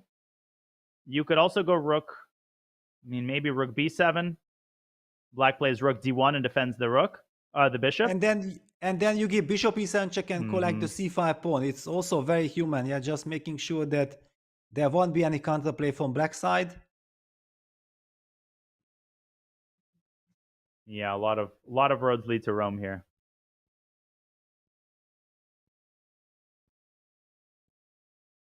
And wow, what? Bishop takes d8. Exactly this. So Hikaru wants to go after the f4 pawn. Incredible. He's gotten very, very concrete. I think he wants to play... he wants the connected passers maybe on the on the king side with bishop c7, f3, and then g4. Yes, or like this. Also but possible. Wow, it wasn't the most trivial decisions. Yeah, f3, g4. And Spicy. Wow, yeah, now he comes back with the bishop to d2 most probably, blocking that pawn, and then coming with his king. Or is bishop d2 running into king f6, king e5? Yeah. So, okay, Hikaru makes sure that he targets that pawn immediately. This is completely too many pawns. Now yes, I would play bishop d2. Yeah, bishop d2, king f4, bishop c3 check, h4, h5, and you keep on advancing. And yes, it's a completely winning construction because black's bishop will be also overloaded. Yeah, bishop d2 on the board. Do you stay on the diagonal defending against g6 check later on, but then you give up the f3 pawn? Or if the bishop leaves the diagonal, then the 2 pawns are just queening. Very nice vision, and it shows that Hikaru is keeping a very cold head in tense situations. Very nice. Yes, so clinical. I mean, a lot of players, and myself included, I just out of principle would be afraid to trade the rooks because you know the reputation. But Hikaru knows that an h and a g pawn are completely unstoppable. Eventually, black will have to give his bishop up. And with the remaining pawns on the board, there's no chance of anything happening. The sick irony, move 40 has finally been reached. And this is precisely the moment when Fabi can take a moment to appreciate the hopelessness of his situation. I think he's going to resign right here. I don't think he's going to make another move. Yeah, it's hopeless. It's completely hopeless. He might be making move 40. That's kind of a traditional way of, okay, you get over with the time trouble and then after you design. I also feel that since things have now settled in, if we want to go to any other game, which probably is involving some big time trouble, then this is the moment, yeah, because here everything is decided. Or do you want to wait for Fabiano's resignation? That's the question. Well, let's wait for move 40 because either way, he's got 90 seconds. If he makes a move, we'll switch to another game. If he resigns, we will as well. But the results has been decided. But let's just, there we go. Our patience has been rewarded. Fabi has resigned on move 40. Hikaru Nakamura wins his most brilliant game of the tournament. Absolutely. A fantastic victory, a very well-deserved victory, brilliant preparation, and then very nice execution. And Hikaru is on the way of qualifying for the candidates, but we have seen that there are so many crazy action on other boards. Let's take a look at the bird's eye view. Yeah, the games that are still in the time scramble phase, we have Esipenko Maksudlu, which suddenly has gotten very sharp. Wow, Diach against Vidit is heating up again. No matter where your eyes go, something's happening. Predke is about to checkmate Kuzubov. Oh, there's a beautiful mate in Predke. Kuzubov, I think. I'm trying to calculate it. Where is the mate in that game? But Trying also to look figure at it the clock out. situation. It's white has 14 minutes, has a completely Yeah. winning position. 2 knights versus a rook, and Black's king is in a mating net. That's Queen hopeless. F6. It's over. Yeah. Queen F6 is going to end the game. Rook H4 is unstoppable. Huge win for Predke. And Vincent Keimer in a bit of a time crunch, but a completely winning position. Wow, Sevi and Erigaisi, another crazy game. Jeez. Yeah, well, that Sevilla and Erigaisi game was crazy from the beginning with this Notaboom, but we had so much action that even we did not manage to come back to that game. It just shows that we are spoiled. Yeah, we are extremely spoiled. But looks like Black is putting the finishing touches on that game. Black's B2 pawn is the last remaining passer, and yet it is more powerful than all of White's kingside pawns combined. Yeah, and what a big victory then for Erigaisi. He will also get to +4 if he wins that game. Nothing is given, yeah, so Hikaru is +5. We might be seeing also some other players like Yesipenko, maybe even Vidit getting to +5, and still no certainty that they will make it. What a tournament. What a finish. Incredible. And it's only move 31 here. Okay, Sevian is down to his last seconds. Rook C1 is going to deliver the decisive blow. There we go. Rook C1, goodbye. It's checkmate, or White loses both of his rooks. Arjun Erigaisi wins, and Sevian will regret not taking that forced repetition with Queen G5, Queen F6. It was an admirable decision. He went for it. He lost. Yeah, Sevian is such a fighter, and we have seen him losing 2 crazy games against Sindarov and now against Erigaisi. It's all connected with being extremely ambitious. That's it. He resigns. Arjun Erigaisi winning his game, also getting closer to just half a point behind Hikaru. Amazing. What a result with the black pieces. Arjun wins. Vincent Keimer is winning all of Fedosev's pieces. He's just played the move e5, simply forking the bishop on d6 and the knight on f6. I think Vladimir, okay, he's not going to resign yet. What move number is this? This is move number 31. Yes, e5 on the board. On the other hand, e5 is also a very scary move because you open up the long diagonal. Look at this bishop b7, rook g4 construction. It's very scary, but Vincent probably calculated very carefully. Otherwise, you don't do moves like this. And as you said, it's forking a piece and getting the h2 square. I believe it's not even about the winning the piece, but the h2 square will be such a nice shelter for White's king, getting away from this crazy diagonal. That's a great point. So, for instance, if Black plays knight e4, technically you get out of the fork, but after bishop takes e4, it comes in very handy. King h2, and you've walked out of the frying pan and right into the fire. I mean, again, you're just collapsing on the g file. Rook takes g4 is coming, f3 is coming, and White's king is, as safe as it can be. Yes. Wow. This is also insane action, because if Vincent wins, knight e4 on the board, he's also joining Arjun Erigaisi on +4, so he will be half a point behind Hikaru. And Predke is apparently winning, probably has already won his game. He's also on +4 with brilliant tiebreak. Yeah, Predke has a wonderful tiebreak, has the best rating average of opponents of the whole tournament. Wow, so much craziness and so much dramas in this round, and already guaranteed for tomorrow. Yep. Insanity all around. What a game by Vincent. Yeah, bishop takes e4, and I think a very pleasant choice now between the tempting f3 and the classic king h2.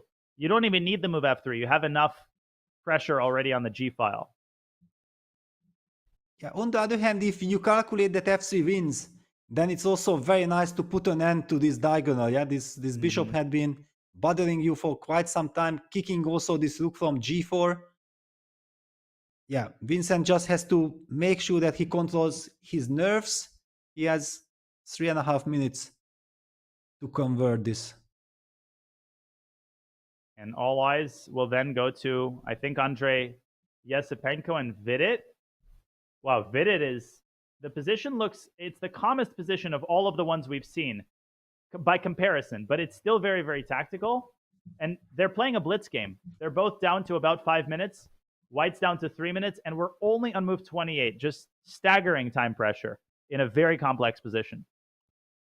Yes, it's not the stable pawn up situation, yeah, because White has also committed some crime. He has some weaknesses. On the other hand, this queen on g6 beautifully covering the weak square of f5. Yeah, if White would be able to somehow get a grip on the f5 square with knight f5, queen e4, things would be completely out of control, but it's impossible. The queen is hitting the knight on d6, and Daniel Bogdan is thinking how to deal, because you don't really want to remove that knight. But what do you do otherwise?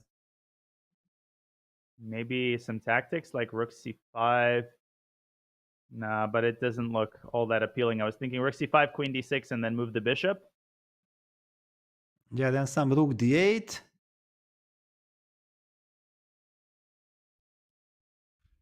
Yeah, should be. And then the should two be rooks winning. for a queen are better, yeah. Yes, it should be. Especially you have back rank problems as well. Black's pawn on g4 is a wonderful pawn. It's not a weakness at all. It also hinders White from creating luft on the king side. 2 minutes Down to now. 2 minutes, yeah.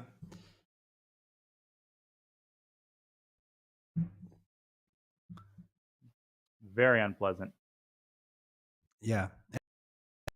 Especially because you would love to play a quick move. You want to maximize your chances, put also pressure on your opponent's clock, but it's not obvious which move to make.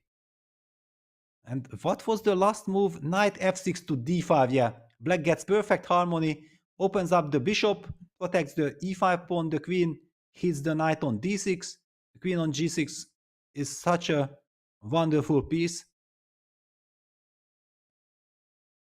Yeah. If you have to drop your knight back, that's a terrible sign, because then you're enabling the avalanche on the king side with f7, f5. Knight c4 Knight c4. played. Very sad move. It's out of necessity. Yeah, finally you have to make a move. You don't see what else to do. But now Black is a pawn up and also has the upper hand. Look at White's pieces. This queen on e1 is very passive. Black might just continue with rook f8, improving the position. Yeah. Or even the other rook to e8. Ah, you are getting... No, but rook f8 is the professional way. Yeah, you don't want to be too fancy with 5 minutes on the clock, time trouble approaching. Let's be as solid as possible. Absolutely. Rook f8 is already on the board. f5 is coming. Rook b to d8 would solidify the knight. Very difficult situation for Deac, who is an excellent blitz player. That's not the problem. The problem is that he's down a pawn and he's getting steamrolled on the king side.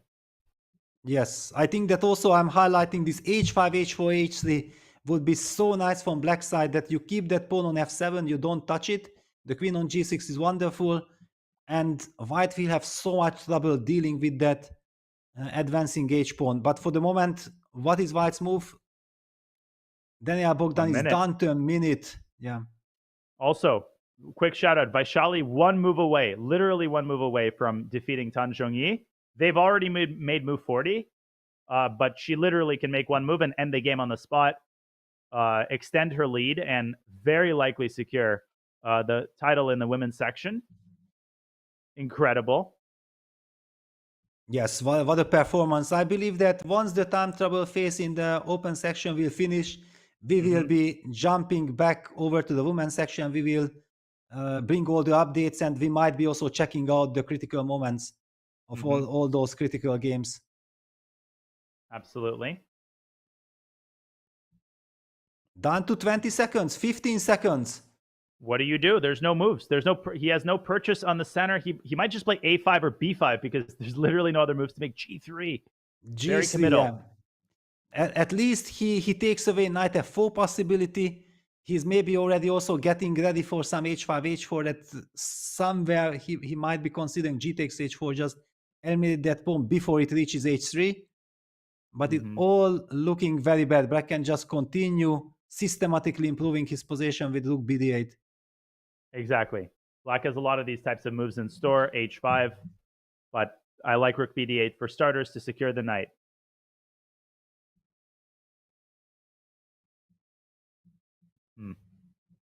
Looking grim for Dach, and looking very grim now once again for Maksudlu, who essentially fought back from the dead.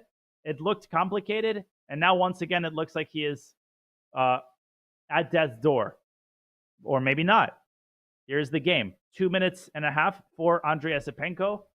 This is move number 37. So 3 big moves to play until time control.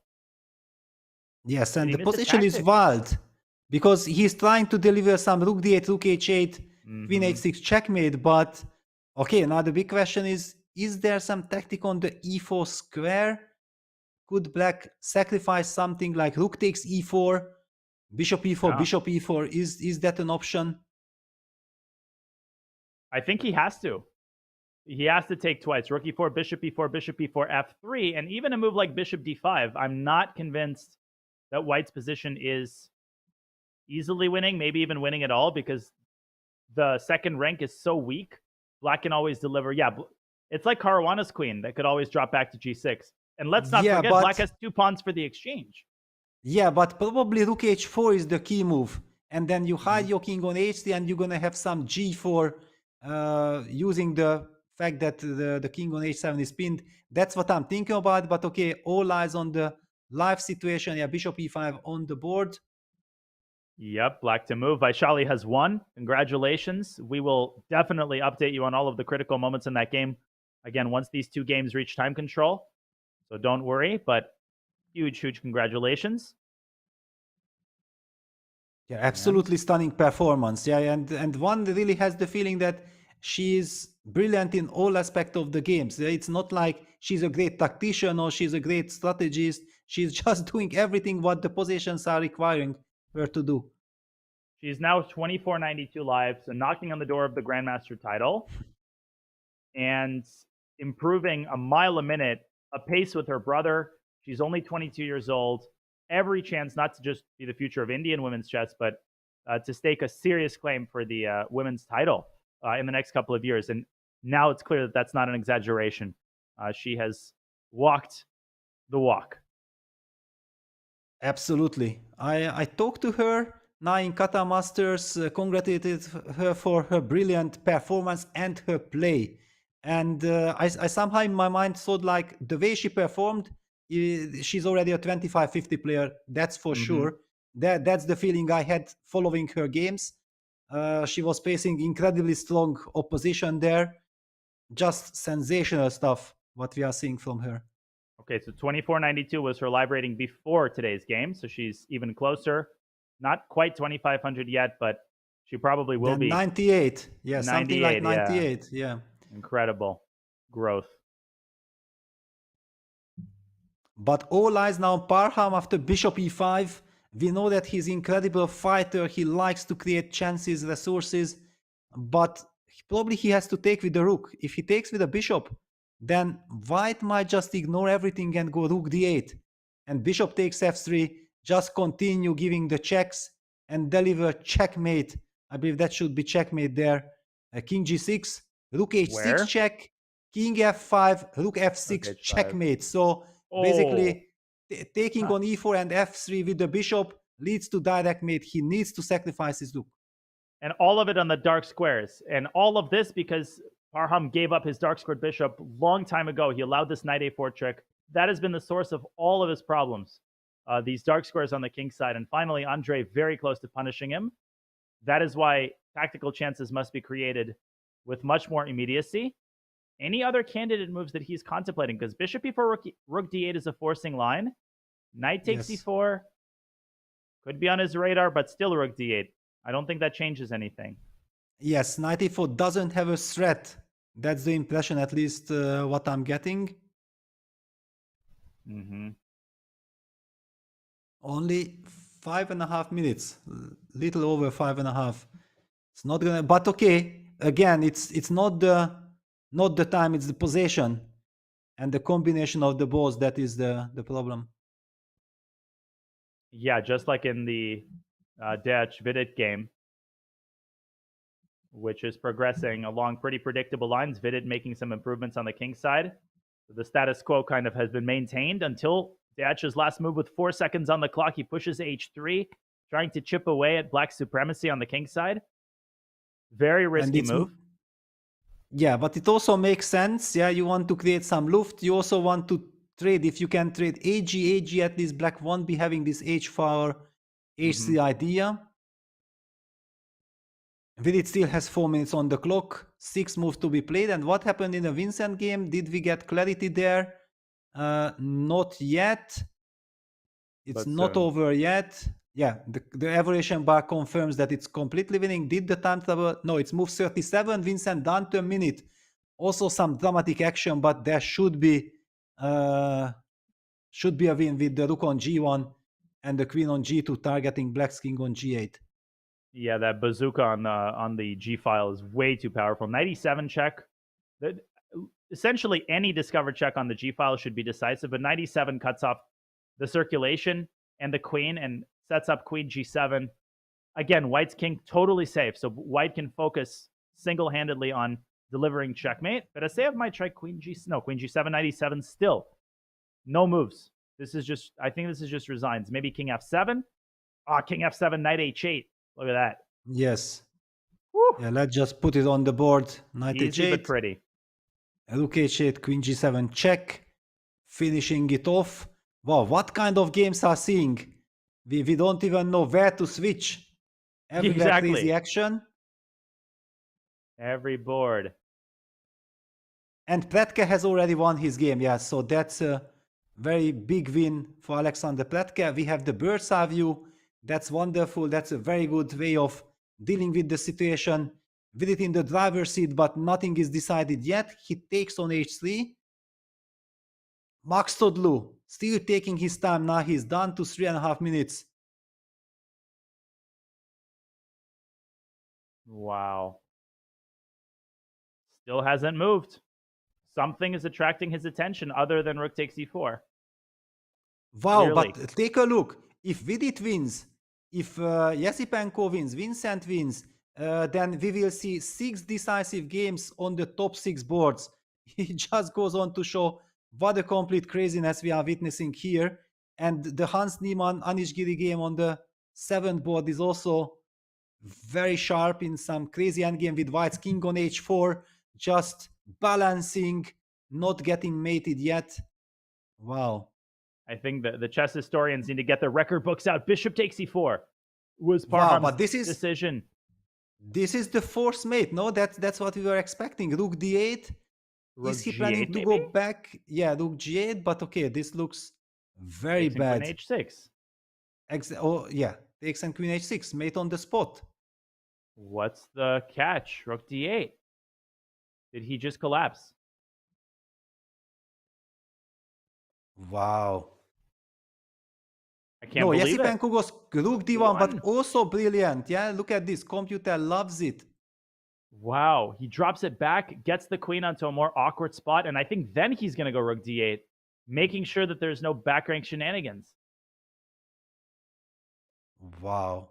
No, this is insane. Yeah, because usually when there is so much at stake, there is the danger that the players are taking it slow. They don't want to risk, but no, here the 2 candidate spots, I think that's the main driving force that the players are fighting for. They are fighting for their dreams. They want to write history, and it's so nice to see this crazy amount of fighting spirit. Oh, and rook d1 just wins on the spot because after queen c2, you can just play bishop takes g4 and then go rook d8. With the extra exchange, you have eliminated any potential ideas related to the move f6. So this is clinical precision by Yasipenko. He finds the retreating move in time pressure. And another vintage win in round 10. One after the other. And Vincent Keimer, also an excellent move. Simply bishop e3, attacking Fedoseyev's queen. It's got nowhere to go. He's going to win his game. Jeez. Yeah. Okay, so basically the Vidit game is the most complex. Their Vidit is better, but now also the pawn structure is a little bit strange. Black is still a pawn up, but white somehow tries to get access to the f5 square. So yeah, Vidit goes knight e4. Does not want white to stabilize. Bishop e1. We are expecting the move bishop e1, just retreating that bishop. Yep. Clarifying the situation. And then he can pile on with a move like bishop h6. This is only move 38, so white is a whole 3 moves away from time control. Dash down. He's played bishop e1, but I think bishop h6 might put just insurmountable pressure on white in the center. Done to... Yeah, finally bishop e1 played with 35 seconds on the clock. Oh, sorry. Yeah. Yeah, and it's pointed out the bishop pair is extremely strong. Yeah, this Yesipenko-Maxodlu game is a very nice demonstration why we believe in the pair of bishops. It's just such a powerful asset. Yeah, Arham, Maxudlu done is- to 40 seconds. But he's just going to resign. I mean, he completely missed rook d1. He was so focused on calculating rook d8. Apparently, there was the resource f6. That's probably what he spent the whole time calculating. And this happens often.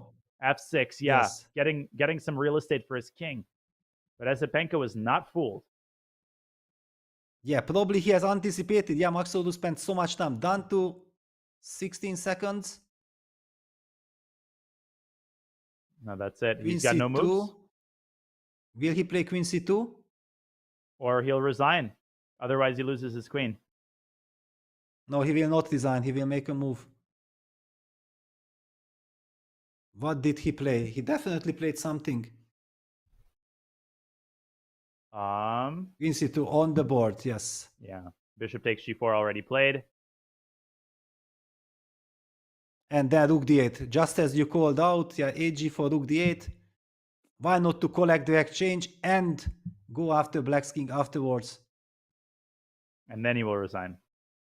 Yes. Wow.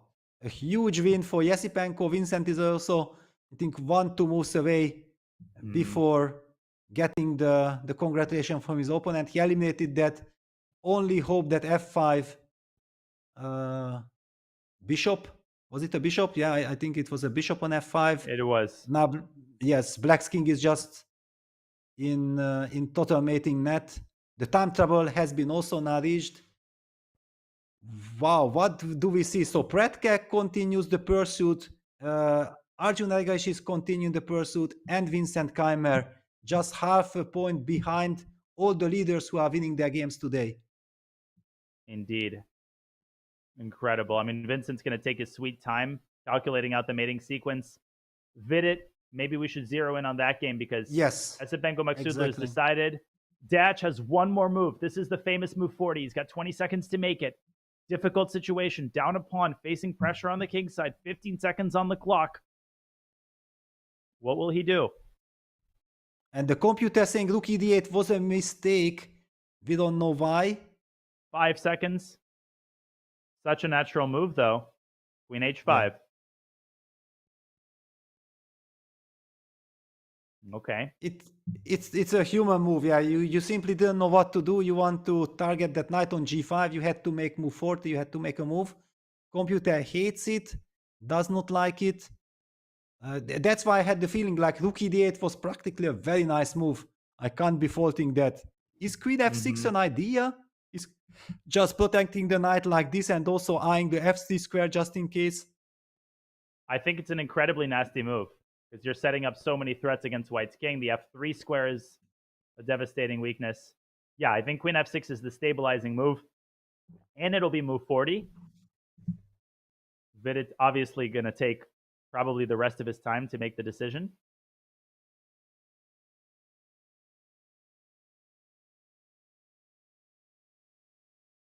Maxudlu has resigned. Huge win for Andrei Esipenko. Another decisive game on the top boards. And here we go. The decision time for Vidit. Yeah, still 1 more minute. And he plays queen g6. Okay, it's possible. He's simply already looking for this construction like queen takes g6, f takes g6, rook takes d4, e takes d4, and then black knights, lands on f3, boxing white's king. That's, I think, what he envisioned, but white is, of course, not forced to take on d4. It looks good. Yeah, basically the time scramble has been reached. Everybody can calm down, and Vidit knows exactly that this should be a technical win. Exactly. And white will spend some time making sure that queen takes g6 is forced, but it is. You cannot allow queen e4 check. There's, of course, also the Niemann-Giri game. We haven't forgotten about it. We haven't forgotten about Niemann's king, which is essentially on the verge of getting checkmated. But obviously, they have made their time control millennia ago. So probably before delving into this game and recapping the results of the women's section, I think we've earned a break, Peter. It's been nonstop action. I'm exhausted. I mean, I feel like we've just ridden the roller coaster. This was by far the most intense period of time pressure that we've seen thus far. Absolutely. I very much share your opinion. I feel also completely exhausted, also rooting for the players. I know how much emotions are involved. The players who are about to win, the players who are fighting for survival. I need a break. So do I. I think we're on the same page. Folks, you're watching round 10 of the FIDE Grand Swiss and the Women's Grand Swiss. Don't go anywhere. There's still 2 more time controls, many more important games to come. We'll be back with more action in just a few.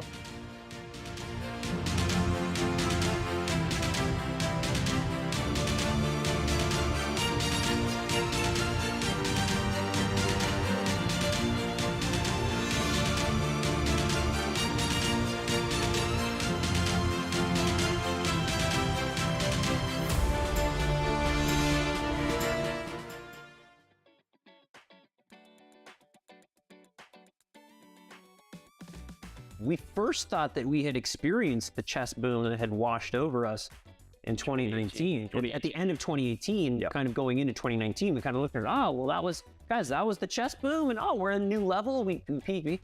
It was kind of then, but then literally COVID happened. We were ramping up so quickly in each country that locked down, Italy, India, you could see the registrations flying through as each country locked down. And it was all happening so fast. There was no oh, this is so cool. This was like, oh my gosh, we're going to, we literally couldn't keep up. And so there was no positive coolness out of this. It wasn't until we were into the, pandemic and then several months and we're like, oh, wow, during the pandemic, more people are gonna play chess. It will die back down. Nope, then came PogChamps. And what Dean talked about. And we're like, oh my gosh, then, okay, after that, and then came Queen's Gambit. We're like, all right, well, that was definitely the peak. And then the media started writing about chess. And then, okay, where is it going to stop? We have been... PogChamps 3. You're just getting hit wave after wave after wave. And then there's the stuff in the media now, which is wave. And we almost can't even come up breath fast enough to recognize this before there's another wave coming. From this point on, we just don't know what to expect. Is there another wave coming? Probably.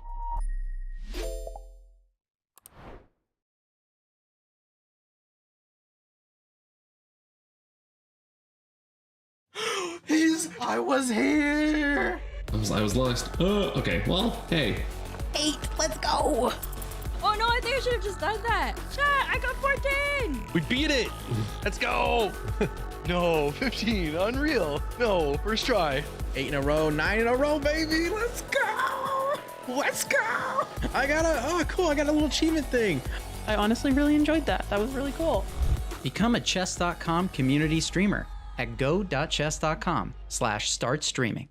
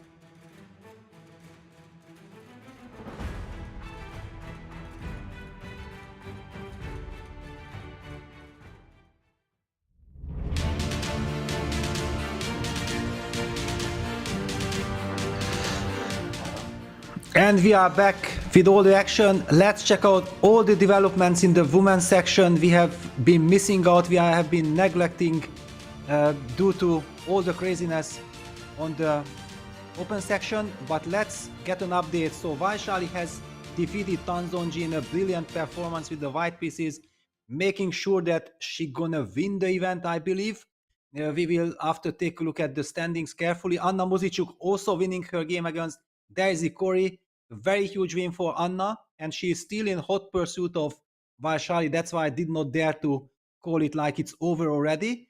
And we see some crazy action in the Antoaneta Stefanova Garifulina game. Take a look at that king on g3, and black's last move had been bishop g1 to h2 check. I think we have to slowly take a closer look. First of all, count some pieces. What is in store for us? So I'm expecting that after a move like king f3, which looks like the most natural move, black will trade the queens. Queen takes a1, and after bishop takes a1, capture the bishop on d5. But isn't black's bishop on h2 gonna be catched? Danya, tell me, what is your thought? It's completely out of control. Yeah, sorry, it took a little longer to sit back down. Still have to do laundry, even after that Hikaru Caruana game. But I was listening to every word you said while checking that none of my pants pockets have a pen in them. Made that mistake too many times. Yeah, oh my gosh. I feel like somebody just threw the pieces onto the board in completely random order. Okay, but it felt like black was completely winning earlier. Wait a minute. Now king f2. Wow. Okay, hang on. Then let's just go back. Let's go back. Of moves. For Yeah, example, wait a this moment. craziness. Yes, Yeah. so this craziness. Black is a pawn up. Black has the initiative. White's king is in a lot of danger. Bishop e5. Bishop b2, queen f4. So going after white's king, also threatening the rook on d2. Rook d3, queen h2, check, move 40. So time scramble has been finished. So this can't be blamed on the time trouble. King f1, bishop c7, Okay. queen a1, check. Why? I King don't know, f2. but okay. Bishop bc. Okay, look at this, because she was so tempted to go for this bishop g1 idea. King g3, bishop g1. It's wonderful, but does it work? Does this finish the game? Apparently, after bishop takes d5, computer says that bishop h2 check was a mistake. Yeah, it's a lovely concept, but as my coach would admonish me, you're playing to win games, not to write a tactics book. Totally understandable. Looks like a mating construction. Maybe she forgot the king has f3 now. Could we go back for a second? Yes. To the moment before, because I think there was a more convincing win after bishop c7, queen a1. At this point, we were in the throes of the time scrambles in the open section. I glanced at this position and I felt like I had found the faster win, but now I've forgotten what it is. I'm trying to remember. I'm feeling something like bishop b6, knight f4, and trying to go for queen g1 checkmating construction. Is that an opportunity, or can I start with knight f4 first? No. Then rook takes c3, knight e3 covers the diagonal. Knight b1 is a move, but Oh, okay, let's just highlight it. It's beautiful, but can I play bishop h8 just to shock you? Yeah, f6. Yeah, I don't know. I'm not gonna pretend to know what's happening. Yeah, of course. It's completely crazy. But In any anyways, case, I mean, sorry to get derailed. Yeah, we can go back to the game. Yes, it certainly feels like white missed the cleaner win. We do see. Hang on, what did the computer say? Bishop b6 check gets an exclamation mark. Then basically this bishop g1 was winning, but after bishop takes d5, most probably black should have continued with queen h2 check. Yeah. But bishop e5. Exactly. That's why I got a cold feet here. Yeah, king f3, knight takes d5, bishop e5 wins for white. Go back to your cave. Yes. Wow. Just to show that how tricky the situation is. Maybe she should have just captured back with the knight on Immediately. d5 and keep. Yeah. Immediately, yeah. Yeah, keeping all the options open. But let's not forget, these pieces are pinned on the first rank. Yeah, it's such a strange position. So finally, okay, she made a mistake, but she opted for bishop h2 check. King f2, queen takes a1. Bishop takes a1, knight takes d5, and then we're gonna see white trying to... And look at this. The evaluation bar says that suddenly white is better. Unreal. Wow. Yeah, the bishop might get trapped. I mean, black might have to try to go after the b pawn and give the bishop up for g3. I mean, I just can't believe that, you know, that this game did not result in checkmate. Yes, when you look at this position here, yeah, it feels like, okay, the game should end in 2 moves. Black is pawn up, black has the decisive attack. What's the problem? Wow, what a turnaround. Insanity. Antoinetta using her experience, very cagey. Now, what is she going to take with? That's the big question. Knight takes a1 or bishop takes a1. I hate these types of choices. Sometimes you just want to go eeny, meeny, miny, mo. But bishop takes looks so tempting, no? That you keep the knight on c2, knight takes d5, and then we're going to play the move g3. Rook c8. Apparently, no. This is a mistake. Yeah, rook c8, I have foreseen this, but I thought I will be able to handle it. Apparently not. All right. Yeah, hang on. Then it's very important for white that I can sack the exchange. Maybe after knight takes d5, I take rook d5. No, it does not work. Yeah, I wanted to combine this, but you have rook a8 and rook a2 probably. Just in time. Rook is too active. Whoa! Look at this position, Peter. Rook a8, b6. Rook a2, b7. Exactly. This was my concern. And the bishop on a1 holds the c3 square. Amazing idea. And the pawn on g3 guards the bishop, which should cover, should be responsible for the b8 square, and the bishop can't. Yeah, very intriguing. So basically, okay, we don't know. It's a completely crazy situation. One should forget about the evaluation bar. We'll have to carefully calculate and work our way through this crazy position. Yeah. Knight takes on the board. Wow, and this is the computer choice because knight takes d5, g3 now. Black can't be using. I think that Garifulina blundered knight takes a1. She completely forgot about this knight recapture because now g3 will block the bishop. And how do you touch this construction? You can't touch because the rook can protect the bishop via rook b3, and king g2, king takes h2 is coming. Man, it's like the rook on b3, bishop on b2, knight on a1. It's like the Isle of Man. It's a self-governing territory with its own, you know, its own food supply and economy. Like, get off my back. Rook defends the bishop, bishop defends the knight, rook defends the pawn, and Leia is lay it to the party. Not good. Yeah, no, she's in a state of shock. Imagine if she ends up losing this game. I'm really much hoping for her that she will at least save it. Yeah, because okay, losing this game from a completely winning position would just drive anyone crazy. Oh, absolutely. It would lead to mega tilt. Yeah, Garifulina is not a, I think, household name among chess fans. Born 2004, she's only 18 years old. Already international master.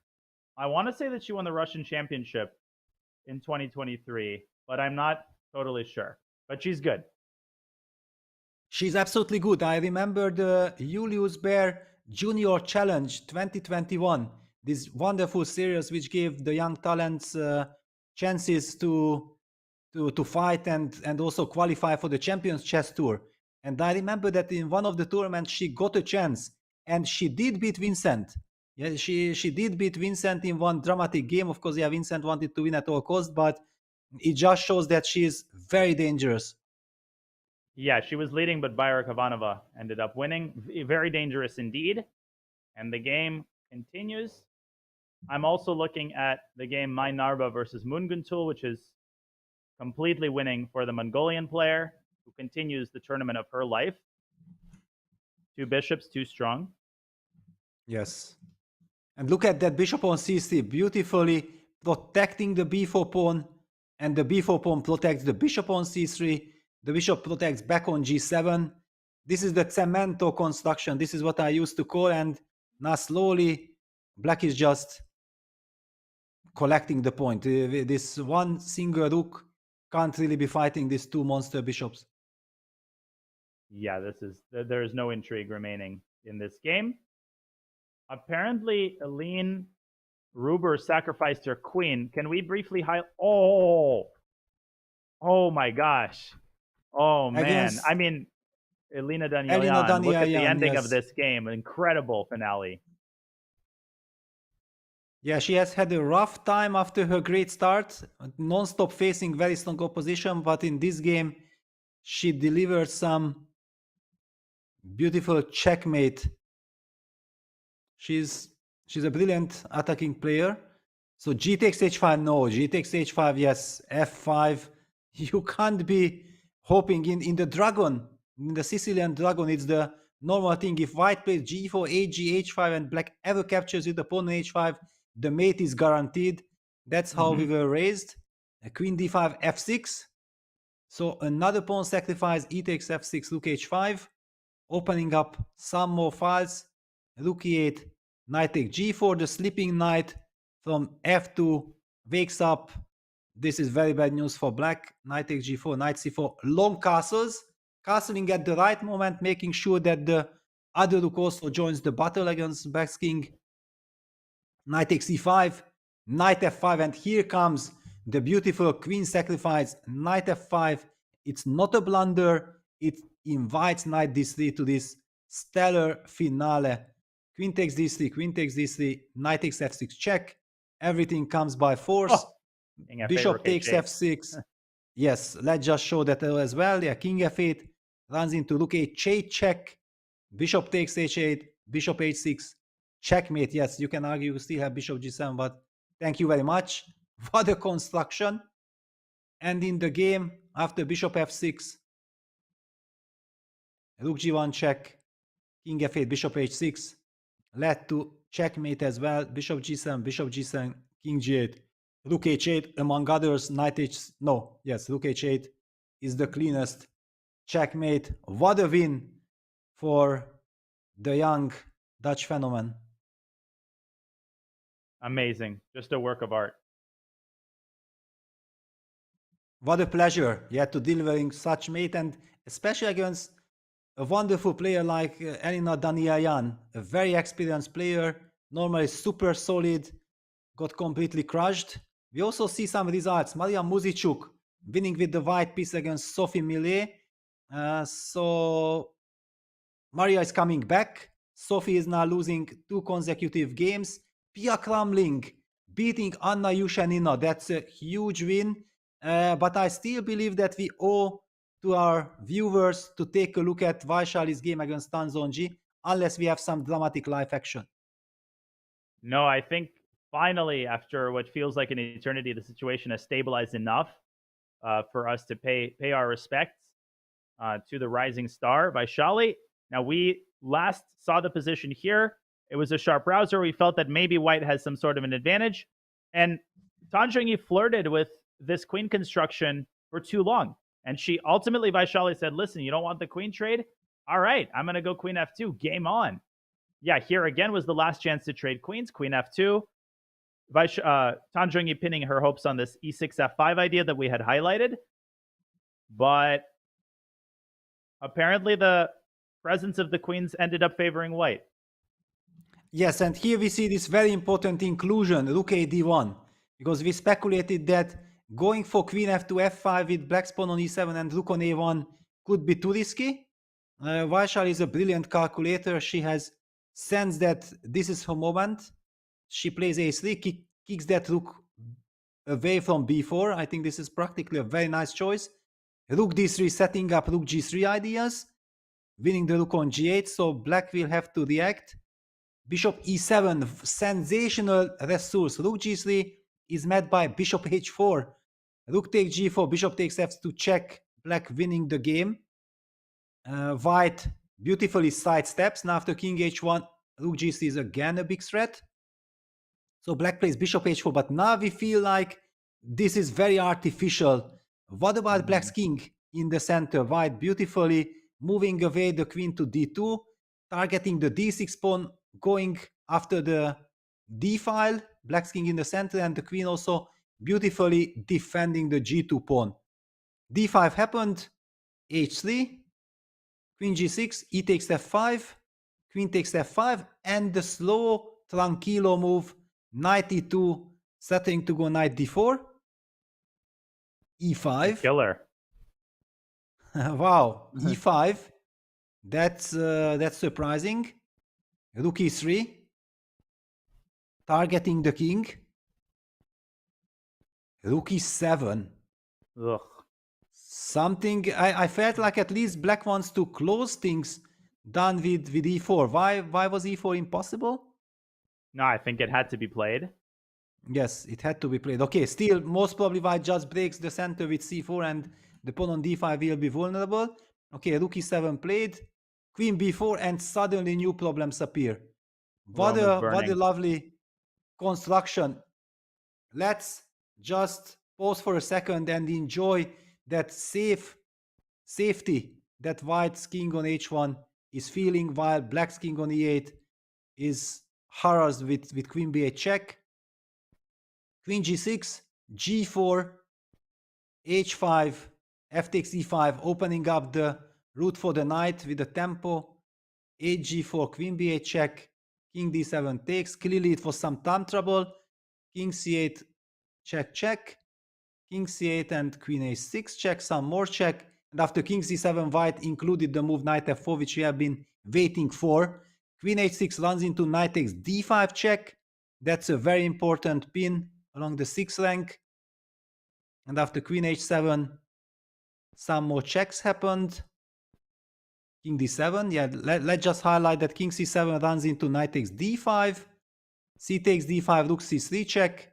And after king c6, queen c6 check, king d8, queen c8 is a clear checkmate.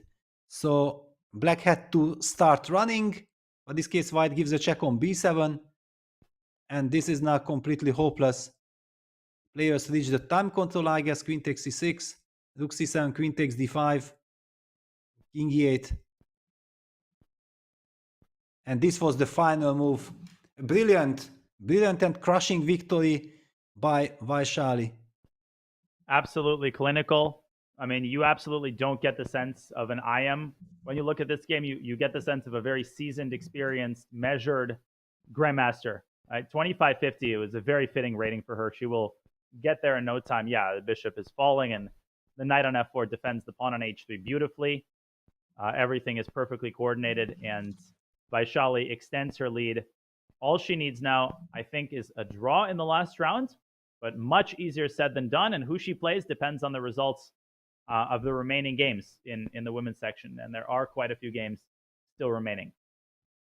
Okay, I think that one cannot be sure if she wins the event because Anna Mozicuk, I believe, can still catch her physically. Yeah. But the very important point that since Anna Mozicuk has already qualified for the candidates through the World Cup, I feel like Vaishali automatically qualified already to the candidates by winning today's game. That's my gut feeling. Let's later check it out, but it's very well deserved. She's just dominating the field so far, but nothing is over till it's over. And she's such a professional. She's so calm. I mean, you get like Hu Yifan vibes from Vaishali. She's just a professional. That's what she is. And a very exciting time to obviously be a fan of Indian chess, but also women's chess as a whole. We'll see where Vaishali and, of course, her brother end up going. Both of them might be going to the candidates tournament pretty soon. Big shout out, Tanya Sajdev defeating Polina Shuvalova, who suffers her 3rd loss in a row and her 5th loss of the tournament, Peter. Yeah, it's she somehow never got going. That really looked very bad. She had a bad start, and her game was somehow too nervous. Yeah, she was winning many games, but then just when we somehow felt like, okay, now Paulina finally settled and she'll be showing her real strengths, then she lost always the control. That's why it was never really going for her, and she keeps on losing. Yeah, good day for the Muzichuk sisters. Both of them win. Maria defeats Sophie Millier, the French player. Mamadzada squeezing an endgame against Savrula. That one will go on for a while, and I think, yeah, Javahishvili is about to strike another blow to Bibisara Asobayeva, who was shining very brightly earlier in the event. Yeah, looks like the situation is kind of stabilized. Maybe a good time to transition back to our marquee matchups, remaining matchups in the open section? Or is there anything else you wanted to check here? Well, just a quick update on Asabayeva, who had such a lovely start, is seemingly losing again. And we talked about her having chances for the Grandmaster norm.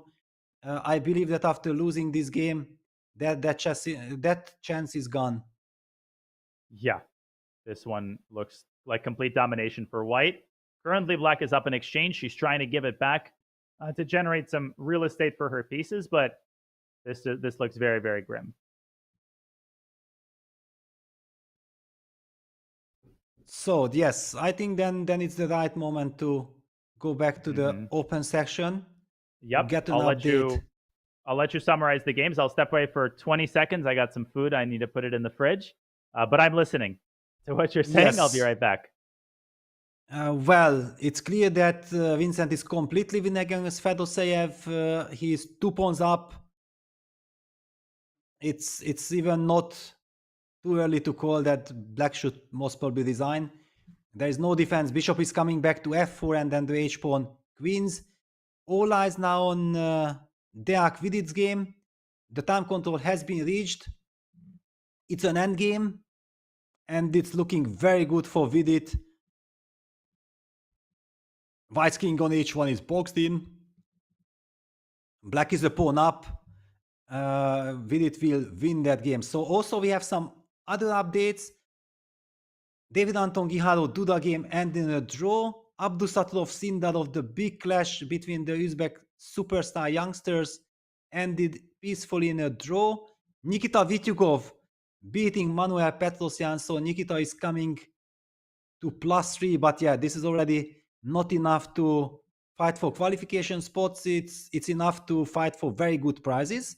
So the tournament is still wide open for Nikita. Sarana Chepalinov, yeah, the players who lost yesterday, both players lost with the black pieces. And they drew against each other. Yakuboyev Bakro, Etienne Bakro putting pressure on Nodirbek Yakuboyev. He's pawn up. On the other hand, it's a bishop endgame. Not exactly clear if this is a win. However, let's not forget about Anish Giri's game against Hans Niemann, that king on h4. Will that king be checkmated, or will Hans survive? That's the very big question. Look at this. Rook on f1, rook on f2, rook on d1, rook on d2. It brings back the memories from exactly Hikaru's game against Fabi. I was going to say exactly, deja vu.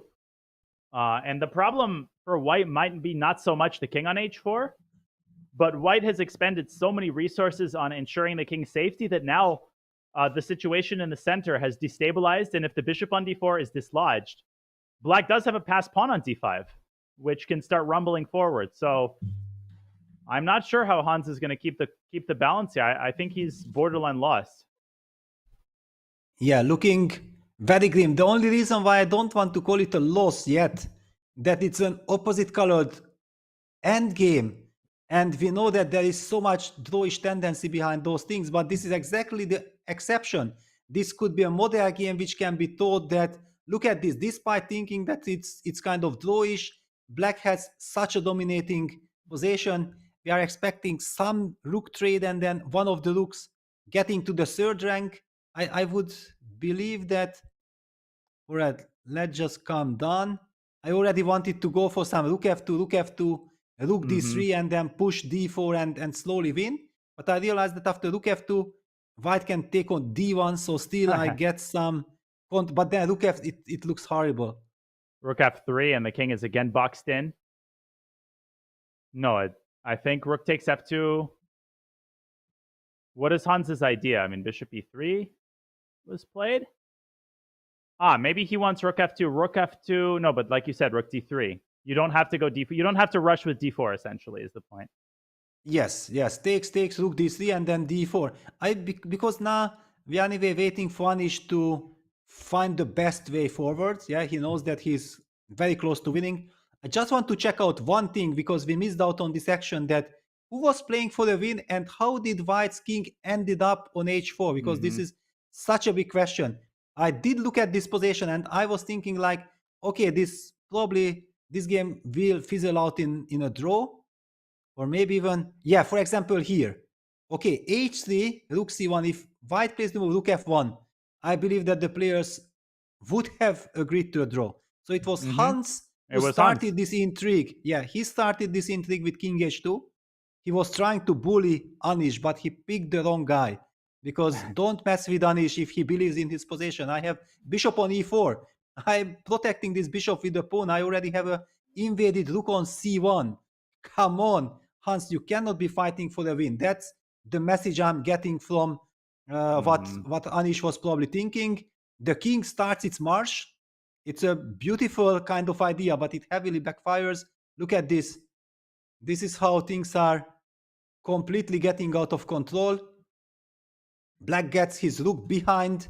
The king is going absolutely nowhere. It's in fact in some crazy mating net. Anish beautifully activates his king to e6. Yeah, okay, the king is kicked out. King h4 back to h4, rook c8. Also hinting somewhere maybe at some h5, somewhere some g5 ideas. Who knows? Rook g8, rook g1, g5 could be also potentially some checkmating construction.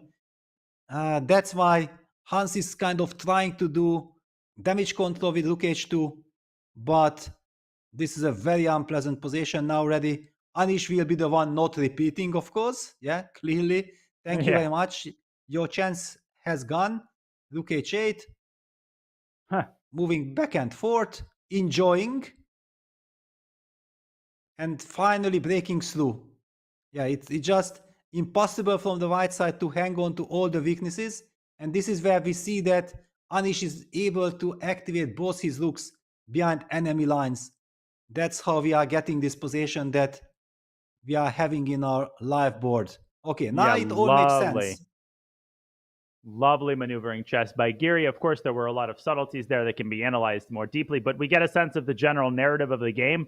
Hans declining the draw early on, and kind of bit by degrees, Anish squeezes the advantage in classic elite grandmaster style.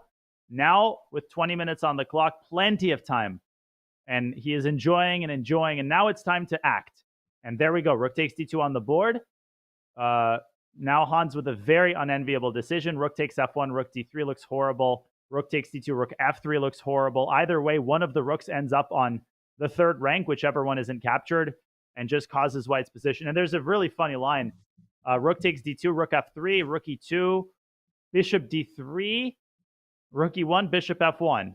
And it's always nice to park one of your pieces on the initial square of the same one of your opponent's pieces. g5 and rook h3, king g4, h5 is checkmate. Just one sample illustration of how quickly this could all end.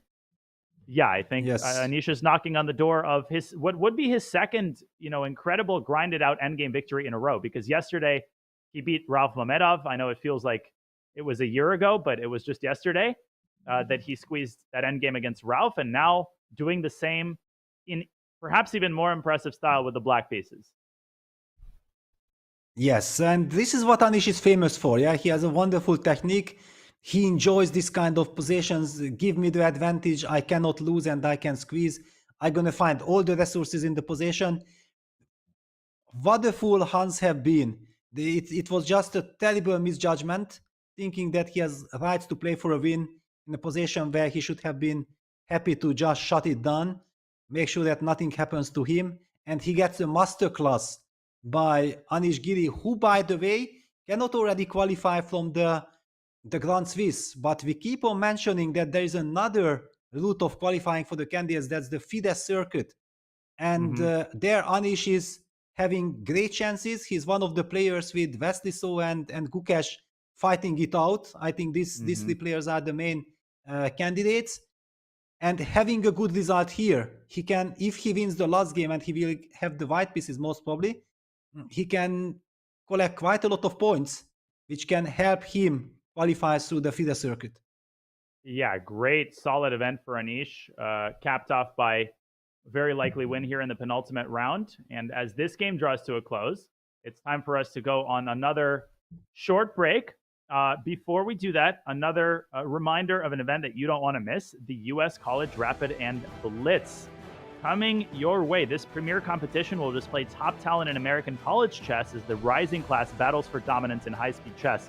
We're covering the action tomorrow, November 5th at 12 p.m. Eastern Time over on twitch.tv/Collegiate Chess League. So that will be during the final round of Isle of Man. So in case you didn't have enough action for tomorrow, here's another really exciting tournament for you. Put it on your second monitor, put it on your phone, use !CRB in chat to learn more, and we'll see you there. Hopefully, of course, we'll also see you on our broadcast tomorrow, noon Eastern, the 2023 U.S. College Rapid and Blitz. But we will also see you right here on this show in just a couple of minutes. The FIDE Grand Swiss and Women's Grand Swiss enters its 5th hour when we return in just a few minutes.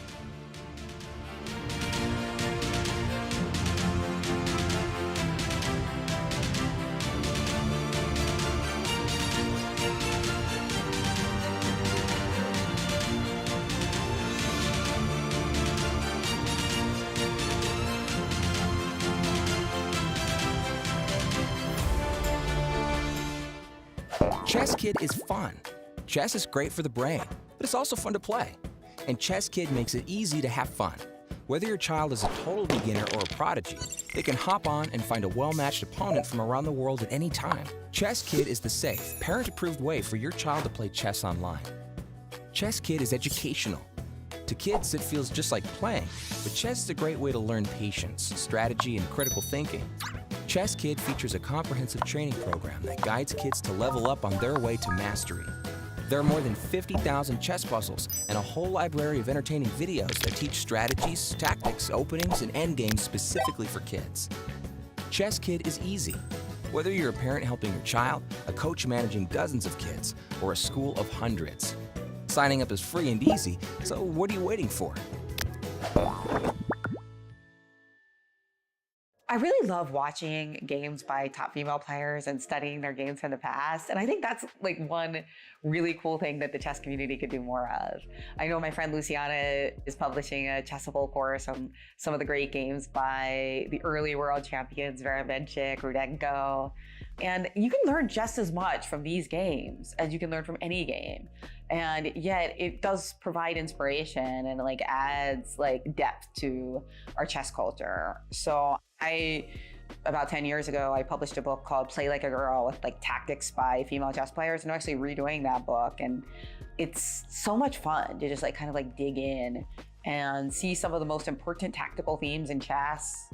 Decoy, in-between move, pins, double attacks, and to look for like some of the best examples by top female players. So when you hear all these discussions about women in chess, it's great. But sometimes I'm just like, wow, you should just like go study some Muzichuk games.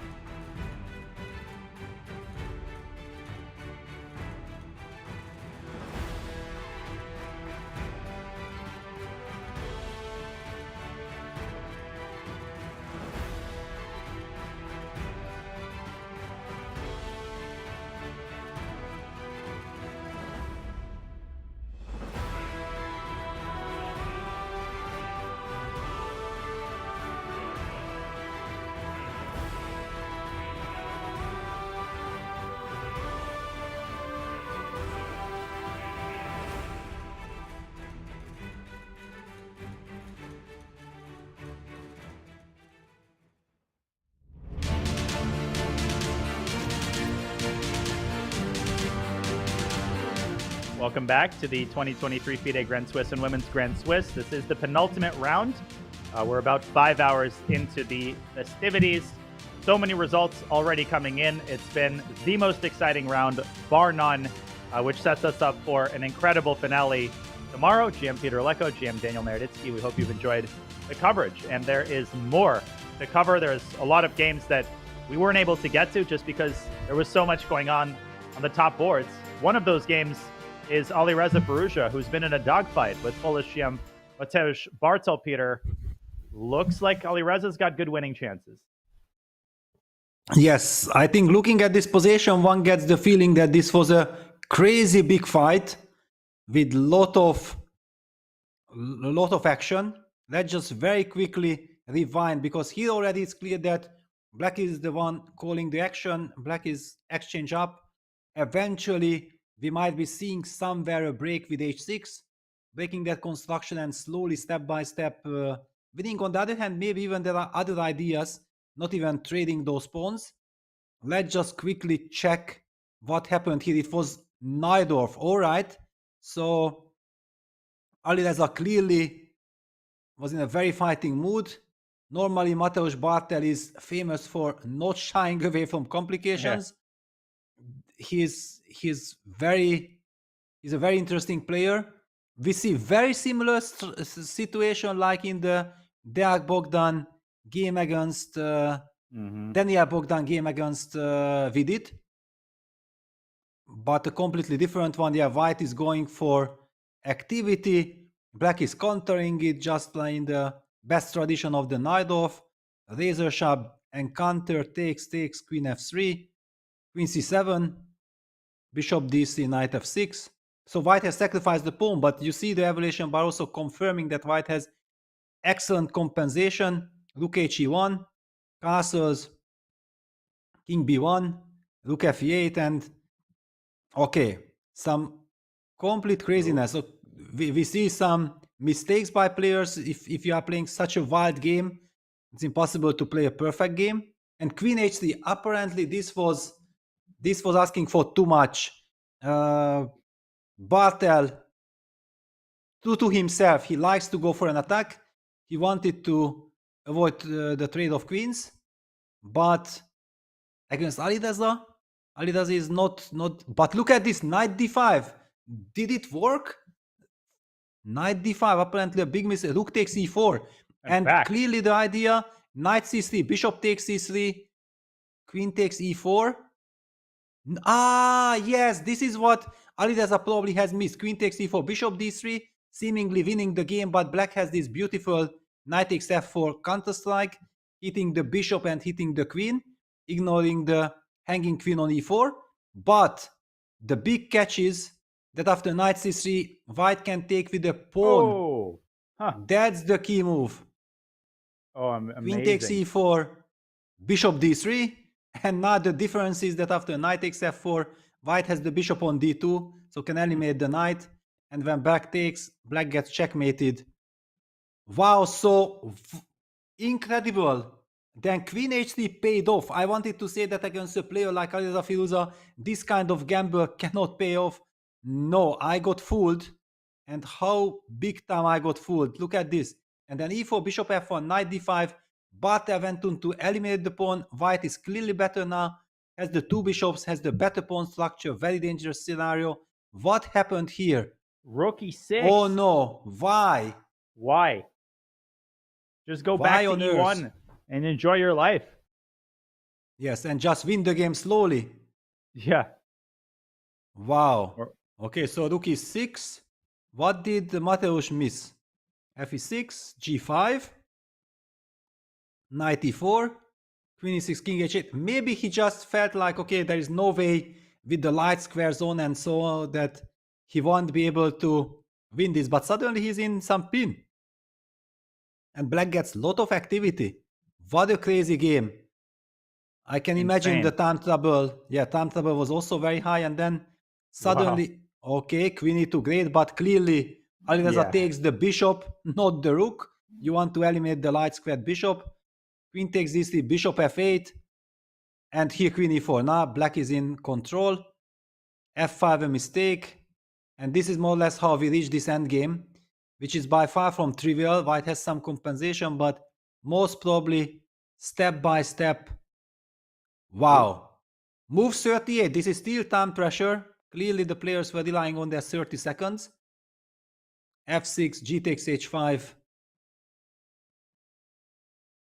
And time control has been made exactly in this moment when Alireza is already having everything under control.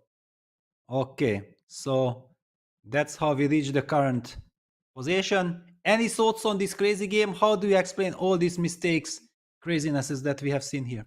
Well, the blunder by Alireza was incredibly instructive, and I think quite understandable because bishop takes c3 is so automatic, and you're proud of yourself for calculating the line. But then I can't understand rook takes c6. Like, that to me is just crazy. I mean, Bartel just tries to win the game in one move instead of, you know, celebrating his incredible fortune and just enjoying his position. Like, rook e1, you have an amazing position, no risk. Bishop comes to d3, very easy to play. Black's attack is non-existent. Instead, he goes for some, you know, quixotic. He literally starts tilting at windmills with rook takes c6, some sort of amorphous idea. And Alireza must have been so happy to see this because Alireza is very, very good in this concrete combat. You never know what it is that the player missed. It might have been some total hallucination. Maybe he missed knight f2. You know, maybe he thought, okay, bishop d3, and then I'm going to checkmate him, as you said, on the d3 h7 diagonal. Knight f2, queen e2, very fancy move, but it's played out of necessity. And it's not that Bartel was that happy to make it. It still looked like maybe white has sufficient. Yeah, knight takes d1, queen h5 is a lovely geometric idea, but Alireza wasn't born yesterday. We can show it. Queen h5, g6, bishop g6. I mean, yeah, this is, Alireza would see this in first grade. So that orchestrated a bunch of trades. But the thing is, psychologically, after you blunder like this and then you recover, from a psychological standpoint, Alireza is just really happy to be alive. He's happy to have a complex position. And Bartel is like, this is not what I signed up for. And so maybe that partially explains how Alireza managed to outplay him in the endgame. Yeah, crazy back and forth action here. And we can, I guess, fast forward to the current position. There were some mistakes in the endgame, but we'll leave that for the analysts. A4. The intrigue continues. Bartel using every square inch of the chessboard to manufacture tactics. Rook takes a4. I guess the idea is knight e5 and knight d7. Yes. But what? And b takes a4. I think he wants c4. Wow, sensational stuff. Breaking out, breaking bad. Yeah, this is completely craziness. Just challenging that grip. What a move. But the bad news is that black is by no means forced to accept this invitation. And I do feel like Alireza will just continue somehow controlling. Is bishop d6 a good controlled move? Or because there is this knight h4 check, knight f5. If the king activates itself, white has also other checks. Yeah, now if white gets a b in, then the pawn on b5 will be vulnerable. It might not be so obvious. Yeah, also this nasty idea a b, and then b2, b4, fixing a weakness on the queen side, and then knight d4. So this position after b takes a4, c4, I'm not so convinced that black is out of resource. I mean, obviously I'm influenced by the eval bar, I won't lie, but maybe black can allow c takes d5 and then swing the rook over to b4 and use the pawn on a4 as a big asset. But I don't know exactly how. I mean, h6 has to be calculated. I'm kind of out of calculational gas here. But maybe there's some move. Yeah, it's not easy commenting for 7 hours and then calculating in every single position. Yeah, exactly. It's quite a big challenge. Yeah, it also feels like it's such a complicated position. And we see that Alireza is taking his time. He's down to 70 minutes. So after reaching move 40, one could have felt like, okay, this is a technical position. No, if Alireza takes so much time, he spends so much time, it means that it's a very complex position and it's not easy at all to break. It's not a routine win. Not at all. And let's not forget there's another time control in move 60. So Bartel has played this game fairly quickly. He's left himself with plenty of time. Maybe we can keep it simple, like b8, c4, and then something like bishop d6. I don't know. Yes, I also was thinking about this. However, I highlighted that at some point, maybe there will be some knight h4 idea, but okay, the rook is controlling. Yeah, the rook is controlling the fourth rank. Yep, and the bishop is controlling the f8 square. So even if black has to play king h5 in some situations, it's not the end of But the world. okay, let me play bishop d4. Yep, I'll go maybe a3. No, but that's a3, scary. okay. Thank you very much. Let me eliminate this. Yeah, no, that was a very impulsive move. By the way, Vidit. Okay, now Vidit is about to win, but we will let you know when he does. Yeah, this is not so easy to find. No, he won. Maybe king f5. Actually, he did win. Actually, Vidit has won. Yeah, so just very quickly, let's get back there. After the time control, it looked like there are 0 chances for Daniel Bogdan Deák to defend this position. Look at the final position. Total domination. Black is threatening to take rook e1, knight e1, and then d2. While Black is also threatening of simply playing d2. So checkmating White's king with knight takes g3 if the bishop takes on d2. Nothing can help White. A very big victory of Vidit Gujarati, who joins the leaders Hikaru Nakamura and Andrei Yesipenko. And we have 3 leaders going into the final round. Amazing.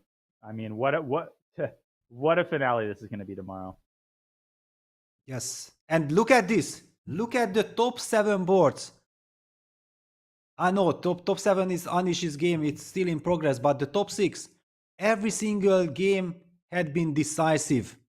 It's complete madness. I don't think that this ever happened before in any top tournament or in any of the Grand Swisses, and I don't believe that it will ever happen again because this is very unique. Yeah, an incredibly rare occurrence. I'm sure that there's records to back this up, but the reality is this was an unforgettable round, and obviously it continues. There are still a couple games going. It was a quicker round. I mean, I can't believe it's only been 5 hours. I mean, only been 5 hours. But maybe the players a little bit tired of using all of their time. I guess we could go back to the Ali Reza game. Of the top games, okay, Neiman Giri is still going on, and Hans has 50 minutes, so that might be going on for a while, but I think the result is essentially preordained in that one. Doesn't look any better than when we last left it. Or maybe not. I mean, maybe there's some freak chances here, but I doubt it. I kind of trust in Anish. Yes, it's also like Black is already collecting all of White's pawns. Let's just count. 1, 2, 3, 4, 5. The pawn on h3 is hanging. The pawn on e5 is hanging. And White still has this horrible construction with his king on h4. It should be a win for Black. Yeah, definitely. And 13 minutes plus the move 60 time control should be enough to secure it. There's also Yakuboyev Bakro. Etienne is kind of squeezing an extra pawn in a bishop endgame, not that interesting. Yu Yengi is going to defeat Timur Kuibakarov pretty much in due course, I think. Yeah, looking very promising. Yeah. Certainly. And yeah, it's White to move. Yeah, if it's White to move, it should be winning. Definitely. And Shine Sargsyan will also beat Jordan Van Forest. He's just up a piece. Well, Jordan is having a very rough event. It seemed like he is now coming back. He was doing extremely badly. He won a couple of games. But yeah, this loss will set him back again. He's losing quite a lot of rating points, I believe. He hasn't had... He was playing way too much. He played Spanish League. Then he played European Club Cup. Then he played Qatar Masters. Now he's playing here. I believe that even Jordan Van Forest, who loves chess so much, and he's such an enterprising player, but if your batteries are going down, then you need to recharge them before you can again show your real strengths. Yeah, well said, well said. Speaking of batteries going down, unfortunately, Ivanchuk has had a very rough event, and he got defeated in phenomenal style by the youngster Abhimanyu Mishra. We can spotlight also the critical moment of that game. Mishra sacrificing a piece in the middle game and just destroying Ivanchuk tactically. Wow. Chucky using the strategy of playing some old forgotten rouser. Huh. Yeah, trying to surprise his young opponent, but these young kids are not getting surprised so easily. They simply not too much. Yeah, this is the line with a6 and then going for bishop d7 and so on. Take a look. It's Mishra who comes up with a fresh concept. Knight takes c6, b takes c6, long castle. I believe this is also some rather fresh kind of setup. d5, queen e3, bishop e7, bishop takes f6, giving up the bishop, because after bishop takes f6, e takes d5, c takes d5, there's a pin on black's king with knight takes d5. So bishop takes f6, and here comes the point. This is kind of the strategical justification. Give black a couple of moves, rook b8, queen b6, and we would be saying that what has white done to his position? He has ruined it completely. But white plays the move, the stunning move, bishop f1 to c4, using the pin along the d file, and finally the bishop sits on b3, making sure that there won't be any threat against the b2 pawn. White will never ever trade queens anymore, and in long term, black's king on e8 is in a lot of trouble. Ivanchuk played bishop b7, rook he1, h5, and there you go. It's apparently a mistake, but I believe that Mishra has calculated very far, and he believed that his sacrifice is absolutely sound. Yeah, takes. The computer might start to appreciate only later how strong this is. Takes. Queen c7, rook c5. So we see now some repetition just to highlight that it's not easy. Rook c5, queen d8, and queen f3. So apparently this queen d8 was a big mistake, but who can fault the players when you have to hang on to your bishop on e7? Maybe queen b7 was preferable to cover some of these business squares like f3. Nope. I apologize. No, this is also losing. Wow. I also feel like some queen c3 followed by rook c7 could be easily the reason why Ivanchuk felt like he needs to put the queen on the 8th rank. Let me just pull this queen c3 on the... Yeah, it's the winning move. Yeah. Very and nice. then rook c7.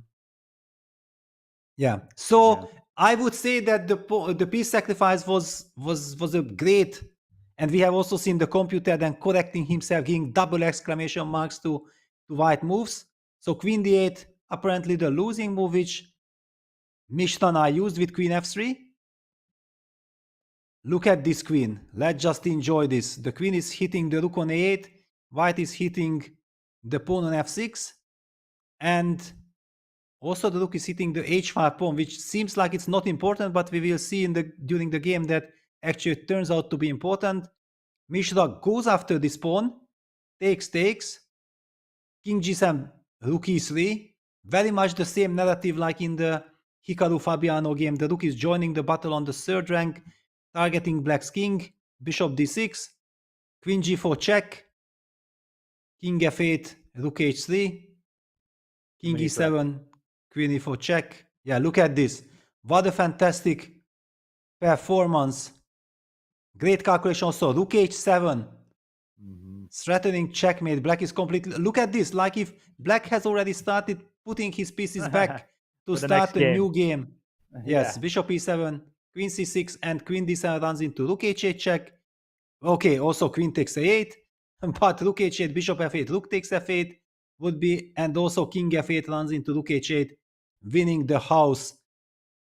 Brilliant performance. A crushing victory by the very young and already extremely strong Abhimanyu Mishra. Yeah, coming to the Isle of Man with his confidence boosted by a great performance, I would say, at the U.S. Championship, where he held his own against the strongest American players. And now here, maybe not eye-popping in terms of the tournament standings, but I'm pretty sure he's gaining some rating, and he's gaining some incredible experience. He's on 50% right now against an average rating of about 2660. So yeah, definitely gaining rating. He's going to be over 2600 after this tournament, and there are so many dangerous young players right now. It's just a absolutely treacherous time to be anybody except a small kid, it seems. Yeah, it's incredible. The performance he showed in the US Championship, it was just unbelievable. Game after game, proving himself against the best players in the world. And he did have a rough start here. I feel like he might have been also a little bit nervous. It's his first Grand Swiss. He just had this wonderful event in the US Championship, so maybe some expectations, some pressure, whatever. But once now he settled in, he's playing very nice chess. Yeah, he absolutely is. And he defeats Vasily Ivanchuk in the Battle of Generations. Ivanchuk having a very rough event, but we appreciate the fact that he continues to play, he continues to fight, and will continue to do so for many years to come. Okay, in the meantime, some big transformations in the Bartel-Firouzja game, which we have kind of patiently waited for. That game is kind of nearing its climax. It looks like Alireza might have relinquished whatever winning chances he had. Well, he actually went along. Yeah, he went along the lines that I felt like it's very much in the spirit. Yeah, that you want to punish whites, break out with something like this. But I was worried that if my pawns are not queening, then the chances that this ending in a draw are quite high. For example, King d4. Why is King d4 bad? Okay, black will most probably play a3. B takes a3, bishop takes a3, king takes c4, and then some bishop. But I think I'm holding this on the board. Yeah, it's got to be a draw. I think Alireza's idea is to essentially win both of white's pawns with his king, while obviously not allowing white to trade off the h pawn. The a pawn is also the right color, so if Alireza can keep the a6 pawn alive, then he's got the money pawn on the queen side. Okay, so I guess a3, for instance. But yeah, it's easier said than done that the black king wants to collect the pawns, because how do you do this? Yeah, a3, b takes a3, bishop a3, king takes c4, white's knight will be very active. Okay, so let's say bishop f8 for now. Okay, going back. Well, that steps into some knight e5 check, knight d7, for example. Yeah, I'm trying to, in some cases, even give up the bishop for the pawn and try to shoulder my king and promote the h-pawn. Exactly. I think let's just highlight that this is instructive, that probably this is a big mistake. Knight e5 check, king take g5, knight d7. Let's just look at this, bishop a3, for example. I want to highlight, that this f7, h5 loses. But I have knight c5. Yes, that's wonderful. And also, if you put the bishop on d6, then white has king d5, kicking that bishop. And whenever the bishop has to move further than f7, knight c5 is a threat. Wow, this is the problem black is facing. And the bishop, it has to go to a3. It has no other squares. This is a huge problem because if black's pawn remains on h7, white's knight is in time to give itself away for the h-pawn, and the king stops the a-pawn. Yeah, Mateo's just going to hold this. He's got 40 minutes, plenty of time to calculate whatever Alireza throws at him. Yes. And what a rough event for Alireza. Yeah, it's just like we have seen he made this horrendous blunder in this game with knight d5. Yeah, finally he survived, even got winning chances, but it just it does not add up. Yeah, he is usually going for sharp positions, but he's having things under control. Yeah, all the complications usually work in his favor, and in this tournament things went completely out of control. Just imagine yesterday's game against Alavin Chithamran, when it looked like, yes, this is vintage Alireza, he will crush the opponent, he plays a brilliant game, and also then something happened. Yeah, it's I don't know exactly what's the problem, but yeah, this is not the Alireza we know. Yeah, definitely something feels off. He just doesn't seem quite the same. He's had some good moments. He's had some great wins, but there's not enough gas in the tank right now for Alireza to make his way anywhere near the candidates tournament, and he will likely have to wait. Well, I mean, he's got the rating spot that he's pinning all of his hopes on now. Yeah, but let's not forget about this, that he's also losing rating points. So maybe this adds to the pressure. He doesn't know what to do. Yeah, that is he playing for a qualification spot? Should he take care about his rating? And the rating spot is definitely going in favor of Hikaru, but Hikaru might win, might qualify automatically to the candidates from the Grand Swiss. That would have meant before the tournament that Alireza almost guaranteed with his very high rating of the rating spot. But after losing quite a lot of ratings here, who knows? There is still a Sinquefield Cup coming up. There is all to play for many players then. Yeah, he's down about, I mean, if he draws this game, about 12 points. So not a catastrophic amount, but still very significant and puts more pressure on him in the Sinquefield Cup. So definitely still a very much a contested spot. We can probably quickly pull up the candidates qualification graphic that we have on the center board. You see the players who've already qualified. Obviously, Jan Nepomniachtchi as the previous challenger. Magnus Carlsen is the highest rated, although he is quite likely to refuse his spot. Praggnanandhaa and Fabiano Caruana. There's two spots from the FIDE Grand Swiss, which we're currently commentating, then the top rating spot that we're discussing, and the FIDE Circuit spot, which we are thinking Anish Giri has good chances to claim, gives him more motivation to finish this tournament strong. Yes, there is also Vaishali still in contention for FIDE Circuit. Eventually, Gukesh, certainly this tournament is a catastrophe for him, but who knows, maybe he will find a new tournament to play. It's a very close race, but also I feel like if Alireza is losing those rating points and Vaishali, who is clearly holding back for the Sinquefield Cup, he is resting, he's preparing, he wants to show his best there, we'll have maybe two chances. The rating situation is not over yet, and that's why Alireza also needs a win here, but Bartea might just hold this. He's very good in this tactical calculating lines. He's not afraid, does not see ghosts. I'm expecting him to hold it. And he's playing quickly, which signals to us that he has calculated the lines and he feels confident in them.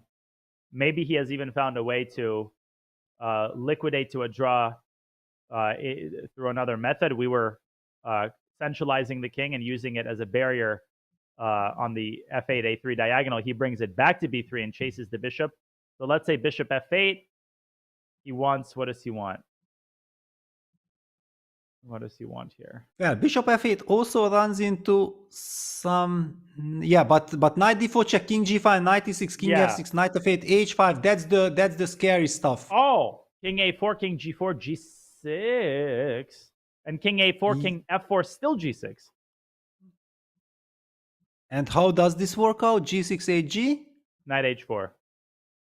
Oh, yes. With double, triple attack, yeah, on hitting the pawn, forking the bishop, eliminating that pawn, and finally going king a5, just to highlight this. Wow, beautiful. Yeah, like a well-oiled machine. The division of labor proceeds smoothly. Yeah, this is what you mentioned. Bartel is so tactically gifted. He spots these ideas really, really quickly. Disappointing for Alireza. But I think a fair result, given that both players had their chances. Yes, this is always the feeling, yeah, when you see such an encounter that humanly you feel like, yes, draw is the correct result. If you ask the players, then they might be kicking themselves because they remember their own chances that they missed. One more question. Bishop d6 maybe to try to take away the e5 square from the knight. But maybe now you go back to c4. Mm-hmm. And also against king a4 to have bishop c7, yeah, that's another idea. But then f7 is coming. I don't believe that you can. But king a4, king g4 now. Oh, wow. Okay, let's highlight. Yeah, king a4. So the same line would probably backfire king g4, g6, h take g6. Even this is a draw. Wow. Yeah, because probably some sort of like I can knight d4. I can hunt down your pawn. Like King yeah, G5, F7, King F6. I mean, even And just King A5? Yeah, even King A5 should be a draw. And then King A6 and bring the king back. It's in time. Yes. And the knight is always in time to defend, and the king is coming. All right, but Bishop D6 certainly is the trickier try. The other option was to come back with the king to C4. Yeah, you mentioned that maybe somewhere some King D5 tempo, but okay, that's a very scary strategy. If we have a clear-cut way with King A4, but it wasn't clear-cut. Yeah, it wasn't clear-cut. No, Bishop D6 has to be tried. Aliza done to 6.5 minutes for 4 more moves. Ooh, looks like Hans Niemann might be making a bit of a comeback. Wow, that's insane. How is Hans holding that game? Or maybe not. I don't know. I mean, it's just I saw the eval bar vacillating. But by now already black is 3 pawns up. Yeah. Yeah, so unless there is some crazy amount of some b5 trying to lock black's king with some b5 and then e6 second.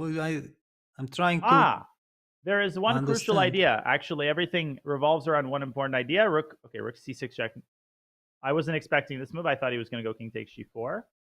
But okay. You see already they had this position kind of, that rook c6 check happened. Okay, with the king on e6. So Anish is trying to run away. He's harassing it. But king b7, b5. And I'm threatening e6. Yes. With a win. E6, fe, rook c7. Can we show that mate? Rook c8, rook b8 yes. mate? Yeah, so if black just ignores the threat, bishop e6. Yeah. Bishop e4, e6. Fe, rook c7 check. And if, it's a draw with king b8. But... This is a checkmating construction. Yes, so of course, black would have played the move king b8. Then it's kind of a draw. White just keeps on repeating. But I have the feeling that I might have rook h7. Yeah, so king b7, amazing b5, move. And then rook h7, protecting like this on the 7th rank. Let's just put it on the board. Okay, let's say rook d6. And rook d6. What a construction. Yeah, it's not easy at all. Yeah, it doesn't matter how many extra pawns you have. Yeah, wow. Not so simple. Not so. How much time Anish has? 9 minutes on his clock. For the rest of the King game. b7. No, only till move 60 because the time is not added yet. Yeah. I keep forgetting. This is the trick. Yeah, this is very tricky. It's like you stub your toe on the same spot, in your dresser every morning. It's like, whoops, forgot about it again. Okay, so he has 9 minutes plus 15, so 24 minutes thereabouts. Yeah, enough time to at least find rook h7, but is it enough time to win the game? Yeah, I'm pretty sure that Anish sees the rook h7 already since long ago, but most probably is also trying to figure out the follow-up, that how I'm actually making progress. One could argue that if white has no real threat, then after rook d6, maybe just protecting the pawn is a power. But okay, rook d7 check will be nasty. But you can never take on a7, or at least not immediately because of f6 check at the end of the line. Yeah, that's kind of a funny little detail. Rook d6. Now I don't know what to do with bishop. that tempo? Yes, do I play bishop f3 or do I want to give up this g4 pawn? Okay, let's just put it on f3. We see the evaluation bar immediately jumping because rook d7 check and e6. That gets very scary. But still f6. Still f6. Yeah, wow. Wow. This rook h7. But maybe king f6. Yes, king f6, certainly. The bishop on f4 is such a monster. It protects the g pawn and takes away the h6 square. So bishop f3, I was very much worried of king f6. That's a big problem. White is so active here. Yeah. No, this game is not over at all. And Hans is having a big time advantage. We remember that his king was in a lot of trouble on h4. So finally his king is safe. Yes, it came at a cost of losing 3 pawns, but his construction has power, has enormous power. This kind of game reminds me of a concept that the Scottish GM Jonathan Rosen refers to as the goalkeeper's glory, where you defend for such a long time, it's miserable, you hate it, you know that you can never win the game, but suddenly you start watching your opponent suffer, and you start to almost enjoy yourself, and you enjoy the process of it. Almost feels like you're playing for a win because you have a clear purpose in mind and you feel like you have realistic hopes. Yes. Yeah, this is kind of the typical, that you also want to destroy your opponent's mood. It's normal, because you know exactly that he's the one torturing you for many hours. Then you feel like if suddenly you have a chance to ask him questions, then this is what you deserve as well, just to feel the pain. Yeah, not all right. Given. Okay, so there's a couple games still remaining. Looks like our Ligras versus Thai Dai Van Nguyen is going to be a win for the young Vietnamese Czech Grandmaster. Okay, that one's decided. I'm just looking for any other interesting endgames. Okay, Noterbeck versus Bakro is more boring than my college English class. Yeah, Mateusz Bartel, if we can just flip over to the Bartel Alireza game, because we're about to see the proverbial handshake, and they are going exactly down the path that we kind of prescribed. Firouzja still trying, but the problem is that king f5, knight takes f8, king takes f6, runs into knight h7, check, knight takes g5. What a fitting ending to this completely insane, crazy game. Indeed. Black and g4 was too brazen. Knight h7, knight takes g5, draw.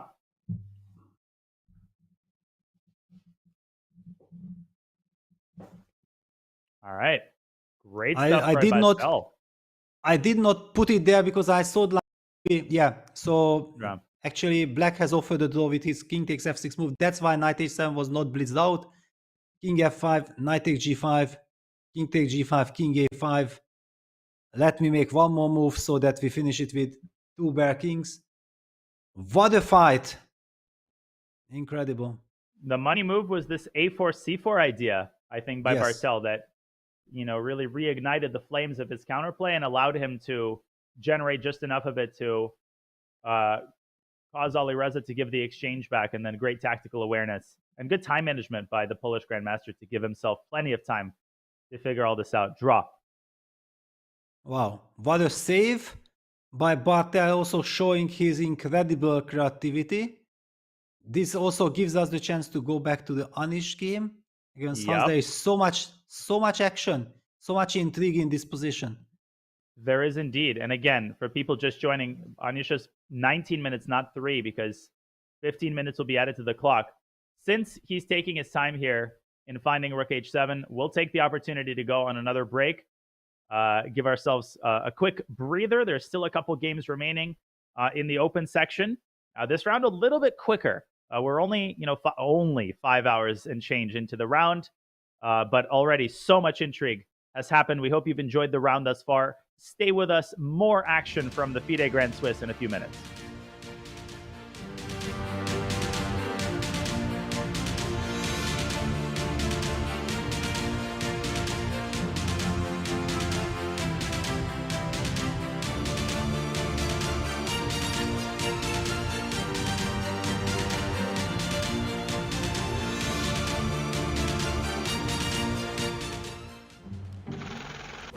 I've been a member since 1986, nearly 40 years. It's just a beautiful building, very nice staff, lovely place. My name is Peter Lee. I am 79, 80 later this year. I won the British Chess Championship when I was 21 and I played in the England team for about 10 years. My name is Fabiano and I'm aged 8. My rating's around 1800 and I won the World Under-8 Girls Rapid and Blitz Championships. Ladies are allowed in now, but they used not to be here till 20 years ago. Would you like to see a bit of the club, Fabiano? In theory, no one under 14 should go in the club. So I've always been into problem solving, everything I do. I play bridge as well, I do crosswords, I do number games, I'm a medical statistician. I call myself a problem solver. I started liking the pieces and I wanted to take them and keep them, so then my dad said I could play chess instead. When I gave up when I was about 31, 2, I was 2,390. And I've only played one graded game since then. What did you say your rating was? 1900? 1800. 18. Even if you're not ahead of me yet, you'll be ahead of me in 2 or 3 years' time.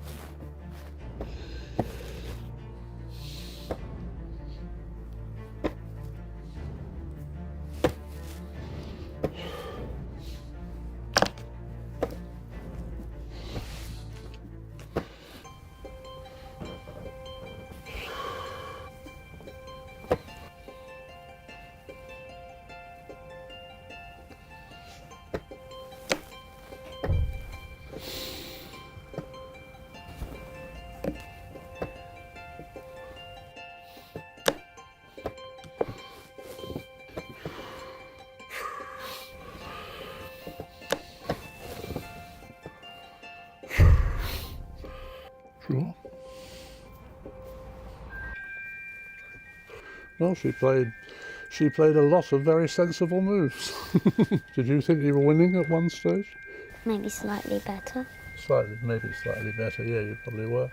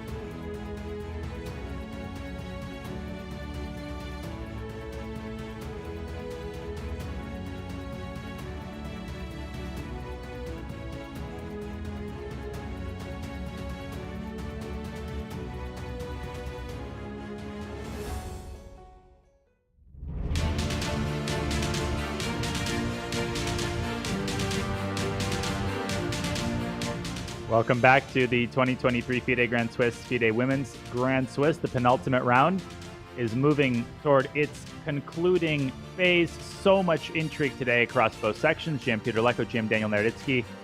We've been commentating for you. We hope you've enjoyed all of the action, and there is more action to summarize. Let's start with the women's section. We know that Vaishali has won in sparkling fashion against Tan Zhongyi. She will need a solid result tomorrow, but she is having the tournament of her life. Anna Muzichuk wins as well. But big spotlight on the Mongolian IM Batoyag Munguntul, who wins another game, continues her undefeated tournament, and defeats the Mai Narva, who has been on fire. And the way that she won was really interesting, Peter. We thought that the game was essentially decided, but Mai Narva would not go down without a fight. Yes, and here we see a very interesting moment that White has set up this trap, or she was hoping that this is maybe the last chance. In any case, yeah, we felt like it should be a technical win for Black. After rook a5, there is a 4 sequence of moves, a brilliant tactical sequence which happened in the game. b3, the bishop is hitting the rook on a5. What was White thinking about? Rook a3, falling back. Yeah, now if Black takes on c2, that would be a terrible blunder because of rook takes c3 covering the pawn. So of course Black's idea was to go b2. Now White captures the bishop on c3, because if Black wins the pawn with b1, then rook b3, the chances of eventually this position ending a draw are quite high. It's very difficult to work this out over the board. White has all kinds of ideas, trading down these pawns with f4 g5 or king f4 g5. You just can't really calculate this till the very end. It was also not the idea what the Mongolian player had in mind. She played the move bishop d5, a stunning move stopping rook b3 check. And how do you stop the pawn? You can't stop it, but White has the move rook d3, b1 queen, rook takes d5, queen takes c2, and rook d2. This position, I think it's very instructive, because if White gets the rook to e4, one could argue that maybe there are chances for a fortress. It's always this kind of position, rook and king, couple of pawns on the king side versus queen, and few pawns have the tendency to end in fortress. But apparently this wasn't a fortress, because Black was very precise, was not even okay. The rook anyway got to e4, but it does not matter, because finally you will be zugzwanged. That's the usual wisdom is, if you have 2 squares for the rook, it should be a fortress. But here it is just 1 square protected by the pawn, and White will slowly get into zugzwang territory. Queen d1, yeah. Rook has to move. Queen c2, now the king will at some point close. No, I thought that the king will close the 4th rank. No, okay, let's see what happened here. She's going back to d7. That's kind of surprise. Okay, so she's setting up the zugzwang like this, taking away the e8 square from White's rook. The point is that if Black's king is able to reach the king side, then it's just an easy win. Then Black's king slowly enters.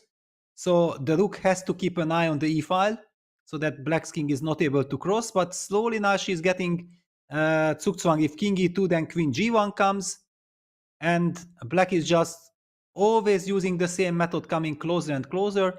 So king g3, queen g1 check, king f4, queen f2, using the same method. White is in zugzwang, and slowly but surely converting this position. Now the rook is on f5. It's another kind of zugzwangish position. Well, again, yes, step by step. Yeah, it always takes time. It always takes time. Rook f5, queen takes f5 now is the idea, which is another very common theme in these situations, to be aware of when you can give your queen up for the rook and transition to winning pawn endgame. Exactly, yeah. So rook e4 check is met by king f6. Then Black has succeeded. Anyway, Black has already succeeded by putting the king to the e-file. Rook e4, king f6. Let's just highlight what Danya mentioned rook f5 would be simply met by queen takes f5, g takes f5, king takes f. No. Wait, draw? Draw. f4. No, f4, king G4? g4. King e4. King takes It's a draw. h5. Why is it a draw? Great question. Wow, crazy. Because How is this a draw? yeah, intuitively it's just a win. You want to come to the pawn, f4, king g4. Looks like it's a win, so king e4, king takes h5. Another King $1 F5, million G5. question. Yes, king f5, g5, that's... It's gotta be and then... No, and then king to e5. And then the f pawn runs. Oh my god. Unreal. That is insane. Wow. No, king e5 is a blunder. King e4. King e4. Okay, wow. So, but king e4 looks intuitively wrong, yeah, because g4. I'm curious why king e5 is wrong, by the way. Yeah, and by the way, how is this a draw? f5, king g5, king yeah, e5. f5. Yes, exactly. Yeah. But why is it not a draw mind. with the king on h5? I don't understand. Like, why not king e5 immediately? Yes, so this is losing because of king g6. Ah! Yes, of course. Of wow, course, king g6. FG, Yeah. HG, yeah. Well, also king g5 probably, but... Oh, yeah. Yeah. Yeah, I already Either don't way. even dare to make a move. Yeah. Yes, I just call out that it looks like king take g5 wins as well. Wow, I know what nothing. an insane story. Yeah. This pawn end games. If you just try to run through them, it's impossible. This is stunning. It's like a study-like position that deserves to be published. This is completely insane. Of course, after rook f5, black can just keep on playing for the Zugzwang and white will lose the grip anyway. The king is already on the e6 square, on the e file. In the game happened rook e4 check. However, it's very interesting. Bless you. Thank you. Bless you, Danya. And the big question is that could have been black fooled with rook f5. Yeah, this is the question. It's impossible to know this. This is insane. It's like Emmanuel Lasker's famous words. Like, I spent the first half of my chess career learning, and the second half trying to forget everything I learned. Yes. It looks like, yeah, you have done everything great. Rook f5, you give the queen and you go into the books that, yeah, it's beautiful technique. Everything is on the highest level. And it turns out to be a blunder. So what happened in the game? Rook e4 check, king f6, king f4 again. And then finally black reaches king g5. This is completely winning. Now black's king is entering. Yeah. No more chances, no more hope. Yeah, and actually black winning. black had this in mind. Clearly this is the thematic victory of breaking fortresses. What a great victory by Munguntul. Amazing performance. Yeah, absolutely amazing. And that was the final game of the women's section. All of the games are now concluded in the ladies section, which means that we can officially congratulate Vaishali on making her way to the women's candidates. Not a surprise to anybody. Her rating climb has been monumental. She is knocking on the door of 2,500, knocking on the door of the Grandmaster title. All of the doors are open for Vaishali. And if she shows the kind of level that she's been showing in this tournament, Peter, there's no reason why this just has to be, oh, you know, she's in there to gain experience. No, Vaishali will be in the candidates to win the candidates. I mean, she is playing like a seasoned, 2550, 2600 GM, and she is not an opponent that anybody wants to face. Not the Muzichuk sisters, not Tan Zhongyi, who she just defeated. It's going to be a really riveting women's candidates tournament. For sure, yeah. Vaishali is just making tremendous progress. I also feel like, okay, what the chess atmosphere is in the family, yeah? And we have heard it that she has been highlighting that she's learning so much from Pragg.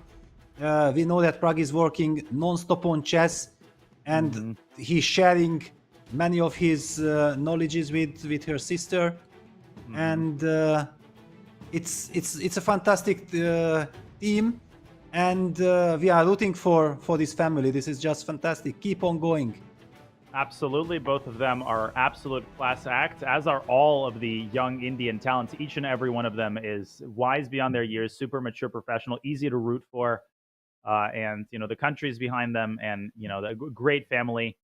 And just we wish them the very, very best. Congratulations to Vaishali. But of course, her work is not complete in this tournament. She still has a round tomorrow, likely against Muzichuk. I forget if they've already played. They already played, yes. They already played. Okay, already, so she will drop down and play somebody in the lower group. But still, she has a very important game tomorrow, which she will try to win to cap off her best performance of her career thus far. But the open section continues. We truck on, and the most important game, the most intriguing game is still remaining. One of only, I think, 2 or 3. Anish Giri. Is he losing the grip? Has he managed to find a draw? Well, it's very interesting because he spent almost all his time. He got the extra 15 minutes. He was spending again a lot of time. He finally ended up playing the move d4. Very tempting to open up that bishop, hit the rook. The big question was, what happens next? And that was the question that Anish was also not exactly sure about. King c6, rook d6, king c8, king f6. White's king is activated. Now he played the move rook h7, which apparently the computer considers a mistake, and the bar goes to equality. Man, if Anish doesn't win this, it might be time to go to the bar. But why? What is wrong with this? I mean, rook takes d4 is probably not the move, I think, because there's no way that's a draw. Black can play bishop f1. And the direct attempt king e7, yeah, bishop f1, I think, is very nasty. Yeah, hitting the pawn. It also feels like white is losing the moment. Yeah, this shouldn't be. I'm counting. I'm relying on some activity. How can I make this activity? King e7. King e7. Yeah, but king e7, I thought like you will maybe play a move like f5 check. Then you f5 check, for example. But then you come back. Yeah, it's a crazy situation. For example, king f6. Can you play king f6 and rook d7 e6? No, then takes bishop f1 wins. No, I cannot do this. So why? No, rook d7. Can you just trade rooks and start collecting the pawns? Insane. Or some rook e6 and then rook e8 and then e6, still relying on the who knows. It's such a wide position. Impossible. I mean, rook e6, d3, rook e8, there's rook d8. I have a feeling maybe it is rook takes. No, but rook takes d7, king takes d7. Man, I mean, white is down 3 pawns.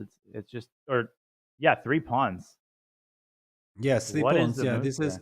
I first got fooled by e6. I was thinking like, this is it. But let's just highlight. Seems like black is dominated. The pawn on b5, e7 is coming. The bishop from g2 is not able to get to the c6 square. But black has this very calm move, bishop f1, collecting on b5 and protecting on e8. But Peter, king e6. King e6. Wow! Don't tell me king e6. Oof, and then rook d6, e d6. Black and loses. maybe we win. Yes. Oh my god. The pawn on b5 is the hero suddenly. Well, not suddenly. It's ever since it's moved to b5. Black is in a mating just the opposite. Yes, don't insult that pawn. Yeah, that pawn thinks like I'm the hero. Why are people thinking like I'm only becoming a hero? No. Yeah, exactly. Rook h7. Oh my god. The good news for Hans and for his fans is that he has plenty of time, and he might feel like he has to find some study like art, because if he continues playing or he gives time for Anish to play the move bishop f1, hitting his pawn on b5, then he will lose all the dynamics. Then it will be a technical loss. Yeah, he's helped along by the process of elimination. Like there's too many pawns to chop off, so you're not playing rook takes d4. It's like a game of whack-a-mole that you're never going to win. So that leaves king e7. For better or worse, at least you can create a pass pawn.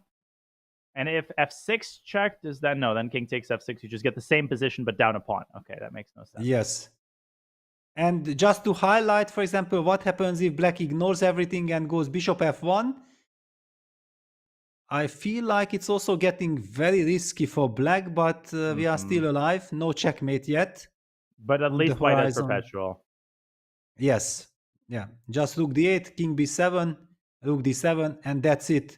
Thank you very much. The point being that yes, e6 followed by rook b8 check would be lovely, but after e6, black takes f takes e6, and it's a big check. And then black has time to collect the b5 pawn, winning the game. Wow, this is a stunning study-like escape if Hans finds it. I just also wanted to shout out Michal Krasenkov, the veteran Polish grandmaster, who was having a very rough event. He's in his 60s, and he's won 3 games in a row. He beat Kobus, he beat Enriquez Viagra, and now he beat Abhijit Gupta with black. One of the last remaining games to finish. Wow. Yes, we have been actually seeing quite a lot of these hat tricks during the tournament. Yeah, because when it started, I think it was Hikaru Nakamura who won 3 games in a row. And ever since it was, I think, Parham Maksodlu. Now it's Krasenkov, also Benjamin Gledula has also won 3 games. It just shows that every single player has his own story of this Grand Swiss.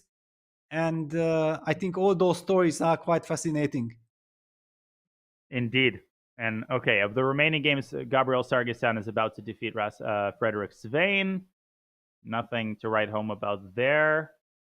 Whoa. And a game that I can't believe is still going on is Puya against Maurizi, which is somehow Mark Maurizi managed to pull out what appears to be a draw out of a position that wasn't just lost, it was resignably lost. Insane. And the way he did it was crazy. And now it's also crazy that there is no way of winning some material, yeah, because those are hanging pieces. What happened here? So what was... This was the position, and this ends in a draw? Yep. Wow, but okay, we know that this rook and knight combination often leads to some kind of fortresses. So c6, rook c5, c7, rook c2, I guess it king wasn't g3. so easy. Yeah, it's never easy over the board when your opponent has a pawn like this. King e3, knight g3, queen b6, queen takes b2. Okay, giving up the pawn on c7. You only do this if you know exactly that you are winning the piece somehow. Queen f2 check. Oh, wow, king e6. Queen takes g3 runs into rook c3 check. And maybe white has completely forgotten about this king e6 idea. And so what happened next? Queen a2 check. King d6. Checks. Apparently it's still winning, but of course, you go crazy. You absolutely go crazy, because if you check the rook, there will be knight e2 check picking up the queen. So what a crazy construction. Yeah, there's like Bonnie and Clyde on c3 and g3, and somehow queen b2, natural move, but rook f3, and you can't go king e4 check. There was some sort of a convoluted win there. Queen b7, rook f7, queen g2. Sorry, where's where? The draw? Wait, can we first go to the game continuation? So king g7. I'm just struggling to understand why queen b2, rook f3, yeah? Yes. And now, why not queen b7, rook f7, queen g2? So check, rook f7, queen g2. Rook f5 check. And where do we go? Yeah, king e6, rook f6 check, rook g6, and king d4, rook f4, rook g4. Wow. Amazing. Wow, it might have been missed. Well, but okay, you can already start missing many things when things are out of control. It's not obvious already. And queen e5, knight f5 on the board. Yeah, knight's probably a draw, but still, hang on. Queen f6 check, king h7 just. Yeah. And settling knight g7 check. Wow, look at this line. King e5, rook Rook e3 e3, check, yeah? king f4, knight h6. Wow. What a Chipolito. No checks. Queen g5, though. I can try to go for your pawn. Yes, but that is already also a draw, I believe, no? That's If it. Yeah, I can rook just c6. set up some fortress with rook f5. Yeah. Or even Wow. rook g6, rook g4. Yeah, I mean, many fortresses here to be found. Yes. Okay. That's what we are talking about. Yeah, everybody has his own story. If you ask the players, it would be fantastic to write a book by simply asking every single player about his adventures. It would be amazing. It would be. Speaking of adventures, we do have king e7, f5 check on the board, and Neiman versus Giri. Let's go back. Yeah, let's go back there. Yeah, because now all eyes on this king f6, rook d7, king e6. Brilliancy. Now also Adish needs to be to be really cautious. He needs to be extremely careful that now that he moved his f pawn after king f6, he can lose. If he does nothing, then just e6 e7 is so dangerous. Insanity. Okay, but after king f6, can we play bishop f1 and then try to sacrifice our bishop for the pawn and rely on our pawns? But slowly, it's incredible that seemingly black has 5 pawns, but white will collect all of them, right? King f6.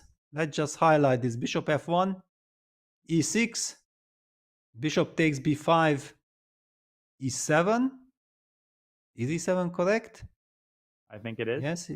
Yes, e7. And look at this. Black is 4 pawns up. Yeah, 5 pawns versus 1, and it's a draw. Wow. d3, rook takes d3. No, rook takes e7 there. Yeah, okay. We just Rook already d8. give the check. But king b7. Yeah, okay. We start collecting. How do we collect? Yeah. Wow. Oh my god. Yeah, Hans is going to be vomiting pawns today, and so will Anish. But can you chase? Can you chase? Rook d5. Yeah, you just chase the bishop. Yes, excellent, brilliant. Thank you, Danya. Save my day. Yeah, just keep on harassing that bishop. Bishop a4, rook d4. Okay, by now maybe we could even take the pawn, but yes, thank you very much. What a game. So any update? No f5 on the board. Hans has oceans of time. Yeah, king e6 also possible. It's the more utilitarian move, trying to go directly for the pawn, but feels like king e6 gives black more chances. Yeah, then somehow bishop f1.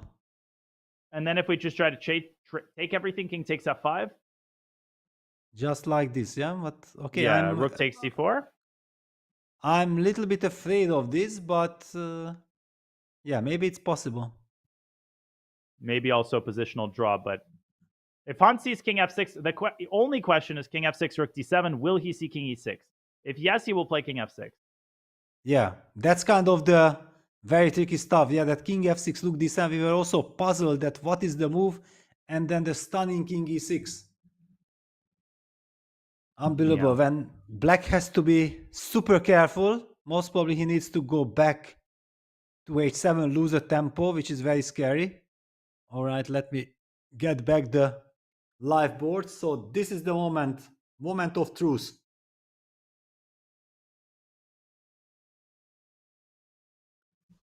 Wow. Who could have believed that this position, White was so passive at some moment. Yeah, it looked like Black has everything under control, and then Hans finding this resource of somehow giving all his pawns and then activating his remaining forces. Mm-hmm. Breaking the narrative. Yeah. Insanity. Yeah, Anish was, I believe, so sure that he controls everything.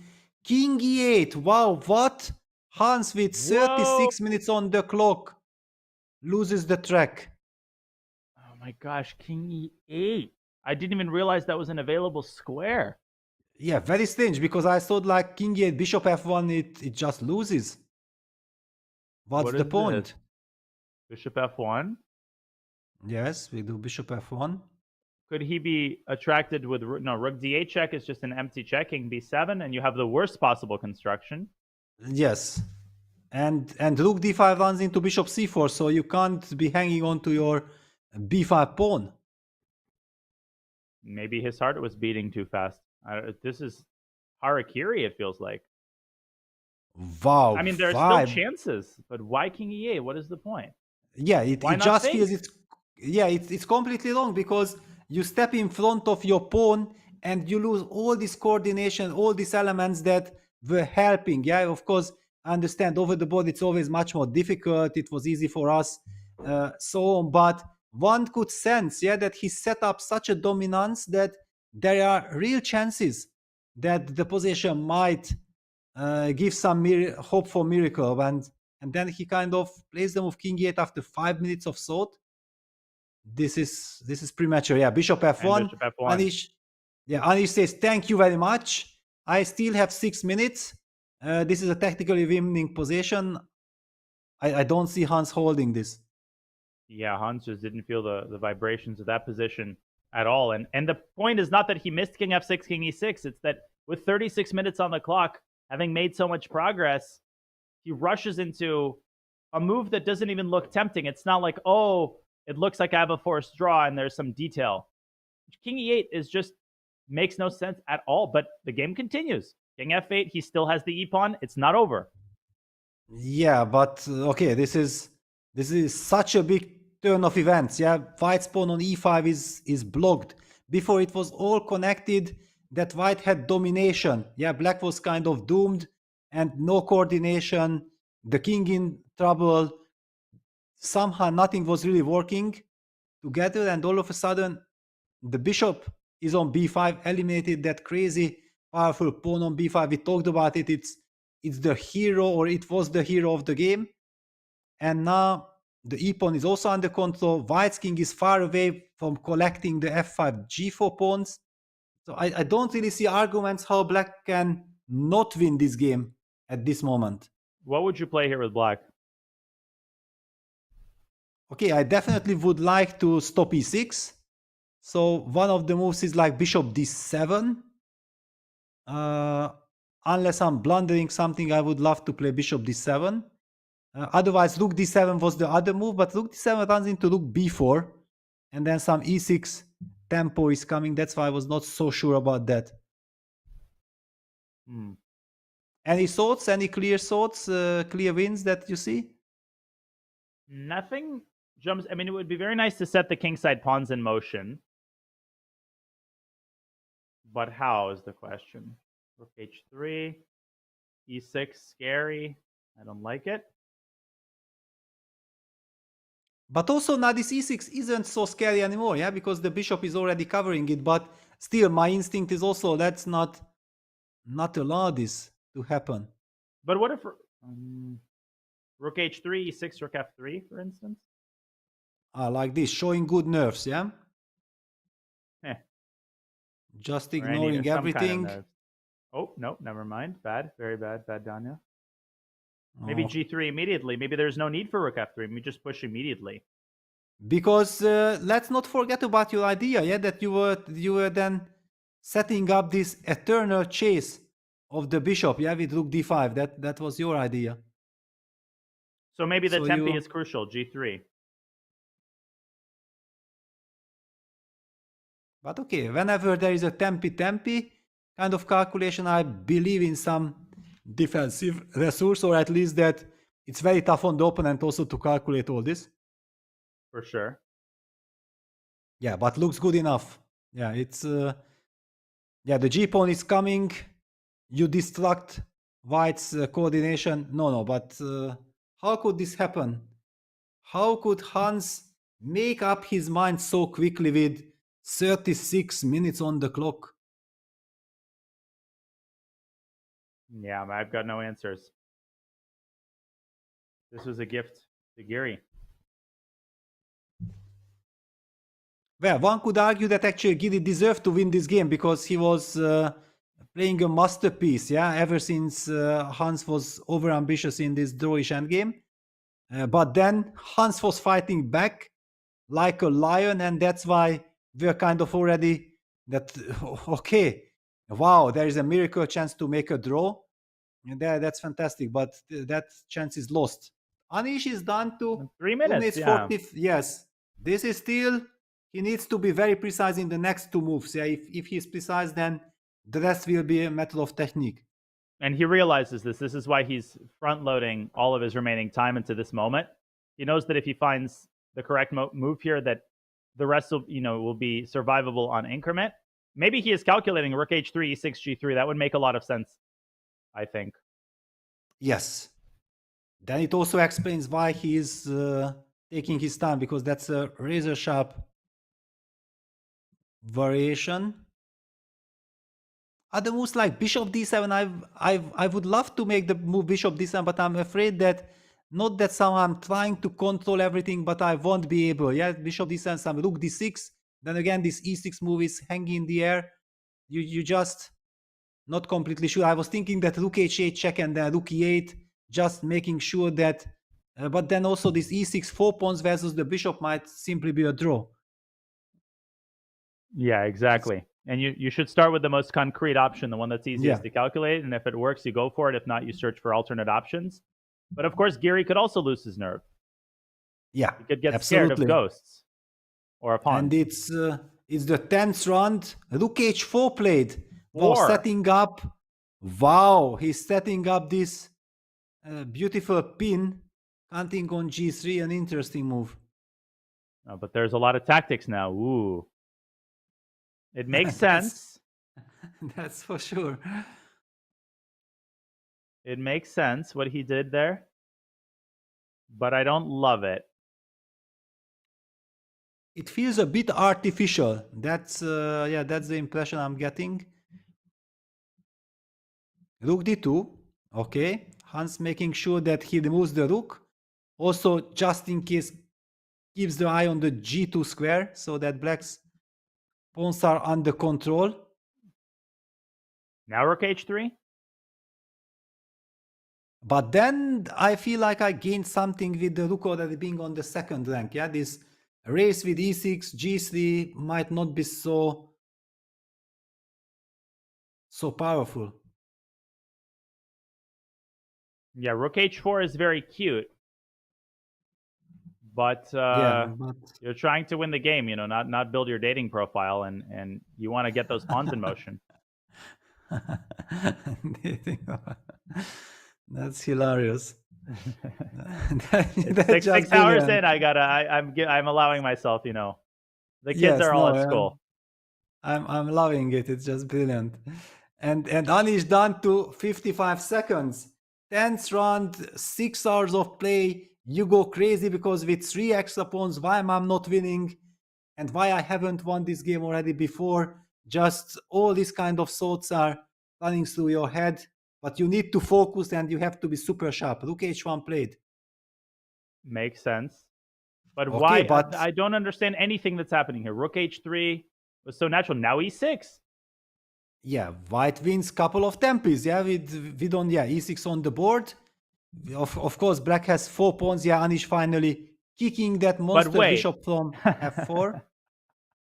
Now there is actually e7 has to be taken seriously. Yes. But e7 rook takes. Rook b2. Rook b2. Yes, this is complete insanity. Goodness.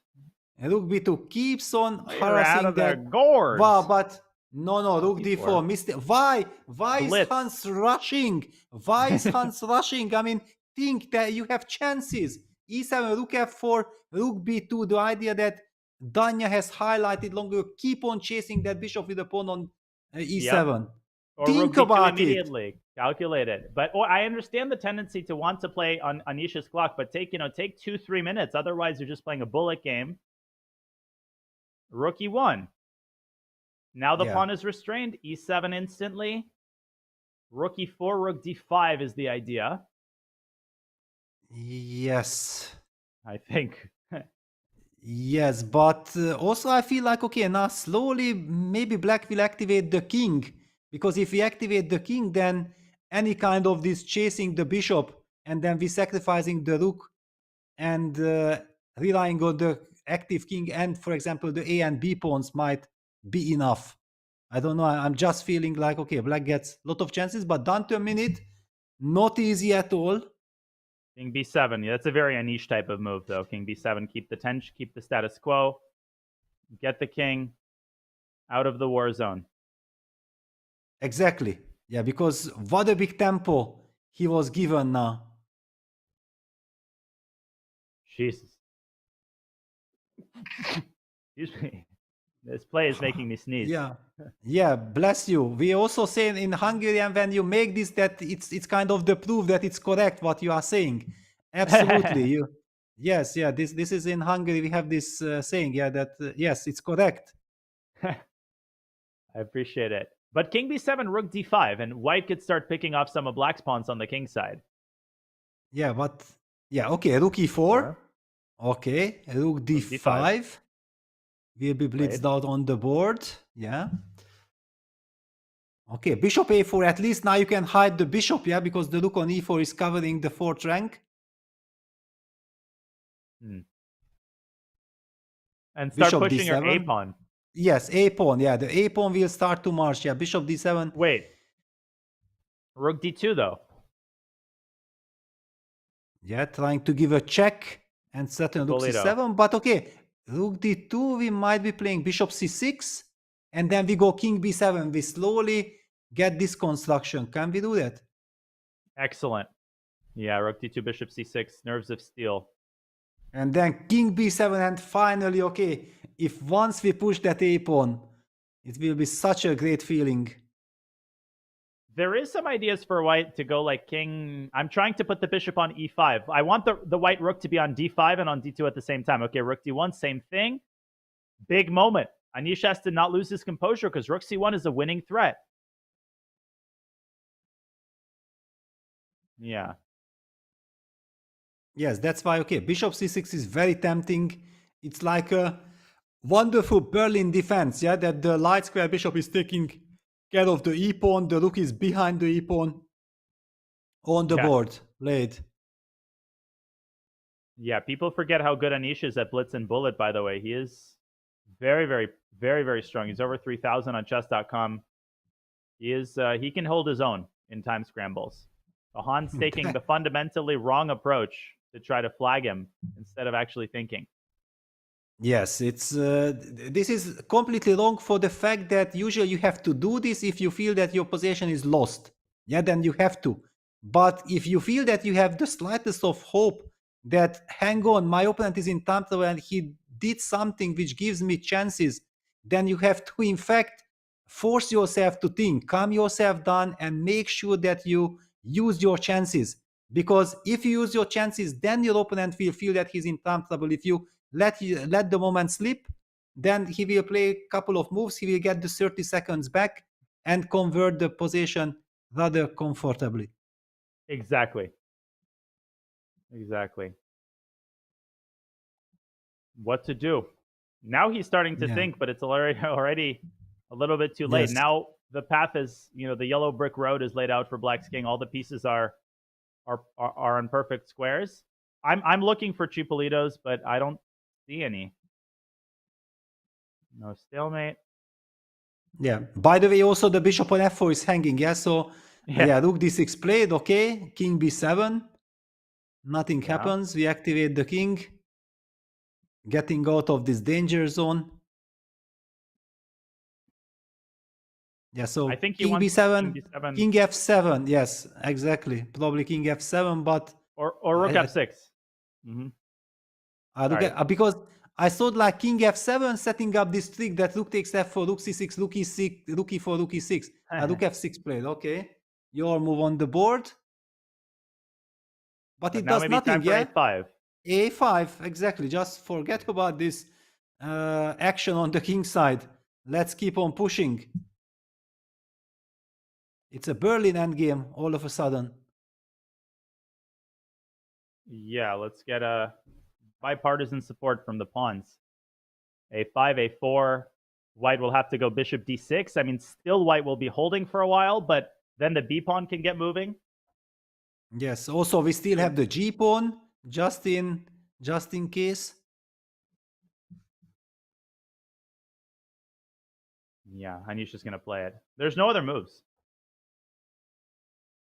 Okay, he might be not thinking suddenly on rook takes f4, rook takes e6, rook e4, and is my g3 pawn fast enough, for example? It might be tempting to calculate it, but he's done to 16 seconds, and he goes b5. Okay, a5 look more natural, but okay, it's good enough. So yeah, of course, it makes sense that he wants to make sure that white won't be even able to block it so easily with bishop d6. Look at 5, b4. No, this is looking bad. I don't know. I feel like there's still room for some. First of all, rook f7 can be tried, threatening e8 queen. Yes, okay. King a6, for example. Rook f6. King b5.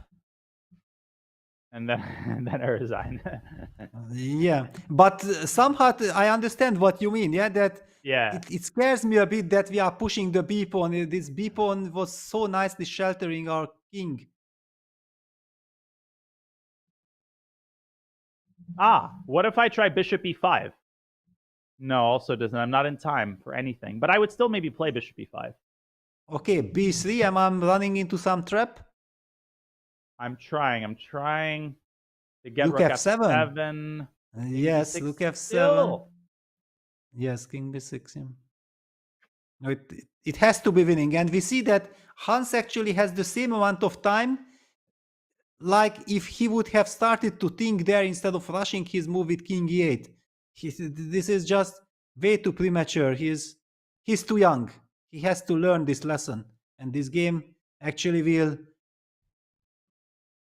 teach him quite a lot. Let me ask a stupid question. Yes? Go ahead. Sorry, Peter. I keep interrupting you. Yes. Go ahead, no, I meant that, okay, there was this moment that he felt like he can maybe play for a win. Yeah, that was the first lesson. And then the second, that, okay, spend your time when you have chances. Don't rush. Yeah, this will be a painful one. I was going to propose bishop e5, b3, and then simply e8 equals queen, but amazingly, takes, and b2. Can we just show this really quickly? Yes. Actually, very important line. Very important line. Yes, almost. Yep. I felt like the transmission gets blocked, but no, yeah. So everything is under control. The bishop is pinned. The pawn is queening. And there are no tricks. So yeah, Hans has played rook f7 after b4. Yeah, he's trying your line, but we kind of felt like it's too slow. Like we just sidestep this trick. Because now white is threatening to queen with a check. King b6. Played. Bishop c7 check is a bullet try. Actually, not so stupid. Not so stupid, yes. Because okay, but king b5. Rook f5. Yeah, king c4. And then maybe I start chasing. Rook f6. Rook f6. Okay, I move the bishop to b5. I don't see the threat, yeah, because I have rook on e4 and I have this bishop. It's too much. Bishop b8 played, yeah. Hans is trying to use the bishop takes a7 Cipolito, but and he wants to do a7. Yes, wow, what a tricky Hans, but it will not work. Maybe when you can ignore it and push b3 and And bishop a7, you just sidestep and then b2 is coming. But I love the gumption from Hans. He even though he is playing too fast, he sinned, but he is still trying. And okay, a6. I mean, again, Anish is like the grandfather who's guarding the cookie jar. Son, I tried that stuff in 1960 and it didn't work then. It's not going to work now. A6, putting it on a light square. Yeah.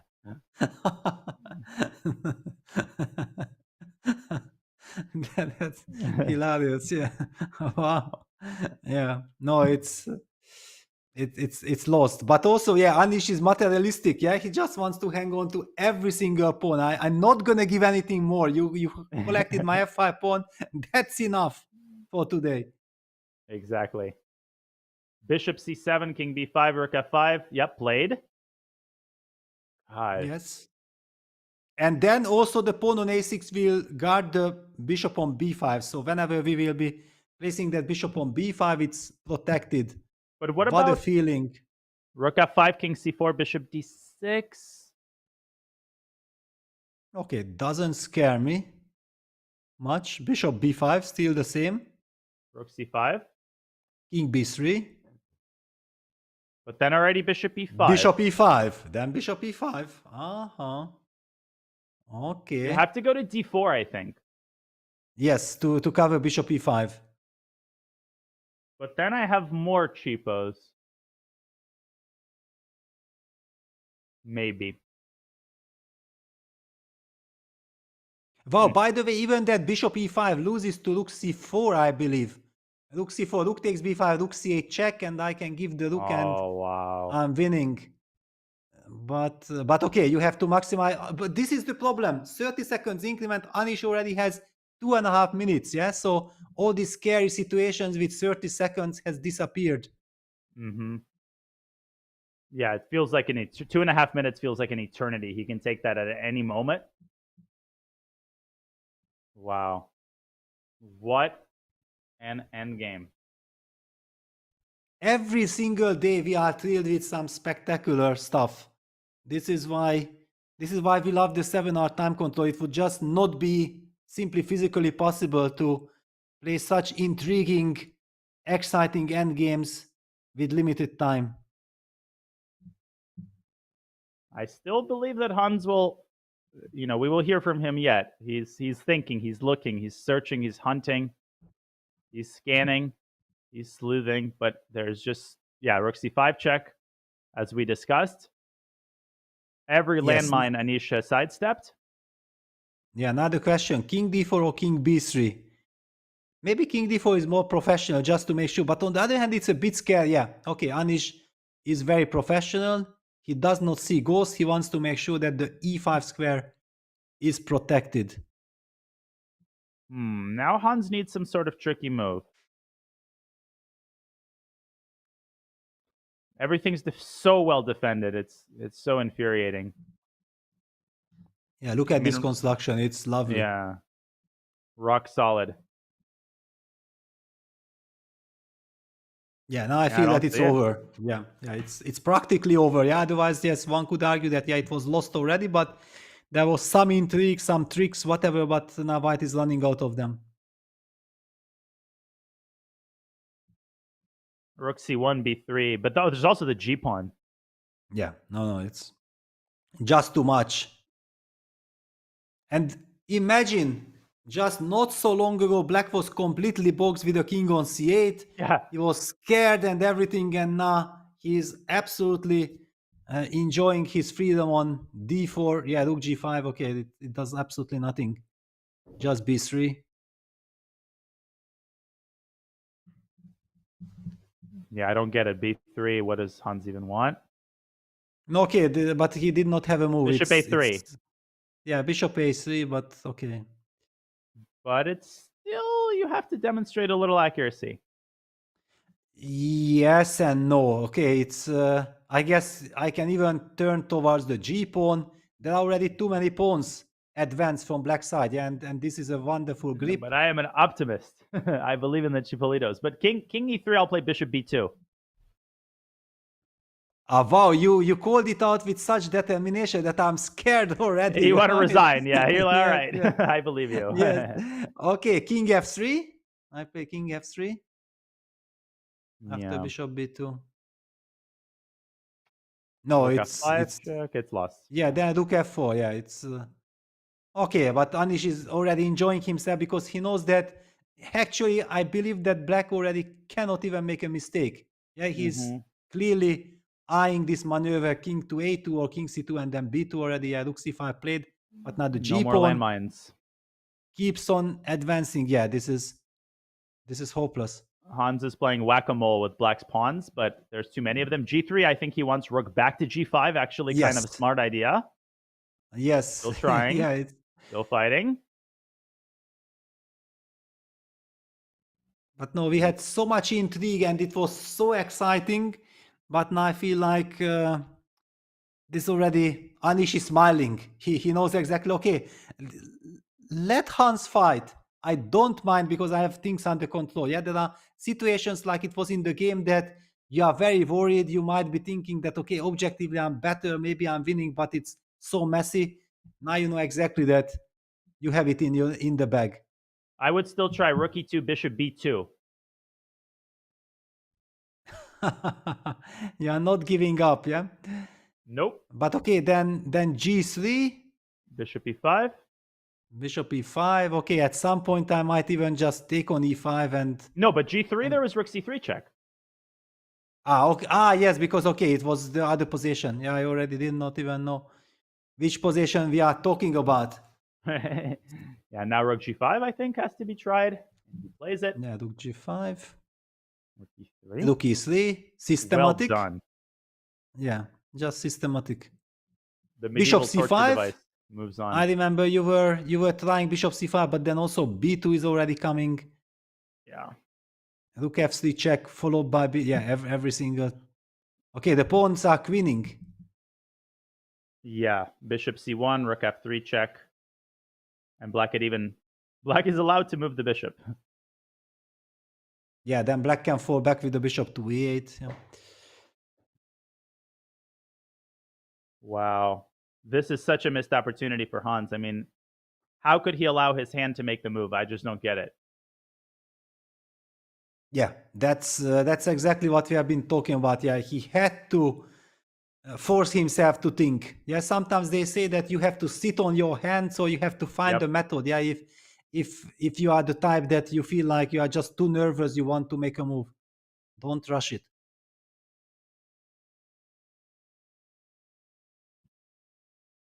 Might be resign time for Hans. Yeah, no more tricks. Jeez, the cherry on top this game. Yeah, what a day of action. Exactly. This was insane. And we will get another decisive game on board 7. As if we haven't had enough. Yep. So 7 boards. I mean, in case the world record, any tournament wanted to challenge the world record for like most decisive games on the top boards, this one, I think, will set it in stone for many years to come. Yes, in a level of this, yeah, in this magnitude, the Grand Swiss, with all these 2,700 plus players playing in every single board, with normally very solid repertoires, but this is what we also see in the candidates tournament, yeah, when it's about fighting for that first spot, that even the best players in the world losing their minds, the pressure is so high, they know that they have to try to win at all costs. Bishop C1 is played. That's how you end up making mistakes, unforced errors that you would never ever do otherwise. It's going to be a dogfight tomorrow where apparently there are 3 players with 7 points, and we will, of course, review the standings. So I'm jumping the gun here a little bit, but all of them have played each other, so all of them will play people with 6.5. This often happens at the end of tournaments like this with very tight fields. It's going to be an amazing photo finish, unmissable day of action. And, of course, Hikaru Nakamura, I think, is the hero of the day. He is going to be the headline photo in all of the recap articles. An amazing victory over a Fabiano Caruana that has refused to lose for a long time now. I mean, this is Fabi's first loss in a significant length of time. Yes, Yeah, he bishop lost in e8. the World. Yeah, he lost in the World Cup against Abbasov. But ever since, yeah, and also I believe before he was also having a very long streak of not losing.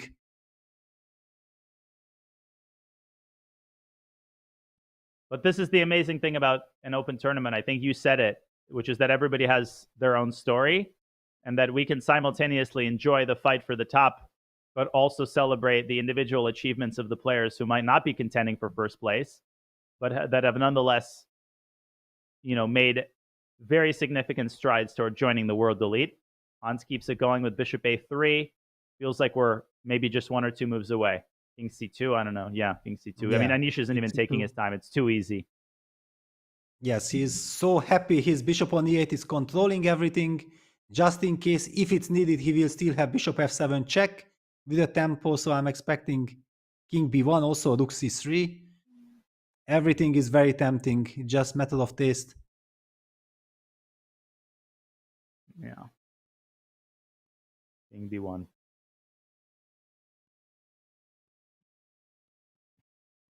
But I feel like if rook c3 is possible, then it's the most human way of forcing things. No, okay, he goes king b1, systematic.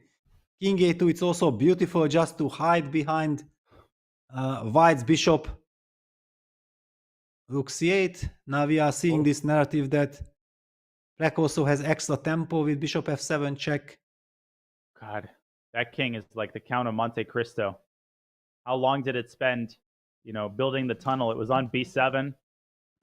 You thought it would never get out, and now it's got all the riches and all the ladies, and it's reveling in the moment.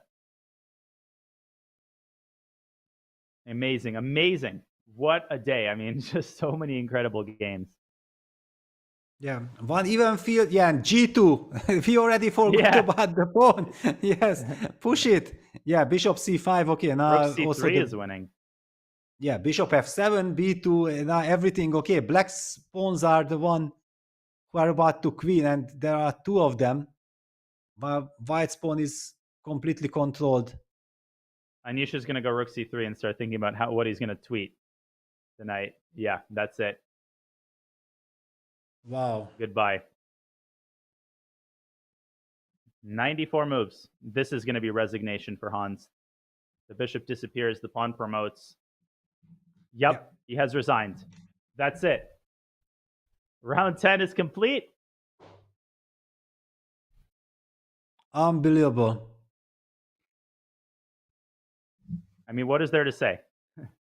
Exactly. I feel the same. Yeah, the games have delivered such message.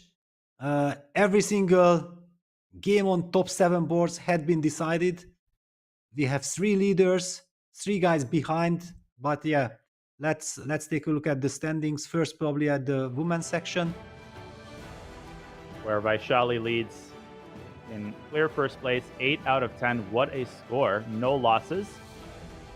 She is already in the candidates tournament, but she is closely trailed by Anna Muzichuk, whom she has already played. So she might actually get a very favorable pairing in Bad Huyag, who, make no mistake, also lossless, also an amazing event. But if you wanted to choose somebody from the top to play in the final round, it probably would be Bad Huyag. And Vaishali might be satisfied with a draw, but knowing her mindset, I think she's going to play for all the marbles and go for the win. Well, there is also the other catch, yeah, that we know that the top 2 spots qualify for the candidates. Vaishali takes 1 spot. Anna Muzichuk already qualified.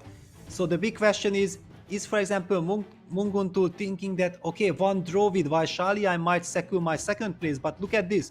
There are so many players with 6.5 points who can win and join her on 2nd place and have some crazy amount of tie breaks. Not a given, so she has to fight. What a last day. Amazing. And look at Pia Kremling in 7th place. We didn't have time to talk about her and give her the justice that she deserves. But Pia, at her age, is continuing to perform at the highest level. She is still contending for the top spots, winning a big game today. Vaishali is in the women's candidates tournament. She is knocking on the door of the 2500 club and staking a claim for a very bright future in women's chess. Okay, so that's the women's section. Vaishali leads by half a point. A very different landscape in the men's section with a big logjam at the top. We've got, okay, the results. This is, here are the results today.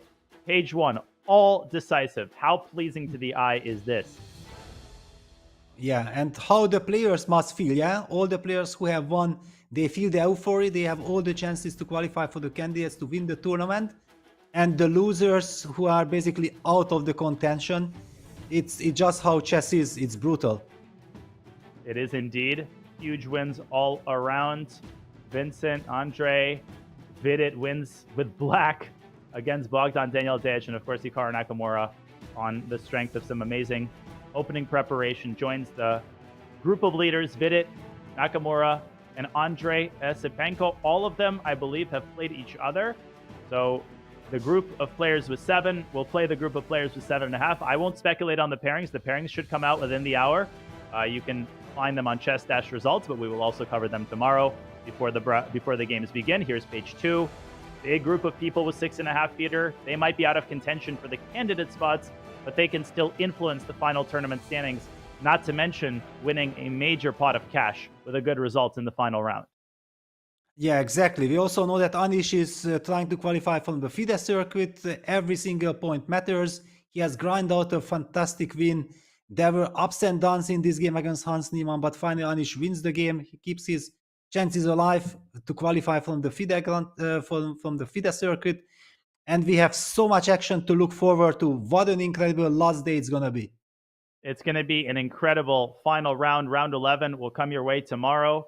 Sunday, perfect. It's a day off. You don't have to work. You can stay in bed. Make your coffee, but make sure not to miss the action, because if you like today, then tomorrow is going to be something else. It's coming your way 9:15 Eastern time, 9:15 in the morning in New York, and 3:15 or 15:15 over in Europe.